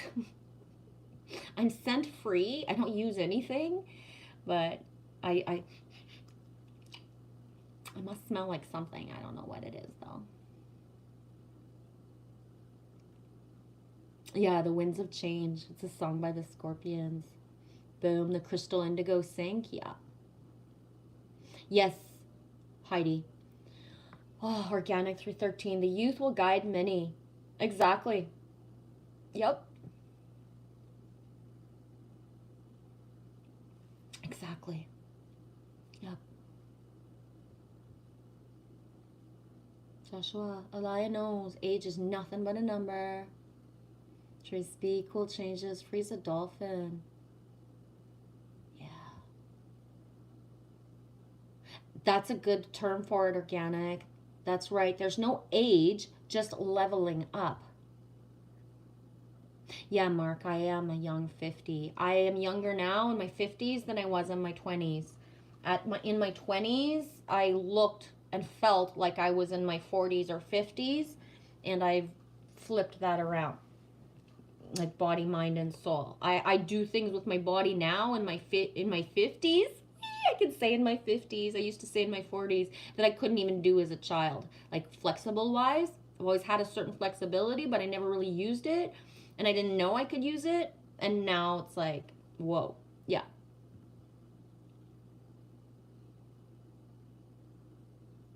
No, Colby, I do not. I'm on I would say the celibate until I find my divine partner. It's not about boyfriends or soulmates or twin flames. It's about my divine dude. Me is waiting. Organic, right. I colored my hair before gray. I stopped coloring when it turned gray. Right on.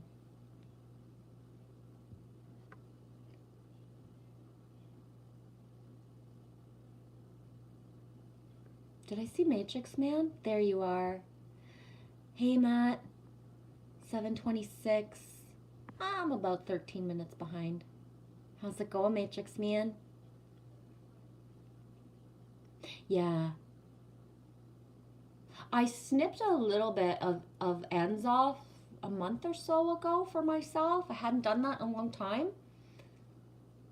And I'm debating sometimes if I would want to snip a bit more, because the shorter that my hair is, the more that it curls in a lock. But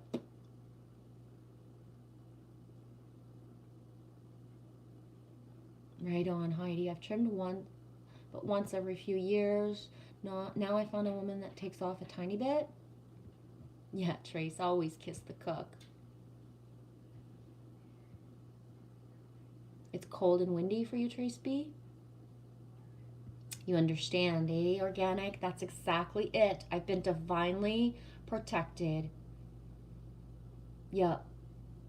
Me too. I love this photo so much. Aw, me's glad, sweetie. Trace, that button up rocks, little G. Aw, me loves. It's one of my favorites.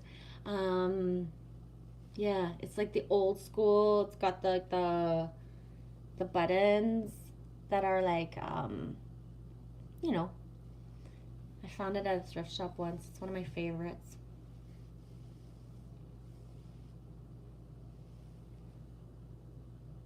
Organic says, Trace, it's cold. It's cold here too. I'm a bit snuggled in. Right on. Trace B, you get it too, eh? The divine protection. Yeah.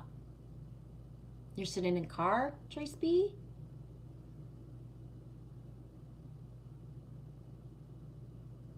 You get it, Heidi. Oh my gosh, organic. Same G. The wind. Yeah, the wind. Heidi says, I was just sitting in my car with my heat on my feet.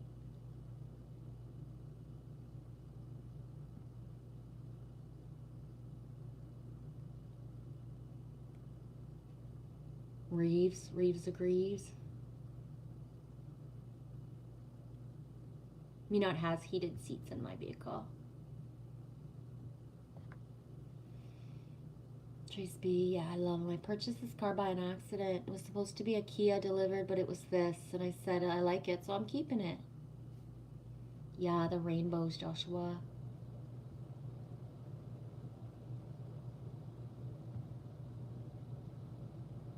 That way, says 313. Everyone went to the grocery store with me. Right on. Yeah, Joshua, exactly. Divine sexuality is our path.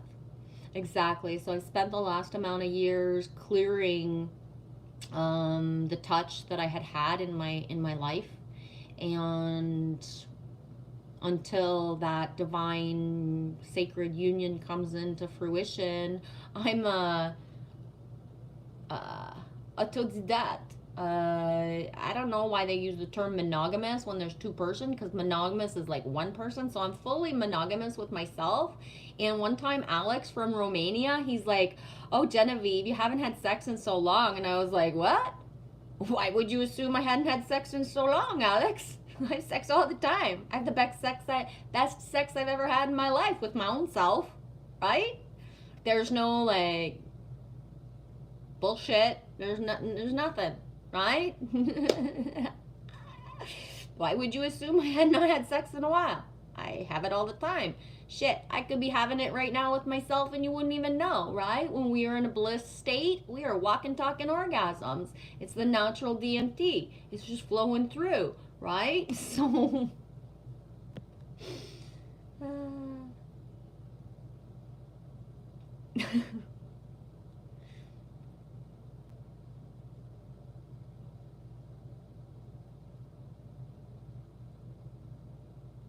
Exactly.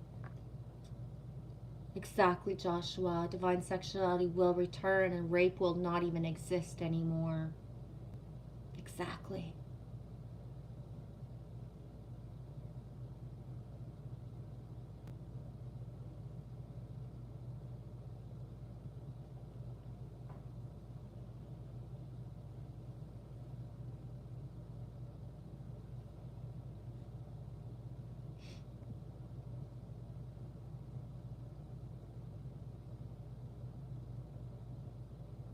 Yes, organic. The 7 virtues.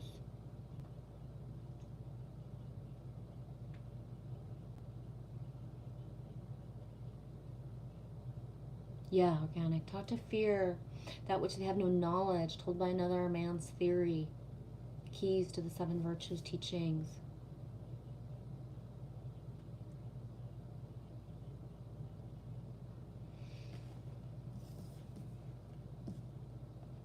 I do the best I can.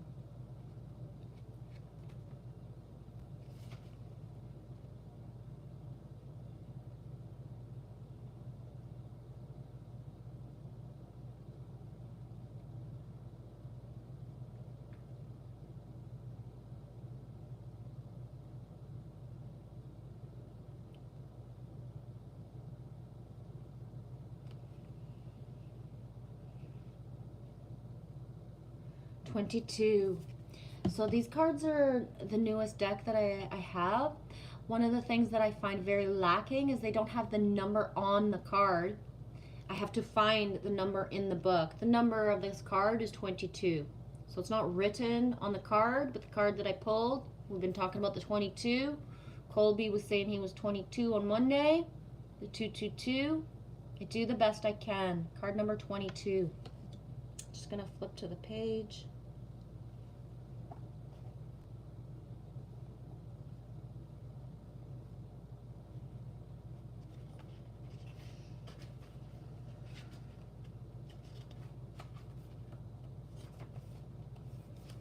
22nd is tomorrow. Gonna make dinner for your dogs and you? Awesome. Heidi, enjoy making the dinner. I got shepherd's pie that's ready and waiting for me.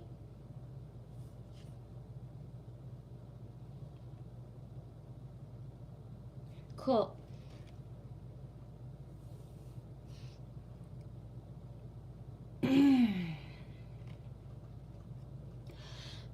Get a breath. This, like I was saying earlier, the book is like it's 3 pages. So story time, people. 22, which happens to be the synchronicity. Grab it if you got it. 72, 73, 74. Speaking of 73, Angie, which moon? 7-3. Wrapping her in this stream, whether she's here or not. Right? Even if we're not here, we're still here. 22. I do the best that I can. The word best is considered by some to be superlative state of a remedy. And with remedy being a treatment for disease, the best outcome is clearly being healed. As we actively seek to heal spiritually, restoration comes in unexpected waves that wash over prior perceptions and misconceptions, allowing us the opportunity to evolve from darkness by becoming the best possible people we can be. However, in order to be, at times, we must see. To seek a vision of self outside of ourselves, stepping backwards to leap forward, can be a helpful tool of transformation. Ancient Egyptians believed that the medium in which the world was created was its very own type of magic, and this magic eventually found form within the soul residing within every human being. Soul was perceived to have 9 different facets, which were the physical body, the name or identity, the personality, the double or animated spirit, the heart, the shadow, intelligence, form, and a combination of spirits that have previously incarnated. Distilling the soul to its essence, we find the words mer, meaning light, which rotates around itself, ka, meaning human spirit, and ba, as body or container of infinity. In understanding the mer, ka, ba, Merkaba, the portal to ascension opens, and by coming into relationship with the tessellations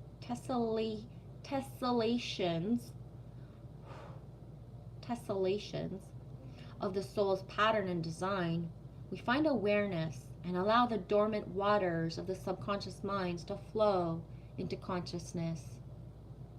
Trace B, this makes me think of the Star of David. Yeah, I have David flowing through as I read this, so I completely resonate with what you're saying, sweetie. Thanks for writing it out.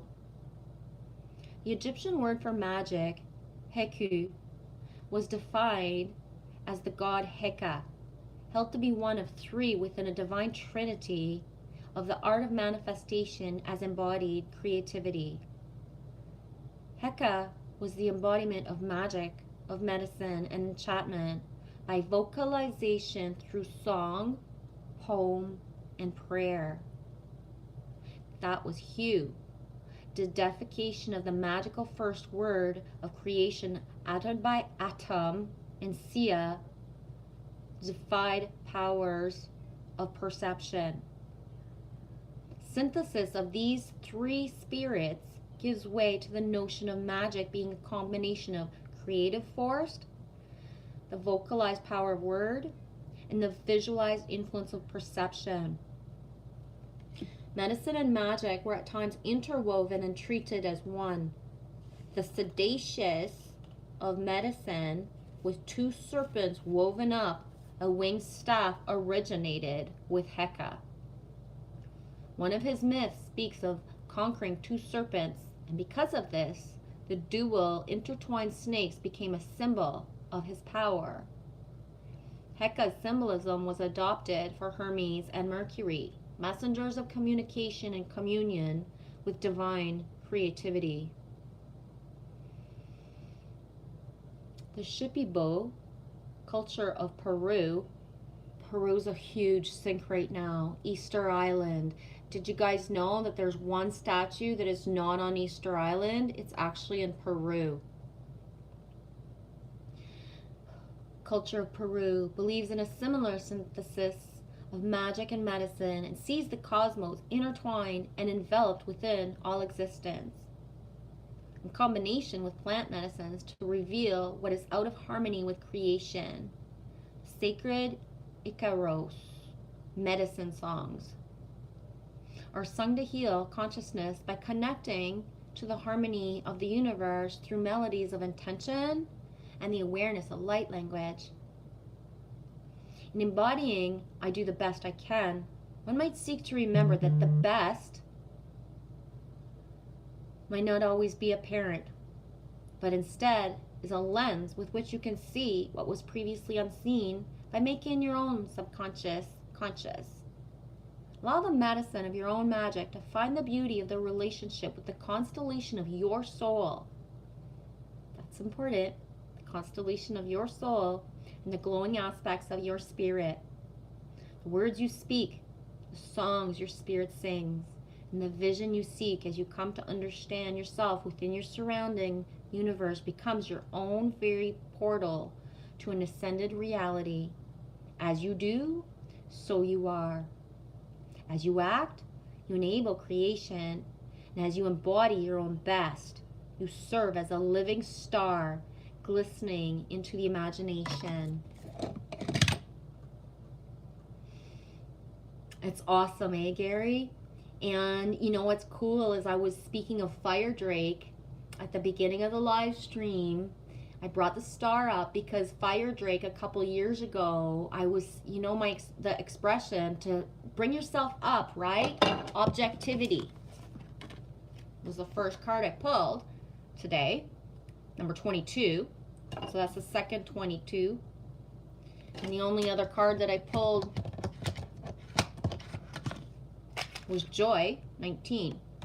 But when I pulled the objectivity, I was reminded of Fire Drake when a few years ago, I used the expression commonly, you know, get the bird's eye view, take yourself out of the situation, right? But he had said, a star's eye view. Go higher than the bird, be the star. No way. Okay, Gary says, I'm uploading a video now, and wow, my video is about being your own star. See how yellow it is? It matches your emoji, your whatever those are called, a profile pic, whatever. And I had even said to you when you came in earlier, SS, that when I pulled this card, I was thinking about you because of the yellow. And yeah, we are so synced, eh? That you would come back as your video is uploading and I'm reading about the star and your video is uploading. As you act, you enable creation. As you embody your own best, you serve as a living star, glistening into the imagination. If you so choose, Gary, to if it uploads while I'm still babbling, if I'm still a babbling brook, and if you would gift us with sharing it here, so if somebody doesn't have your channel, or just so that it's a part of the live stream, and if I can think about it, because I don't really, especially when I do like live streams that are so long, I haven't really watched myself in a long time, right? I don't go back and rewatch, which sometimes is not for my greater good, because a lot of times I give messages out, but I'm in the flow of it, so I'm not actually receiving the message sometimes, right? Sometimes I'm saying stuff for my own self that's for the collective kind of stuff, but not grabbing it for myself. But yeah, if I think about it, when your video uploads, I'll come put it in the comments or the description so that it's within. The star looks like a fox.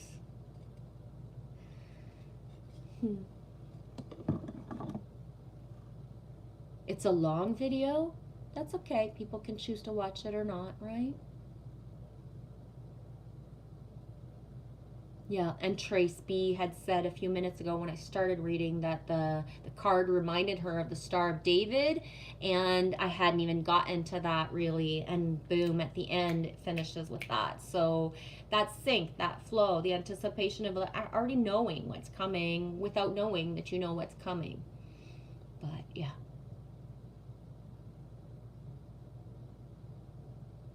Yeah, Joshua, Lake Titicaca.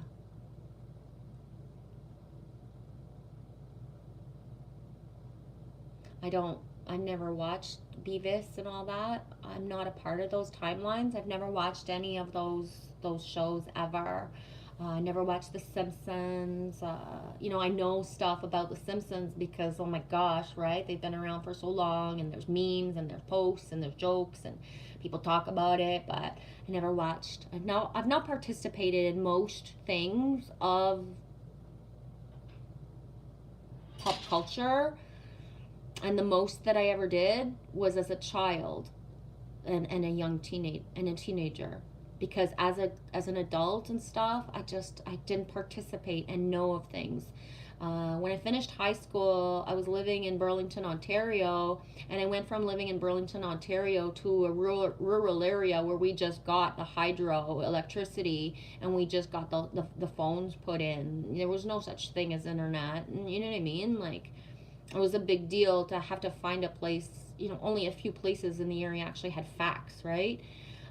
So I went from living kind of suburban, middle city, like jammed in between Toronto and Niagara Falls area, to basically buttfuck nowhere that has just showed up on Google in the last certain amount of years, right?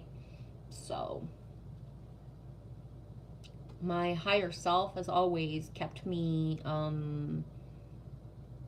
as different and not of all the timelines of the programming.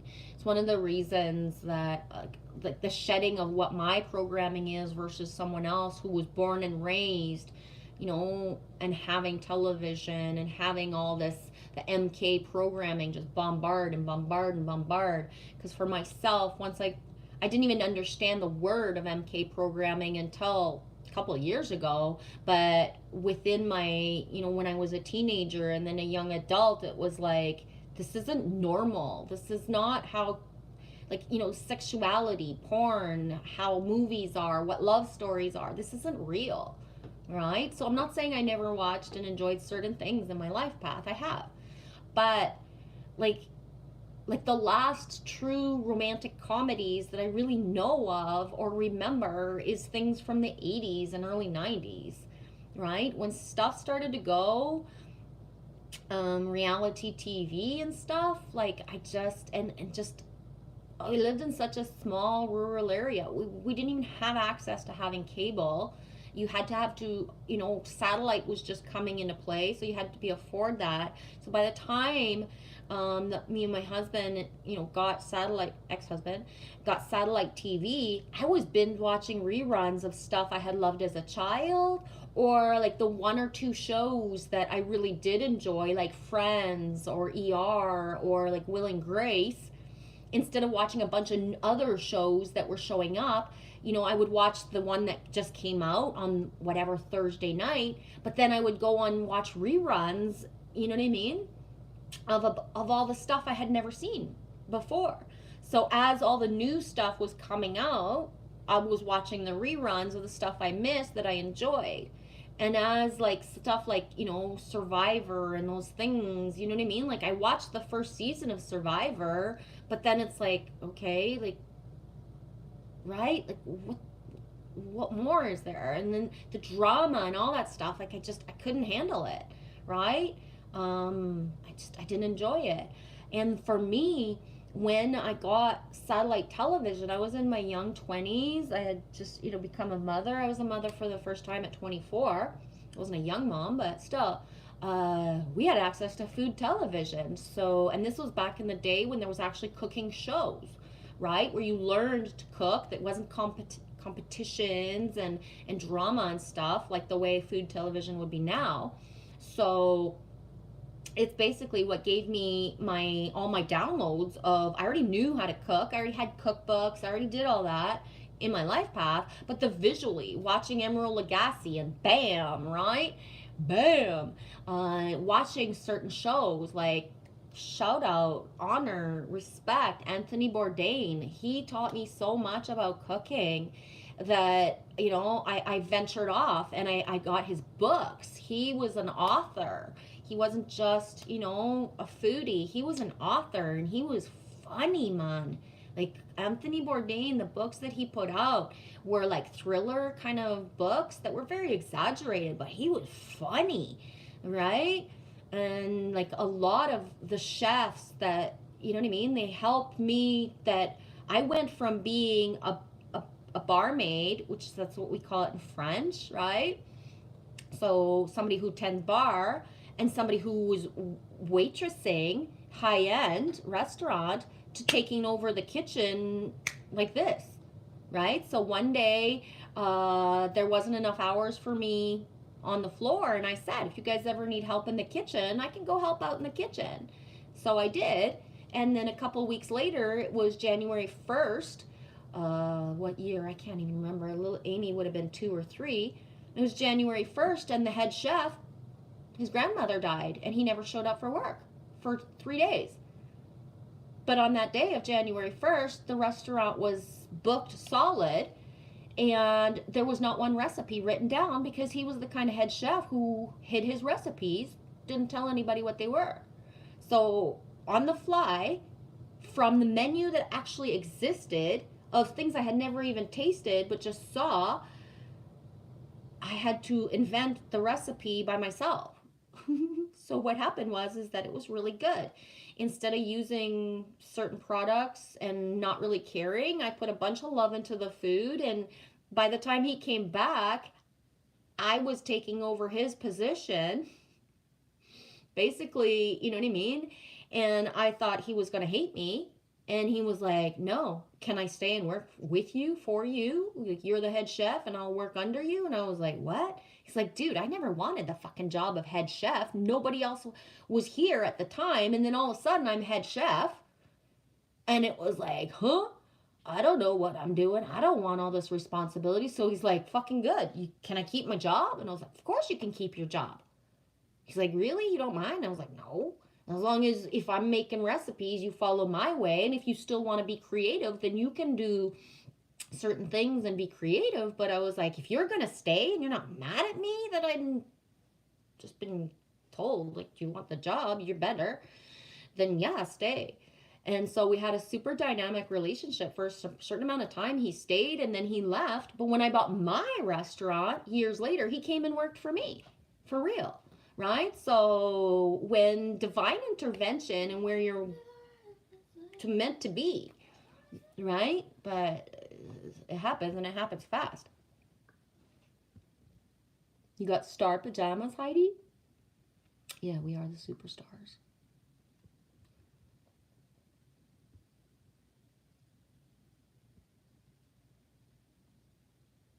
Thanks for being here, Mr. Hugh. You're probably already gone because I'm behind, but thank you.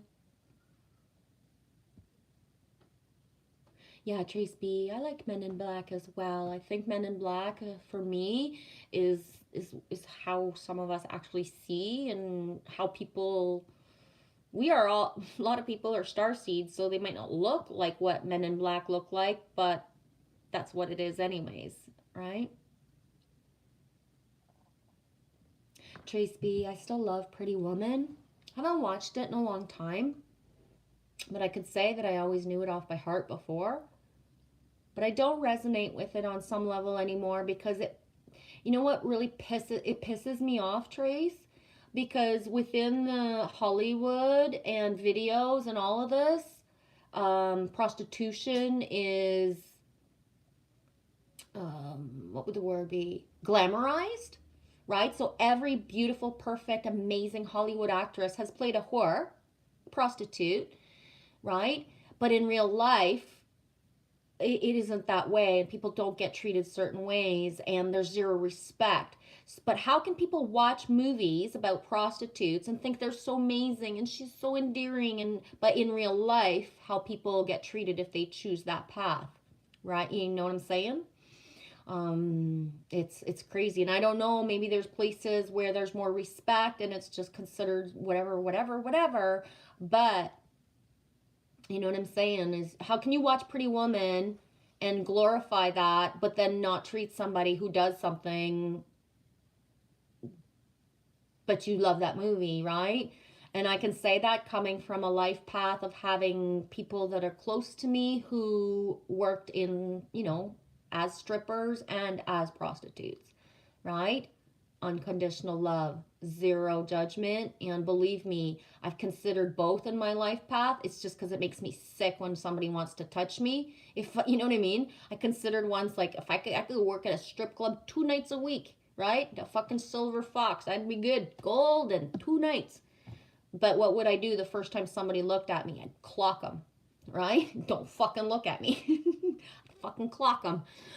I'd get fired for being looked at, and that's what you do when you're a stripper. So I would not make the best stripper for the public, right? Because if you're looking at me and I don't like it, I'm gonna fucking clock ya. Been there, done that. You know what I'm saying? But yeah, respect. Yeah, Hook. Hook is one of my favorite movies of all time. I was talking about it a couple last live stream.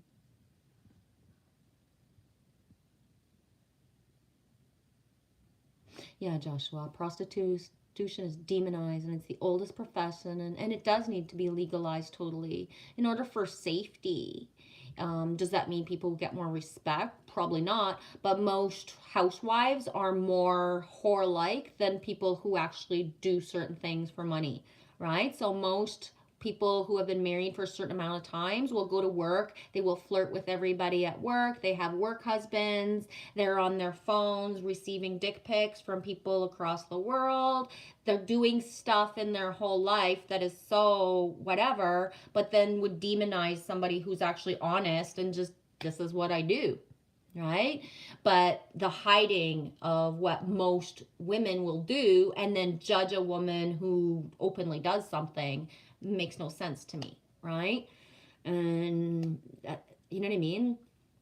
Even Heidi wrote it down earlier, the typical scenario of the housewife and the pool guy, right? It's a scenario, it's a thing, and as whatever, it's just like, if you're the pool guy and you're getting hit on by a bunch of women, unless that's what you wanted, it's not funny. It's not funny at all. Right? It's like the same thing as if you work in a restaurant that happens to serve alcohol.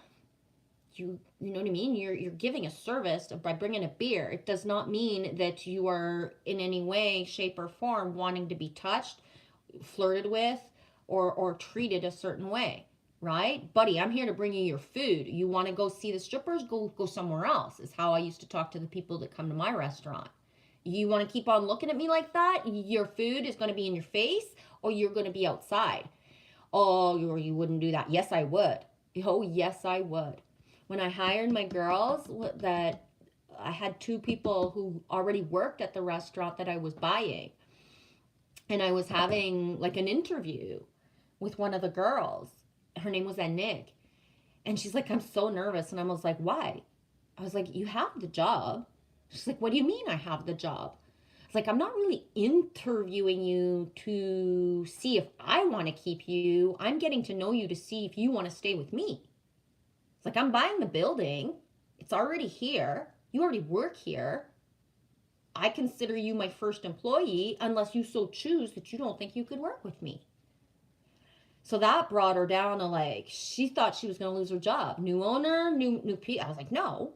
Right? Small town, small community. You already work here. You already know. I was like, you're the one that's actually going to help me when I don't know how to do or work something. Like, I don't even know how to use the fucking alarm system. I've never used one like that. And she was like, I never thought about that way. And I was like, well, yeah. So within like her calming down and knowing I got the job, I'm the one, she's the one that had, you know, the choice. I was already keeping her. One of the things we spoke about is, you know, my expectations, what her role would be, and, you know, and I said to her, I said something about, you know, like, because in Quebec, I don't know how it is now, but at the time, bars closed at 3, and at 3:30, everybody had to be out. So last call is at 3. You can pop a bunch of beers, but at 3:30, if they're not done, they're not allowed to take them with them, and they got to be out of the building.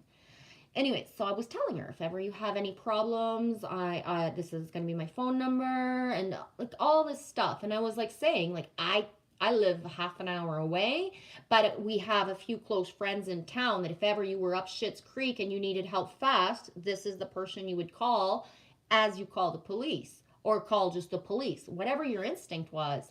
And I said, if anybody ever touches you, I don't care who it is. I don't care if it's the mayor of a certain community. I don't care who it is. If anybody ever touches you or does something that makes you uncomfortable, boom, kick them out. We'll figure out if it's a one-time kick out or if it's forever fucking banned. She looked at me and she started crying, and she was like, I've never been told this by an owner before. And like a couple months ago, somebody grabbed my butt, and when I went and told the boss, he said basically like, okay, so? And I was like, I'm sorry, that's never going to happen. But also what's never going to happen is if I find out that you're being a flirty girl, and if you're leading guys on and then they do something, you're going to get what I'm going to say to you and how I'm going to deal with you too. It goes both ways, right? So if you want to act all nice in front of me and never act a certain way in front of me, but you start acting that way when I'm gone and other, you know what I mean? Like if the circumstances make it that you are being the girl that leads men into something because they've had alcohol, and then after whatever amount of beer they touch you, I'm also going to be as hard on you as I would be on them, right? Full circle, I did end up firing her and then taking her back when she had really realized and came back, not sucking up and saying like, I'm begging for my job back, but you know, I did fire her in a certain timeline because she wasn't happy and she wasn't producing, and things were happening with her and her husband, and it just became drama, and it was like, boom, you're fired. Come back when you're ready to work again, but you're fired for now, right? But yeah, I'm that girl. I have fired people like, boom, get out. You're out today. I'm legally allowed to fire you, and even if I wasn't, you're not coming back as an employee, but you're welcome to come back for the food, right? For real. Other people choose to have drama and make things happen that can become like so out of hand when there's alcohol. And the line gets drawn, and it's drawn for everybody the same ways, right? That's it. Consent is everything. Be careful who you touch. Yeah.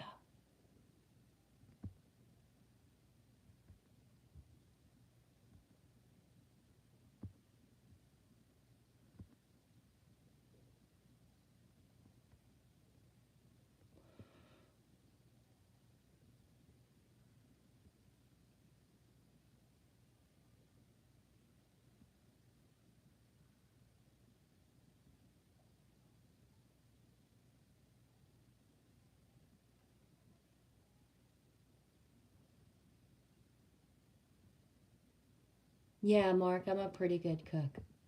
I'm a pretty good cook for sure. Mark Klein. Cool story. You must be amazing at it. The cooking? Yes, I am. I'm a pretty good cook. Yeah, Joshua, I fully resonate with that. Just like drugs, when it's illegal, the underground rape shit is created. Yeah. Yep. Yep. I don't know what the statistics are, right? But cannabis has become legal for the last certain amount of times within our, within all of Canada. So specifically in our community, you know what I mean? Like there's a pot shop, a dispensary, a cannabis shop, whatever you want to call it, within walking distance of everywhere. Like there's so many people that have opened different dispensaries around here. Recreational marijuana. And I would wonder what the statistics are for certain things within our community, because that's the thing, is that the undergroundness of like the gangness and certain part of it, guess what? Our whole it's just eliminated. Like you're allowed to grow pot.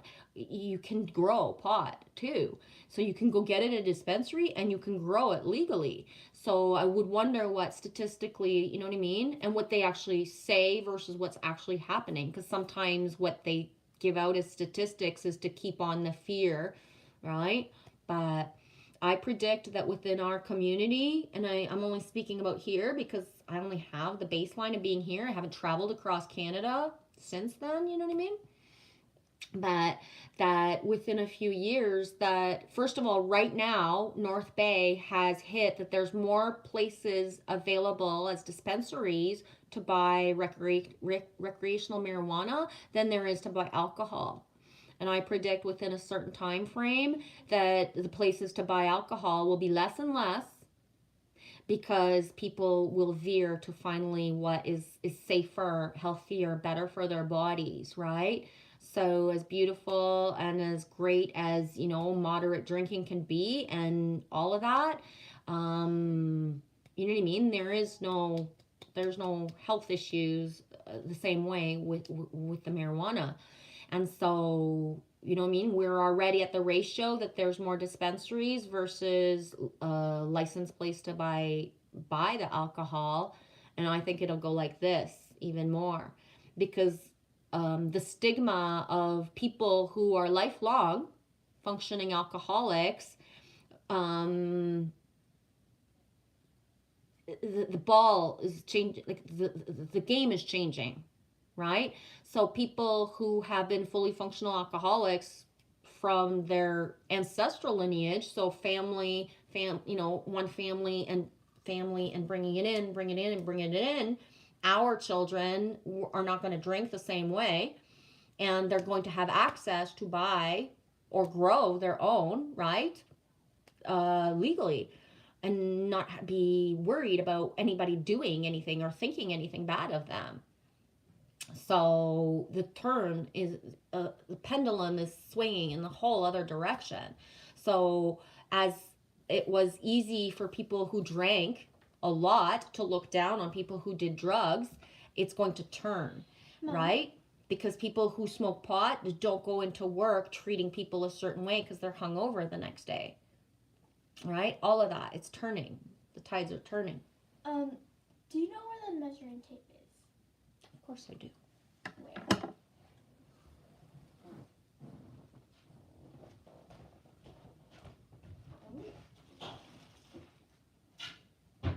Got the tools in the kitchen. There's number one. Yeah. Please be careful. Don't cut yourself. Let's see if I'm still 4'11". Okay, let's see.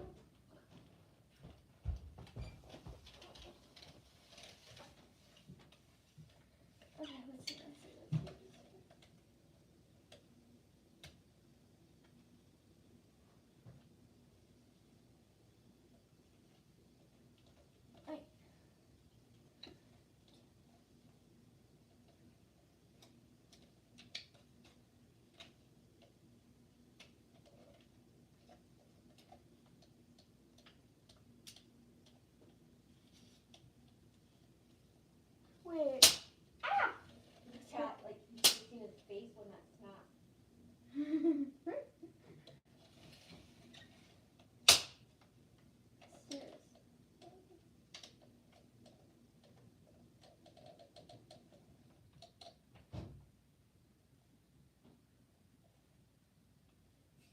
Okay, it says I'm 5'9".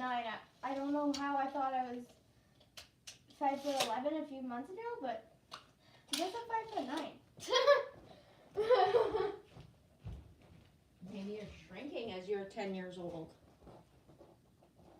Shrink it, shit, skin and shrinky shrink. No. And you said you were 5'2".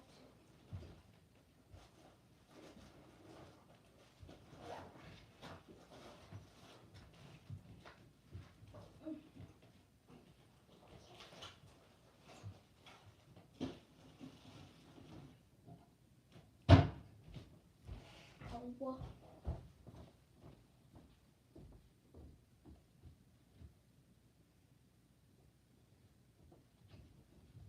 What is the background music?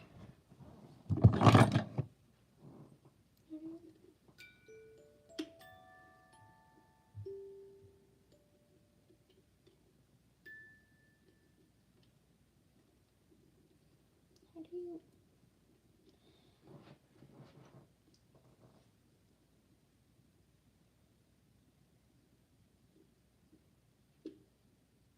Yeah, I don't know how to put this with this thing. No background music.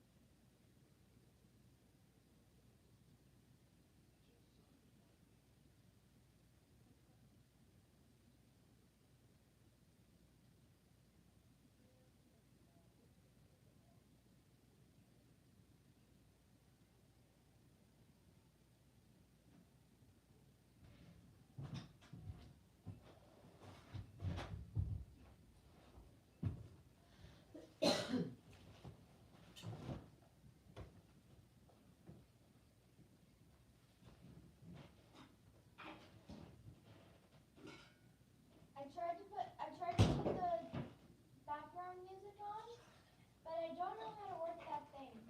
Righty tighty, lefty loosey, baby. What? Is Lucy turn on the music? I don't know. I just said that.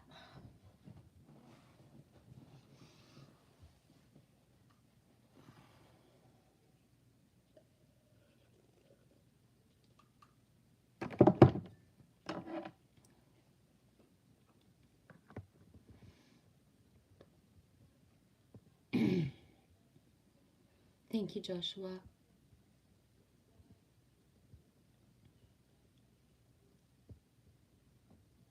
On the road to provide nutrition through my etheric drippages.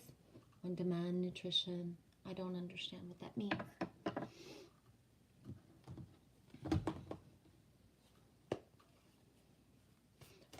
Thanks, Joshua.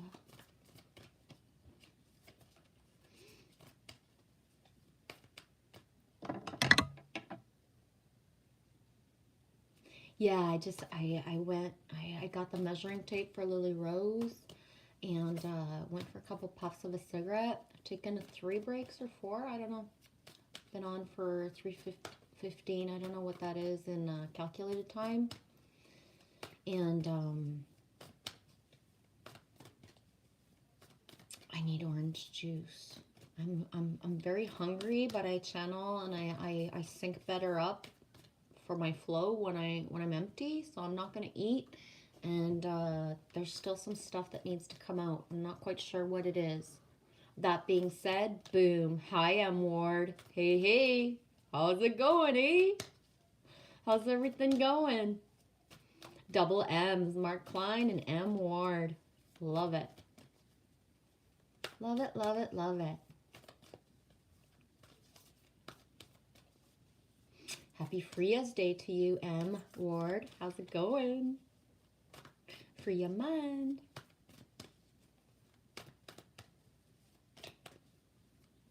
Two marks then?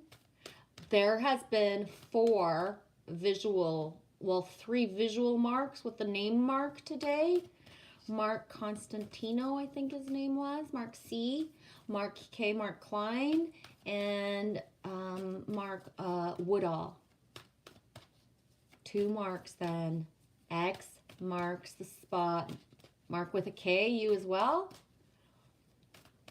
Mark with a C and Mark with a K. I swear to gosh, guys. Mark is my biggest sync name this week. You did? Oh, that way I'm just glad. Every time you get a pickle, think of Lily. That way, gee, when we went to the store, I got the jar of pickles. Yay! Good. He's glad. Every time you crunch on one, you're gonna think of Lily. Right on. Yeah. And Ray of Thought yesterday or 2 days ago in my last live stream reminded me of potato salad. So when I made the shepherd's pie earlier, I kept a certain amount of potatoes out, just not too much because it's just me and Lily. I poured when the potatoes are hot. One of my tricks for potato salad is to pour fresh vinegar on the hot potatoes, and it does something like magical. So instead of using vinegar, I used pickle juice. And then I didn't completely put the potato salad together because I was getting sick of prepping, and well, to be honest, I forgot that I forgot to do it as I was doing everything else. So everything was clean, and then I realized, but anyways, I got the prep ready for a potato salad. Hey, Mark, good name. Yes, Mark is an excellent name. And speaking of excellent names, I don't know what the meaning, like, you know what I mean? But Mark, it's the arc and the M, the power of the M, guys? The power of the M. M and M, M&M has been a huge sync today as well within the stream and within just my week. It's just huge. I posted on Instagram one of my drawings a couple days ago, and the drawing, it's not close. The drawing I posted on Instagram had MGM, but the G is in like a cursive writing. So, and my drawings are multi-layered where you see what you see. I trance when I draw. I'm not actually planning on what I draw. I don't draw. I pump out lines. That's the way, you know what I mean? I'm pumping out lines. And so what you see within one of my drawings is what you see. And so the comments and a few that came into my inbox that didn't comment directly on because they just whatever was that M&M, right? And I'm like, yeah, it does look like M&M, but my intent when I wrote is MGM, Michelle Genevieve Marie, my 3 initials of my 3 given first names. And so, but the multi-layeredness of when I do a drawing and what people see for themselves, right? And that's why that thing of like, we all perceive things differently, but I love that the synchronicity of the M&M and the MGM. Anyways. That way, always on my mind. Me too, dude. Me, like I told you before, I only chose one of the silver dollars. The other ones are still they're all beside my bed in the little thing that you sent me. But I'm gonna go get it. But the buffalo is my dude, and it's either on me or under my pillow at all times. That's it, that way, always. And I will usually what I'll do is I'll put it in my hand, one hand or the other to fall asleep, or I keep it under the pillow. A couple times I put it, to be honest, near my heart in my shirt, and then I forget and I go to the bathroom, so all of a sudden it's like ka-cling. So I try to be careful and not put it on my heart space because I forget and I don't want to lose it, or like, well, if it falls in the toilet I'll just dig in and get it. I don't care. I've touched it all. It's not a big deal, right? But just, yeah, I wouldn't want to have it in my chest area and then go outside, because I've done that with boob rocks, right? When we put crystals in our boobs, us ladies, you know what I'm talking about, crystals, boob rocks. And I've lost some of my most precious things because I put it in my boobs and somehow it's just like, boom, ejected somewhere. Yeah, I'm gonna go get it for the silver sync of it, for the buffalo, and for whatever activation that anybody needs from it.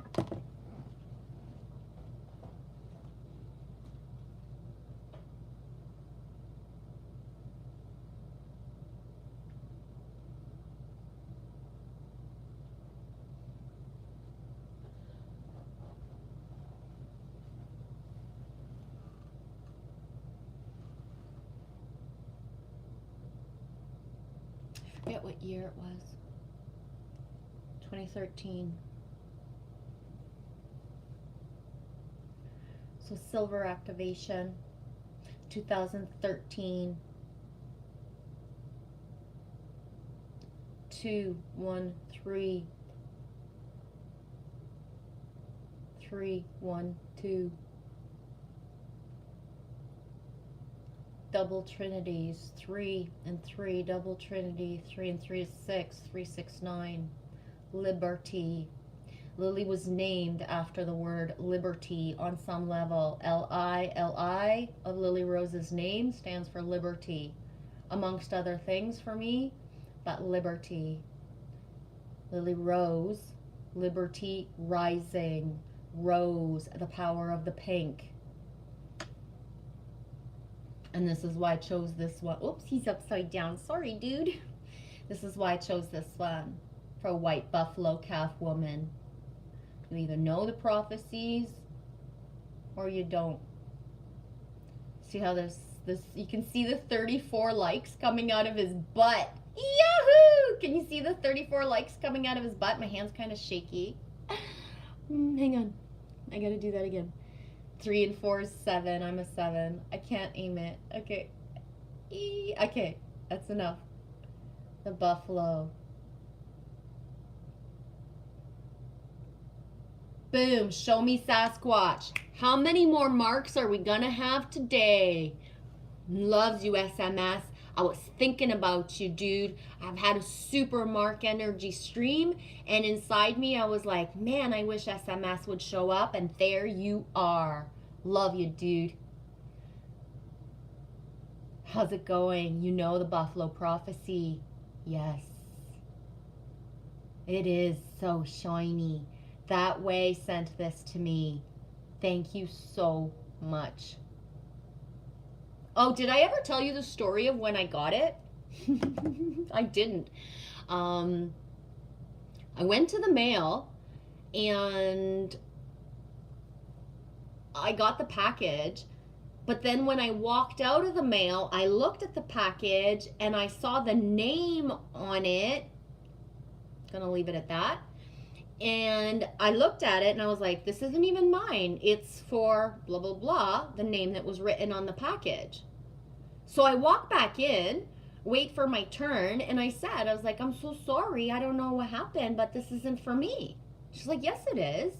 And I was like, no, it has somebody else's name on it. That's not me.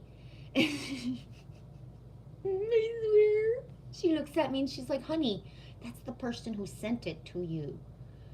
And I was like, but I don't recognize that name. I don't know that person. And she was like, well, somebody sent you a package under this name.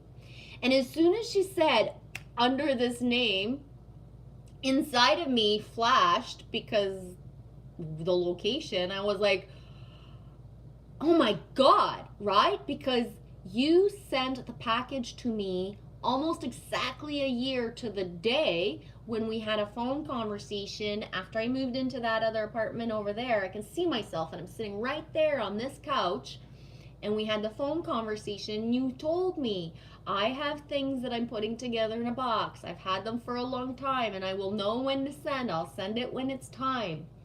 And there's no words for how you saved my ass in sending it at that perfect timeline. And did I ever tell you as well? Oh my God, you guys are gonna think I'm the biggest dipshit ever, but here we go. You sent money, American money in that package. And I looked at the money and I looked at Lily and I was like, is this real? And she's like, I don't know. And I was like, I've never seen American money like this before. And I say that, but like, I mean, as working as a Canadian, there's a few times where people gave me American money, but it was coming from them, and I just did the exchange or took the money and never really examined it, right? I have zero affinity with bills, especially American ones, because y'all don't make the prettiest money ever, right? No offense or anything. Different colors for different. Exactly. We have different colors. Anyways, so Lily, we're driving, and Lily is like on my phone using the data to Google what American money looks like, because I'm like, is this real? Meanwhile, I'm thinking, what if I go somewhere and it's fake money, right? Like, duh. I'll make sure it was real. But, and here's the thing, I was so like thinking I was funny, and then I looked at Lily and I was like, shit, it's Friday afternoon, we got zero money, this came in just in time, we have to go to the bank to get it changed, nobody's gonna change this for me. So when we got to the bank and it was my turn, I looked at the teller and I gave her the money and I was like, I'd like you to change this for me, please. I hope it's real. You should have seen her face. She looked me up and down. She said, I want you to change this into real money. Oh yeah, I looked at her and said, But this is real money. I said, I would like you to change this into real money, and I hope it's real. Like, meaning that it was fake to me because it was from America, and I was hoping it wasn't counterfeit. You should have seen her face. She looked me up and down, and she checked every single bill before she changed it for me. Usually I get people who like really think I'm funny, even if I'm acting like a dipshit, but she was not impressed. I don't know if she's ever been the one, you know, there's sometimes the one employee who actually accepted a counterfeit bill, got in trouble for it, or reprimanded, or had to relearn. I don't know what the story was, but she looked at me like she was not impressed. So I was like, you're just gonna shut up now and stop trying to be funny, because she not gonna think I was funny. Hi, David Castle. Greetings and favor to you as well.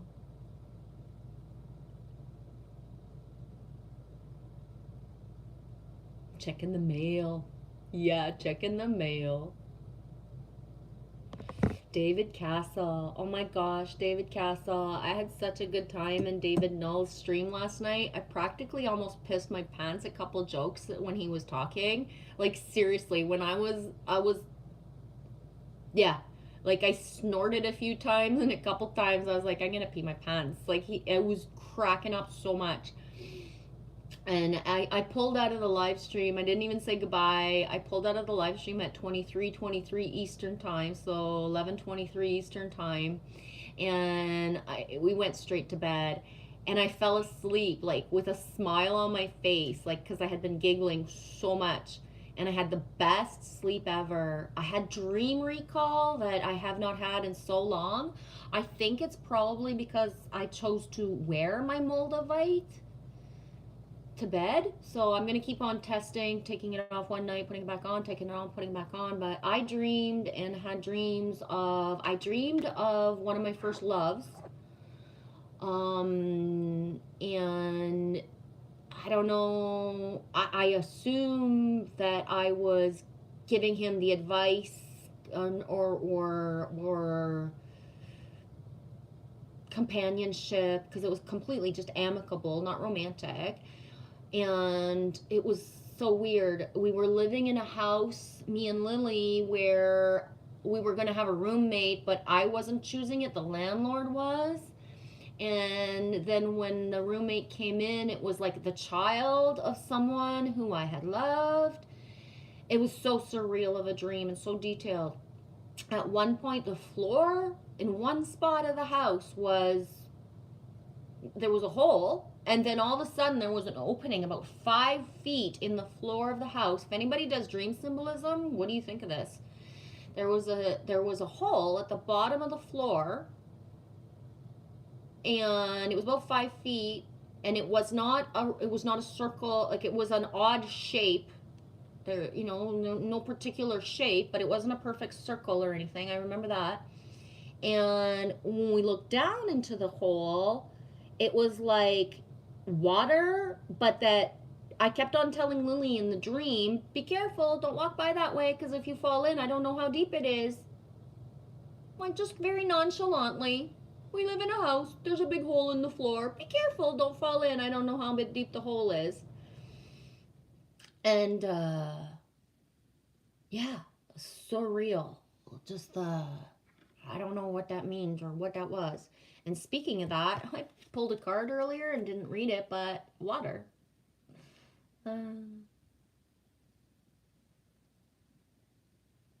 Show me Sasquatch. You can only make one first impression. I don't think so, SMS. I think it's the opposite.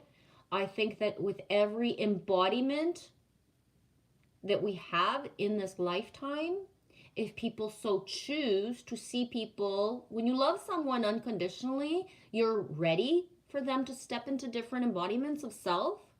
And so someone that didn't give you a real first good impression comes back into your reality and knocks your socks off with who they are in the now. Right? If that makes any sense at all. Some people are not in full or even close to full embodiment, but I see souls. So it's like the eternal patience that I have, or the like, fuck, I wish I didn't have to be patient because I already see your soul, but you're not acting as who you are. And I got to be patient for like, I don't know, days, weeks, years until you get to what I actually see. Right?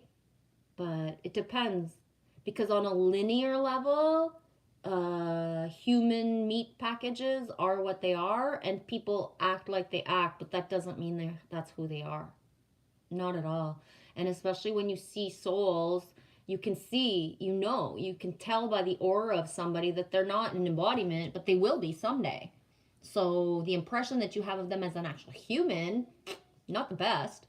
I don't really like that person. I wouldn't hang out with them. But I know that in another timeline later on, if they choose of their free will to actually embody their soul sparks, the fractals of themselves, that, whoa, right? That's saying, if you actually could see or know who's protecting somebody in the higher realms, would you treat somebody the same way? Right? If you see energy and if you see things, do you fuck with people? Nope. Right? I'm shocked of the people who sometimes have messed with me on a certain level, because it's like, you can't say you are, like, I've had people who call themselves Jesus, and it's like, okay, if you're Jesus, then why can't you see me? Who am I? What am I? Because if you're just looking at my meat package and checking out my butt, that's not me, right, Jesus? If you really are of the embodiment of Jesus, then what do you see of someone else, right? It's like people will call themselves a lot of things these days, but if you really are this, then why can't you see me for what I really am? Why are you looking just at my meat package and shy about it, right? So within my 3 years of a journey, a lot of sky watchers have come into my reality. They're really busy looking up. They really want to talk about chemtrails and show people a bunch of stuff. They would really wish for, an alien to come into their reality. But if I went knocking on your email or whatever, why don't you recognize me? You're so busy looking up, you want to see an alien that looks like a certain form, but we are all right here testing you of, do you really embody higher love? Because you don't get other stuff till you've gone through us. Does that make sense? We're the boots on the ground. If you can't recognize us, nobody else is showing up for you, right? Nobody else is going to show up for you, because you can't even be nice to your own people that look like you. How are you going to treat something that is so multidimensional that you're not even ready to see it yet? I forget how to pronounce this. Is it Mama Kocha? Anyways, whatever. I don't mean to disrespect a goddess, but I always forget how to pronounce her name. I think it's Mama Kocha, but I'm not sure. Water, 33. 3 and 3 is 6. 3, 6, 9, babies. The world we inhabit began in the form of the oceanic waters of life and the waters that surround us in the womb. Boom. Oceanic. Had that by our side all this live streaming, guys. Both of which are the domain of the Incan goddess Mamacocha. We are most attuned to the qualities of water as the element of water symbolically represents our emotions. Our emotions move us to make and perceive the world as we know it. The beauty in this truth is found by observing water in all her properties and forms. Water is fluid and passes through cracks and flaws in the ground without stress, moving around obstacles patiently, or wearing out away the most jagged of rocks till they're smooth and gleaming. Boom, kettle rocks. You guys ever seen a kettle rock before? A rock that was a certain shape and then that is in like a rapidy type of waterfall-esque basin, and then it turns like round, ovalish, like an egg. They're magical. Water ebbs and flows, comes and goes in a powerful rhythmic motion as the seas and ocean reveal their promise of release and return. Water rises up from the ground and seeds the cloud, and then rains upon the earth to ensure growth and sustain life. Water turns to hard ice and blankets the world in a protective shell, my shell. Even the soft snow allowing the dormancy of life to herald. Boom, there's the word herald again. Herald. A time of dreaming. Then the ice melts and the cycle begins again.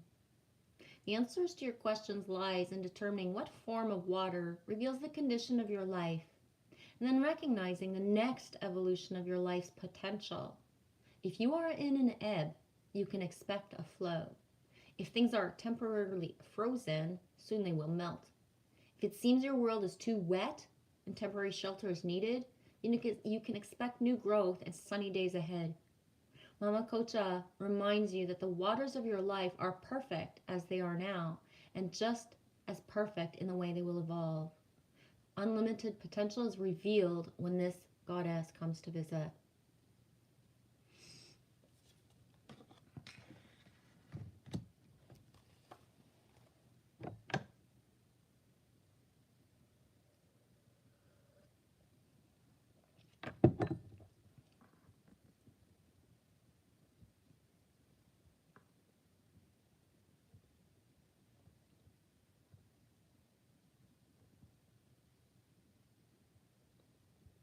I'm glad you're here, David.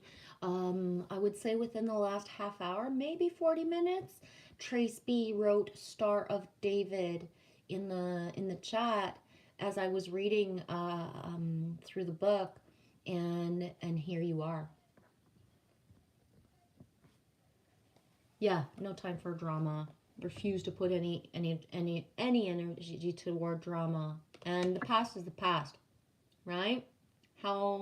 When you know better, you do better. When you step into different embodiments, everything is it's just different, right? That's it.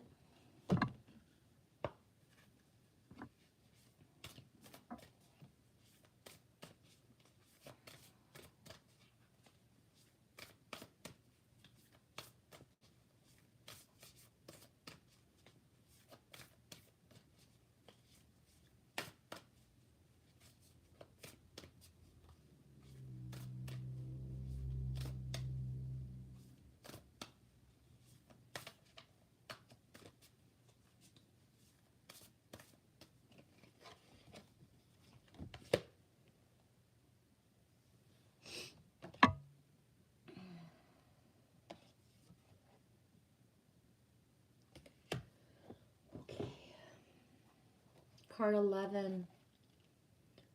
11. 1 and 1 is 2. Sky, fire. Hey, cowboy.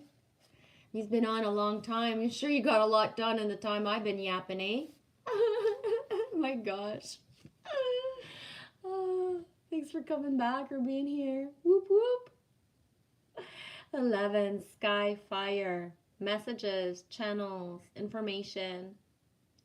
With this card comes a new guide.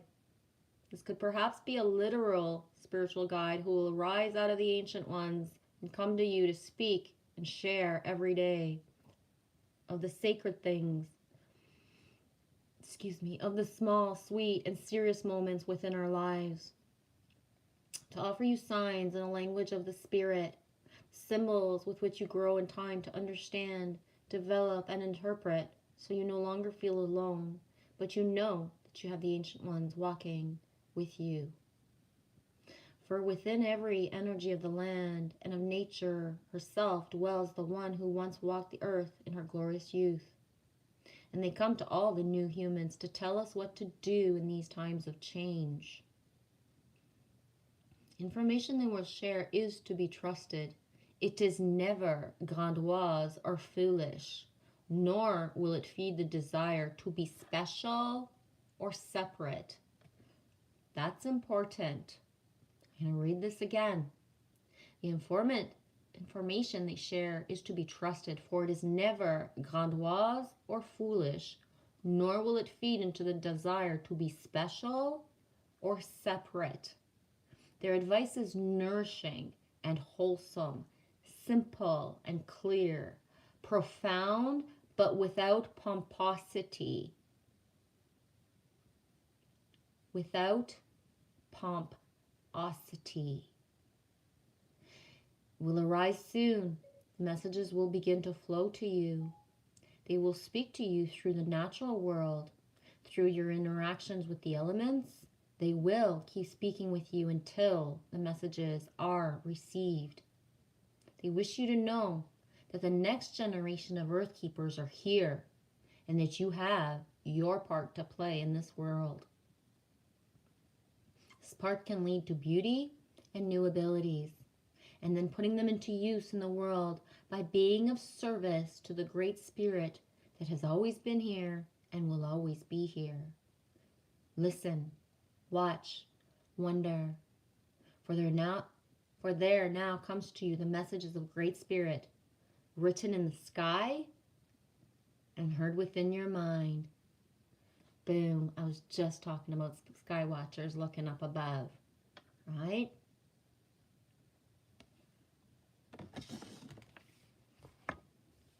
David Castle, I got marked poorly in nursing school because a patient thought I was Jesus. He had dementia. The instructor told me to correct him, and I refused. Yeah, I so resonate with that, David. I get it. Yep, the Christ light, eh, baby? A person saw it.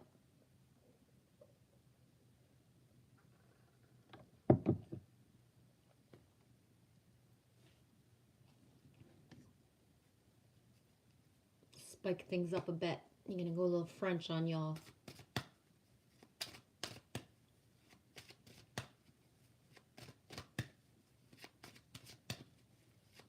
That being said, I've been talking for hours and I haven't spoken French, so let's see how it flows. It's the first deck I ever bought. It was guided to me in 2008.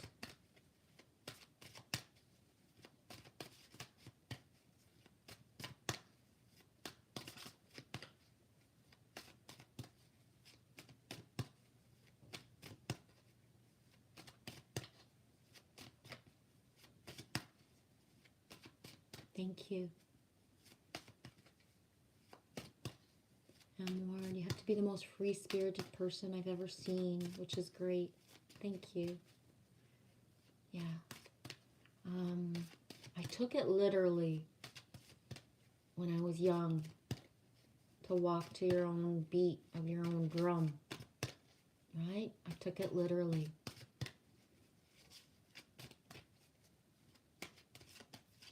Right?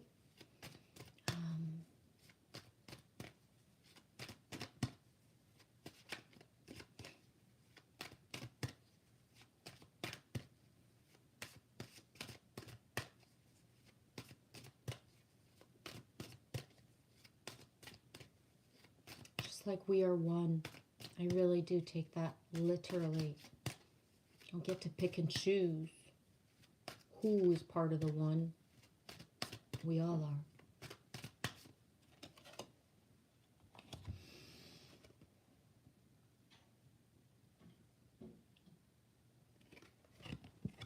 are. Avoir confiance.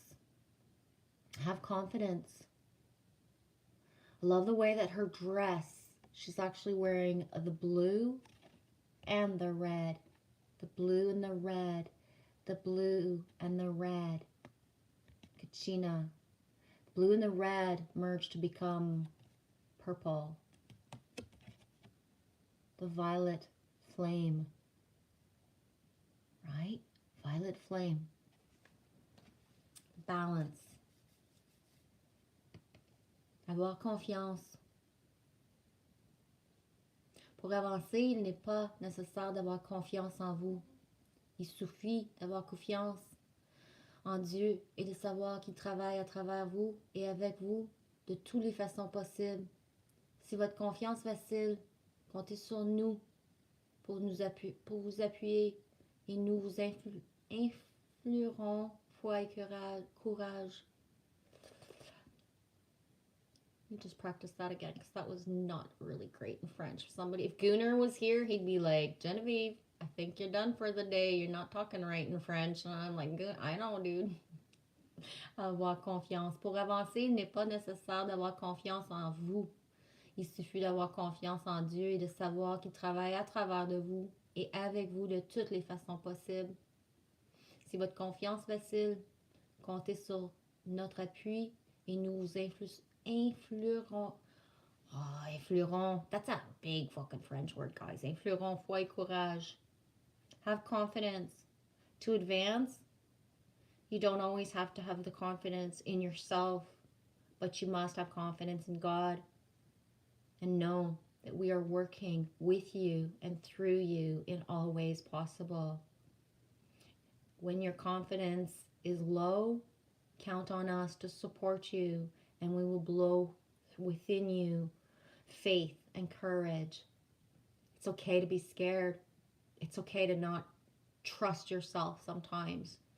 But losing the trust in yourself, keep on trusting. Because it's okay. We are allowed. We are human. We came here to experience certain things. Right? And there are the moments, the times, the timelines, sometimes days or weeks where you just don't trust yourself. You don't have confidence in yourself. But just don't lose that faith in God. Because He never lets go. Source never lets go of you. Ever.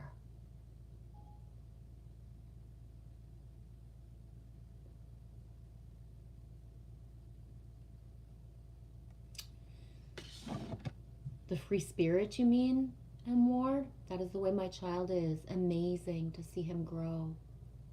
Yeah.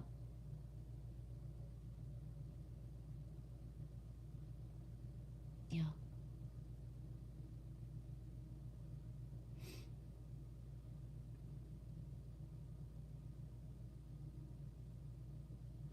Let's do another Frenchie.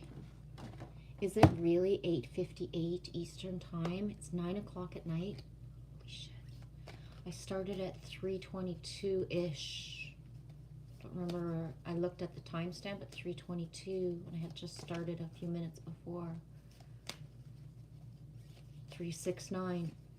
I knew there was a reason I was going a long time.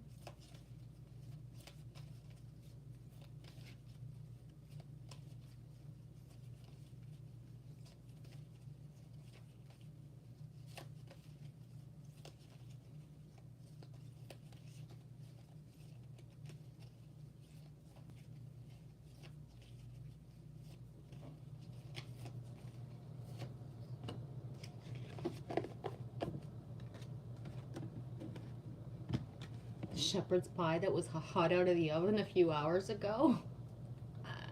Can you say reheat me? The butterflies in this. 1, 2, 3, 4,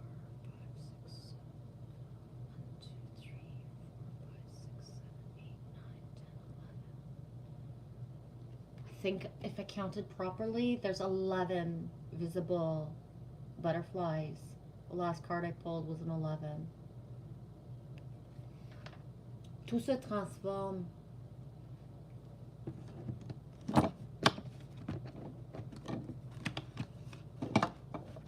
First card that came out was joie, joy. Tout se transforme. Je suis source de joie. I am a source of joy. Par mon cœur émane une douce lumière qui éclaire les gens autour de moi et transforme tout en positif. Through my heart emanates a soft light that lights up for people around me, everywhere, and transforms everything to positive. J'aime ma vie et en tout temps, je travaille sur ma gaieté malgré les contradictions et les difficultés. I love my life at all times and I work on my joy despite the contradictions and difficulties. Je ne laisse aucune négativité m'envahir et je me libère de tout doute et je m'imprègne de lumière pure, source de bonheur véritable. I leave behind all negativity. I do not let it invade me. I liberate myself from doubt and I impregnate myself with light, pure source of pure bliss and happiness.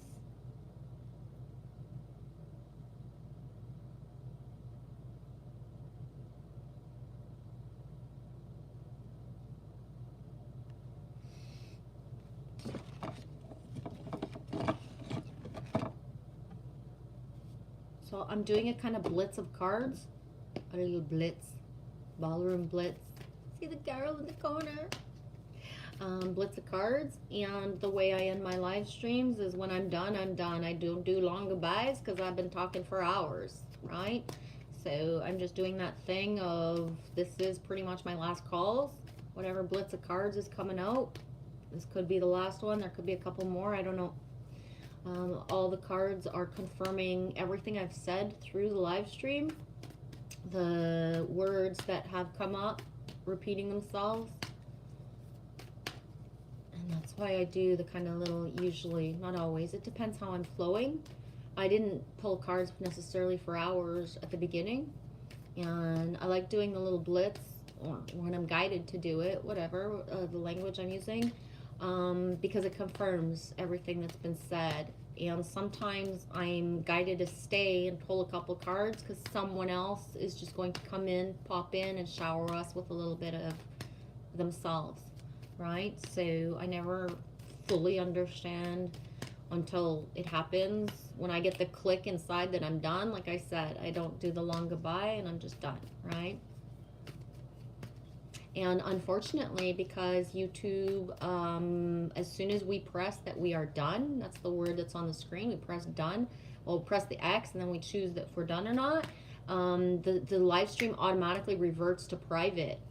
Hoping that setting is going to just, like it's, if I wanted it to be private, I would choose to put it private when I'm done. I would wish that would revert back to like, listen, I'm streaming and then it just uploads as public, right? But because it reverts right to private, you guys don't get to keep on chatting because as soon as I knock out, I don't have enough time to go put it as public and the live stream is done. And I think that's too bad because sometimes what has happened in the past, because I have been doing this for like almost 2 years, like, you know what I mean? What would happen in the past sometimes is that because the window of the chat would stay open, sometimes people would continue their interactions or sometimes have like their deep interactions of like what they needed for self. So two people who hadn't, you know, seen each other in a long time through the streams or comments, or people who just met in streams would continue a conversation.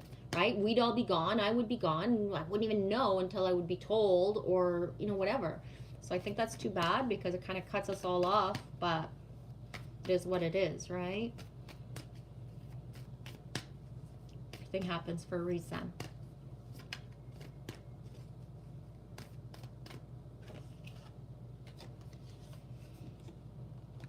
Boom. Rhea, flow, 43, 3 and 4. Earlier, when I was saying that the the buffalo had the 34 coming out of its butt, 43, 3 and 4 is 7. Rhea, flow. Again, been talking a lot about flow and water energies, the whole stream.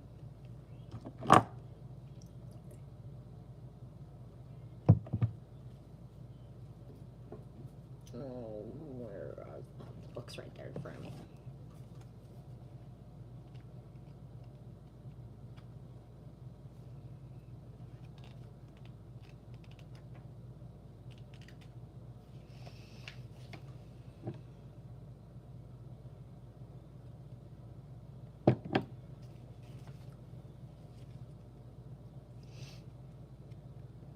Rhea, flow. Do you notice how when you're in alignment with the universe, everything in your life just seems to flow? Greek goddess Rhea, whose very name means flow and ease, comes to let you know that you're entering such a time. While the flow state is not permanent for most people, it's a beautiful feeling that allows you to lose yourself in the rhythm. It's as if you're traveling down a magic stream, merrily, merrily, merrily, where ideas and insights pour through you from a vast source of information that is gifted to you. The way to ensure you remain in this beautiful energy as long as you can is to observe your life with relaxed attention, listening to the guidance presented to you as you move forward without restraint or fixed ideas. You can enter a flow state anytime you're willing to release your expectations. It requires trust. And the goddess Rhea ensures your boat will never capsize as you move from a slow stream to a rapid river. So I pulled a goddess earlier, Amakocha, water, Rhea, flow. I'm going to pull a third goddess to have the trinity of the feminine, the goddess energy.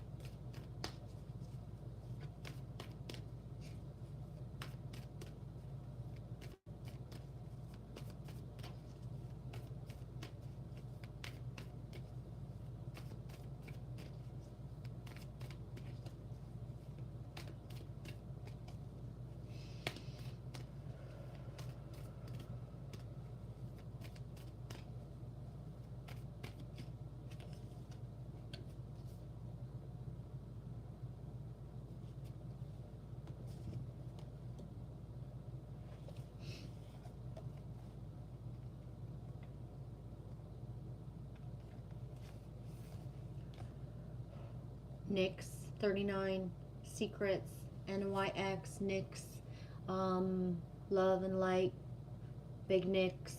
If you was around a couple years ago, then you understand and know Big Nyx. If you do not, that's okay. Still send the love and light. Love and Danny Skylark, wrapping her with love and energy. Nyx, Secrets. There are times when you must surrender your need to know. Some things open up only when they choose to, not by demand. The mysterious and unknowable is the domain of the Greek goddess Nyx. She shows you the veils that may not part for you at this time. Right now, you're meant to keep your path, trusting that all the secrets will be revealed as the goddess Nyx decides. There's Pickle Face that way. That way went and bought a jar of pickles. Remain true to your intentions and keep on moving forward, remaining curious and open to what you can discover. Allow your need to know the details right now to fall away and just be present to all that life is offering you. Judge nothing as good or bad. Just be with what arises. because soon the treasure you seek will be revealed, and it will be better and more valuable than you could have ever imagined. Goddess Nyx knows what is best for you. Trust, and all will be revealed in divine timing. I do not think Bo wants a pickle. Gosh, no.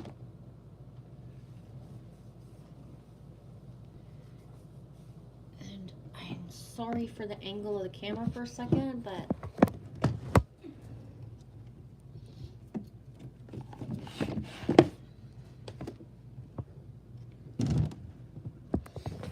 don't have any masculine based cards per se, but I do have an Ascended Masters deck that is mostly masculine. And although I was guided to pull a trinity of the feminine energy, this is the only deck I have that mostly has masculine representation. And I feel I'm guided to pick one. Is it one of the French ones? Yeah. I thought so by the way it looked. I feel to grab one to balance out the trinity of the feminine energy that I just pulled. That being said, could be a feminine too. There's a couple of Ascended Masters that are feminine as well.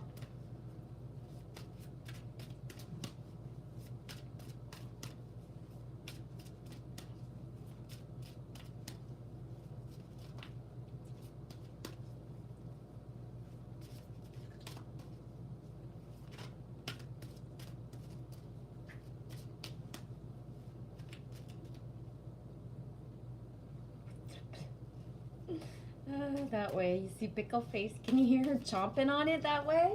Chomp, chomp. Chomp, chomp. I can barely hear her, so I don't think you do, but... Oh, boy. Okay. There it is. Oh, my God, too. Ooh, ay, ay, two. Ew, this hair. Ah! Don't show it on camera. Whose hair is that? Yours. Oh my god, that's so gross. That's yours. Ah! I swear, I leave fucking hair everywhere. Everywhere. Where's the card? Oh, Pan, come back. Come back. Okay, so two fell. Boom. See where you guys were talking about avoiding the negative, not doing the drama. Détachez-vous du drame. Let go of the drama. Athena. Self-explanatory. Not gonna read the book, especially not now in French. My tummy is like screaming for shepherd's pie and hand-grated coleslaw. And it's just waiting for me. So the last things in the chat are about making sure to avoid drama, not being part of the drama, avoiding the negative, boundaries, right? Athena, détachez-vous du drame, detach yourself, cut the cords from the drama. I was pulling this deck to get a masculine, and the masculine that I got is Pan. Boom, bang-a-rang, Pan the man. Hook reference. They're not necessarily talking about Peter Pan, because Pan is a nature god. But yeah, fertilité, fertility.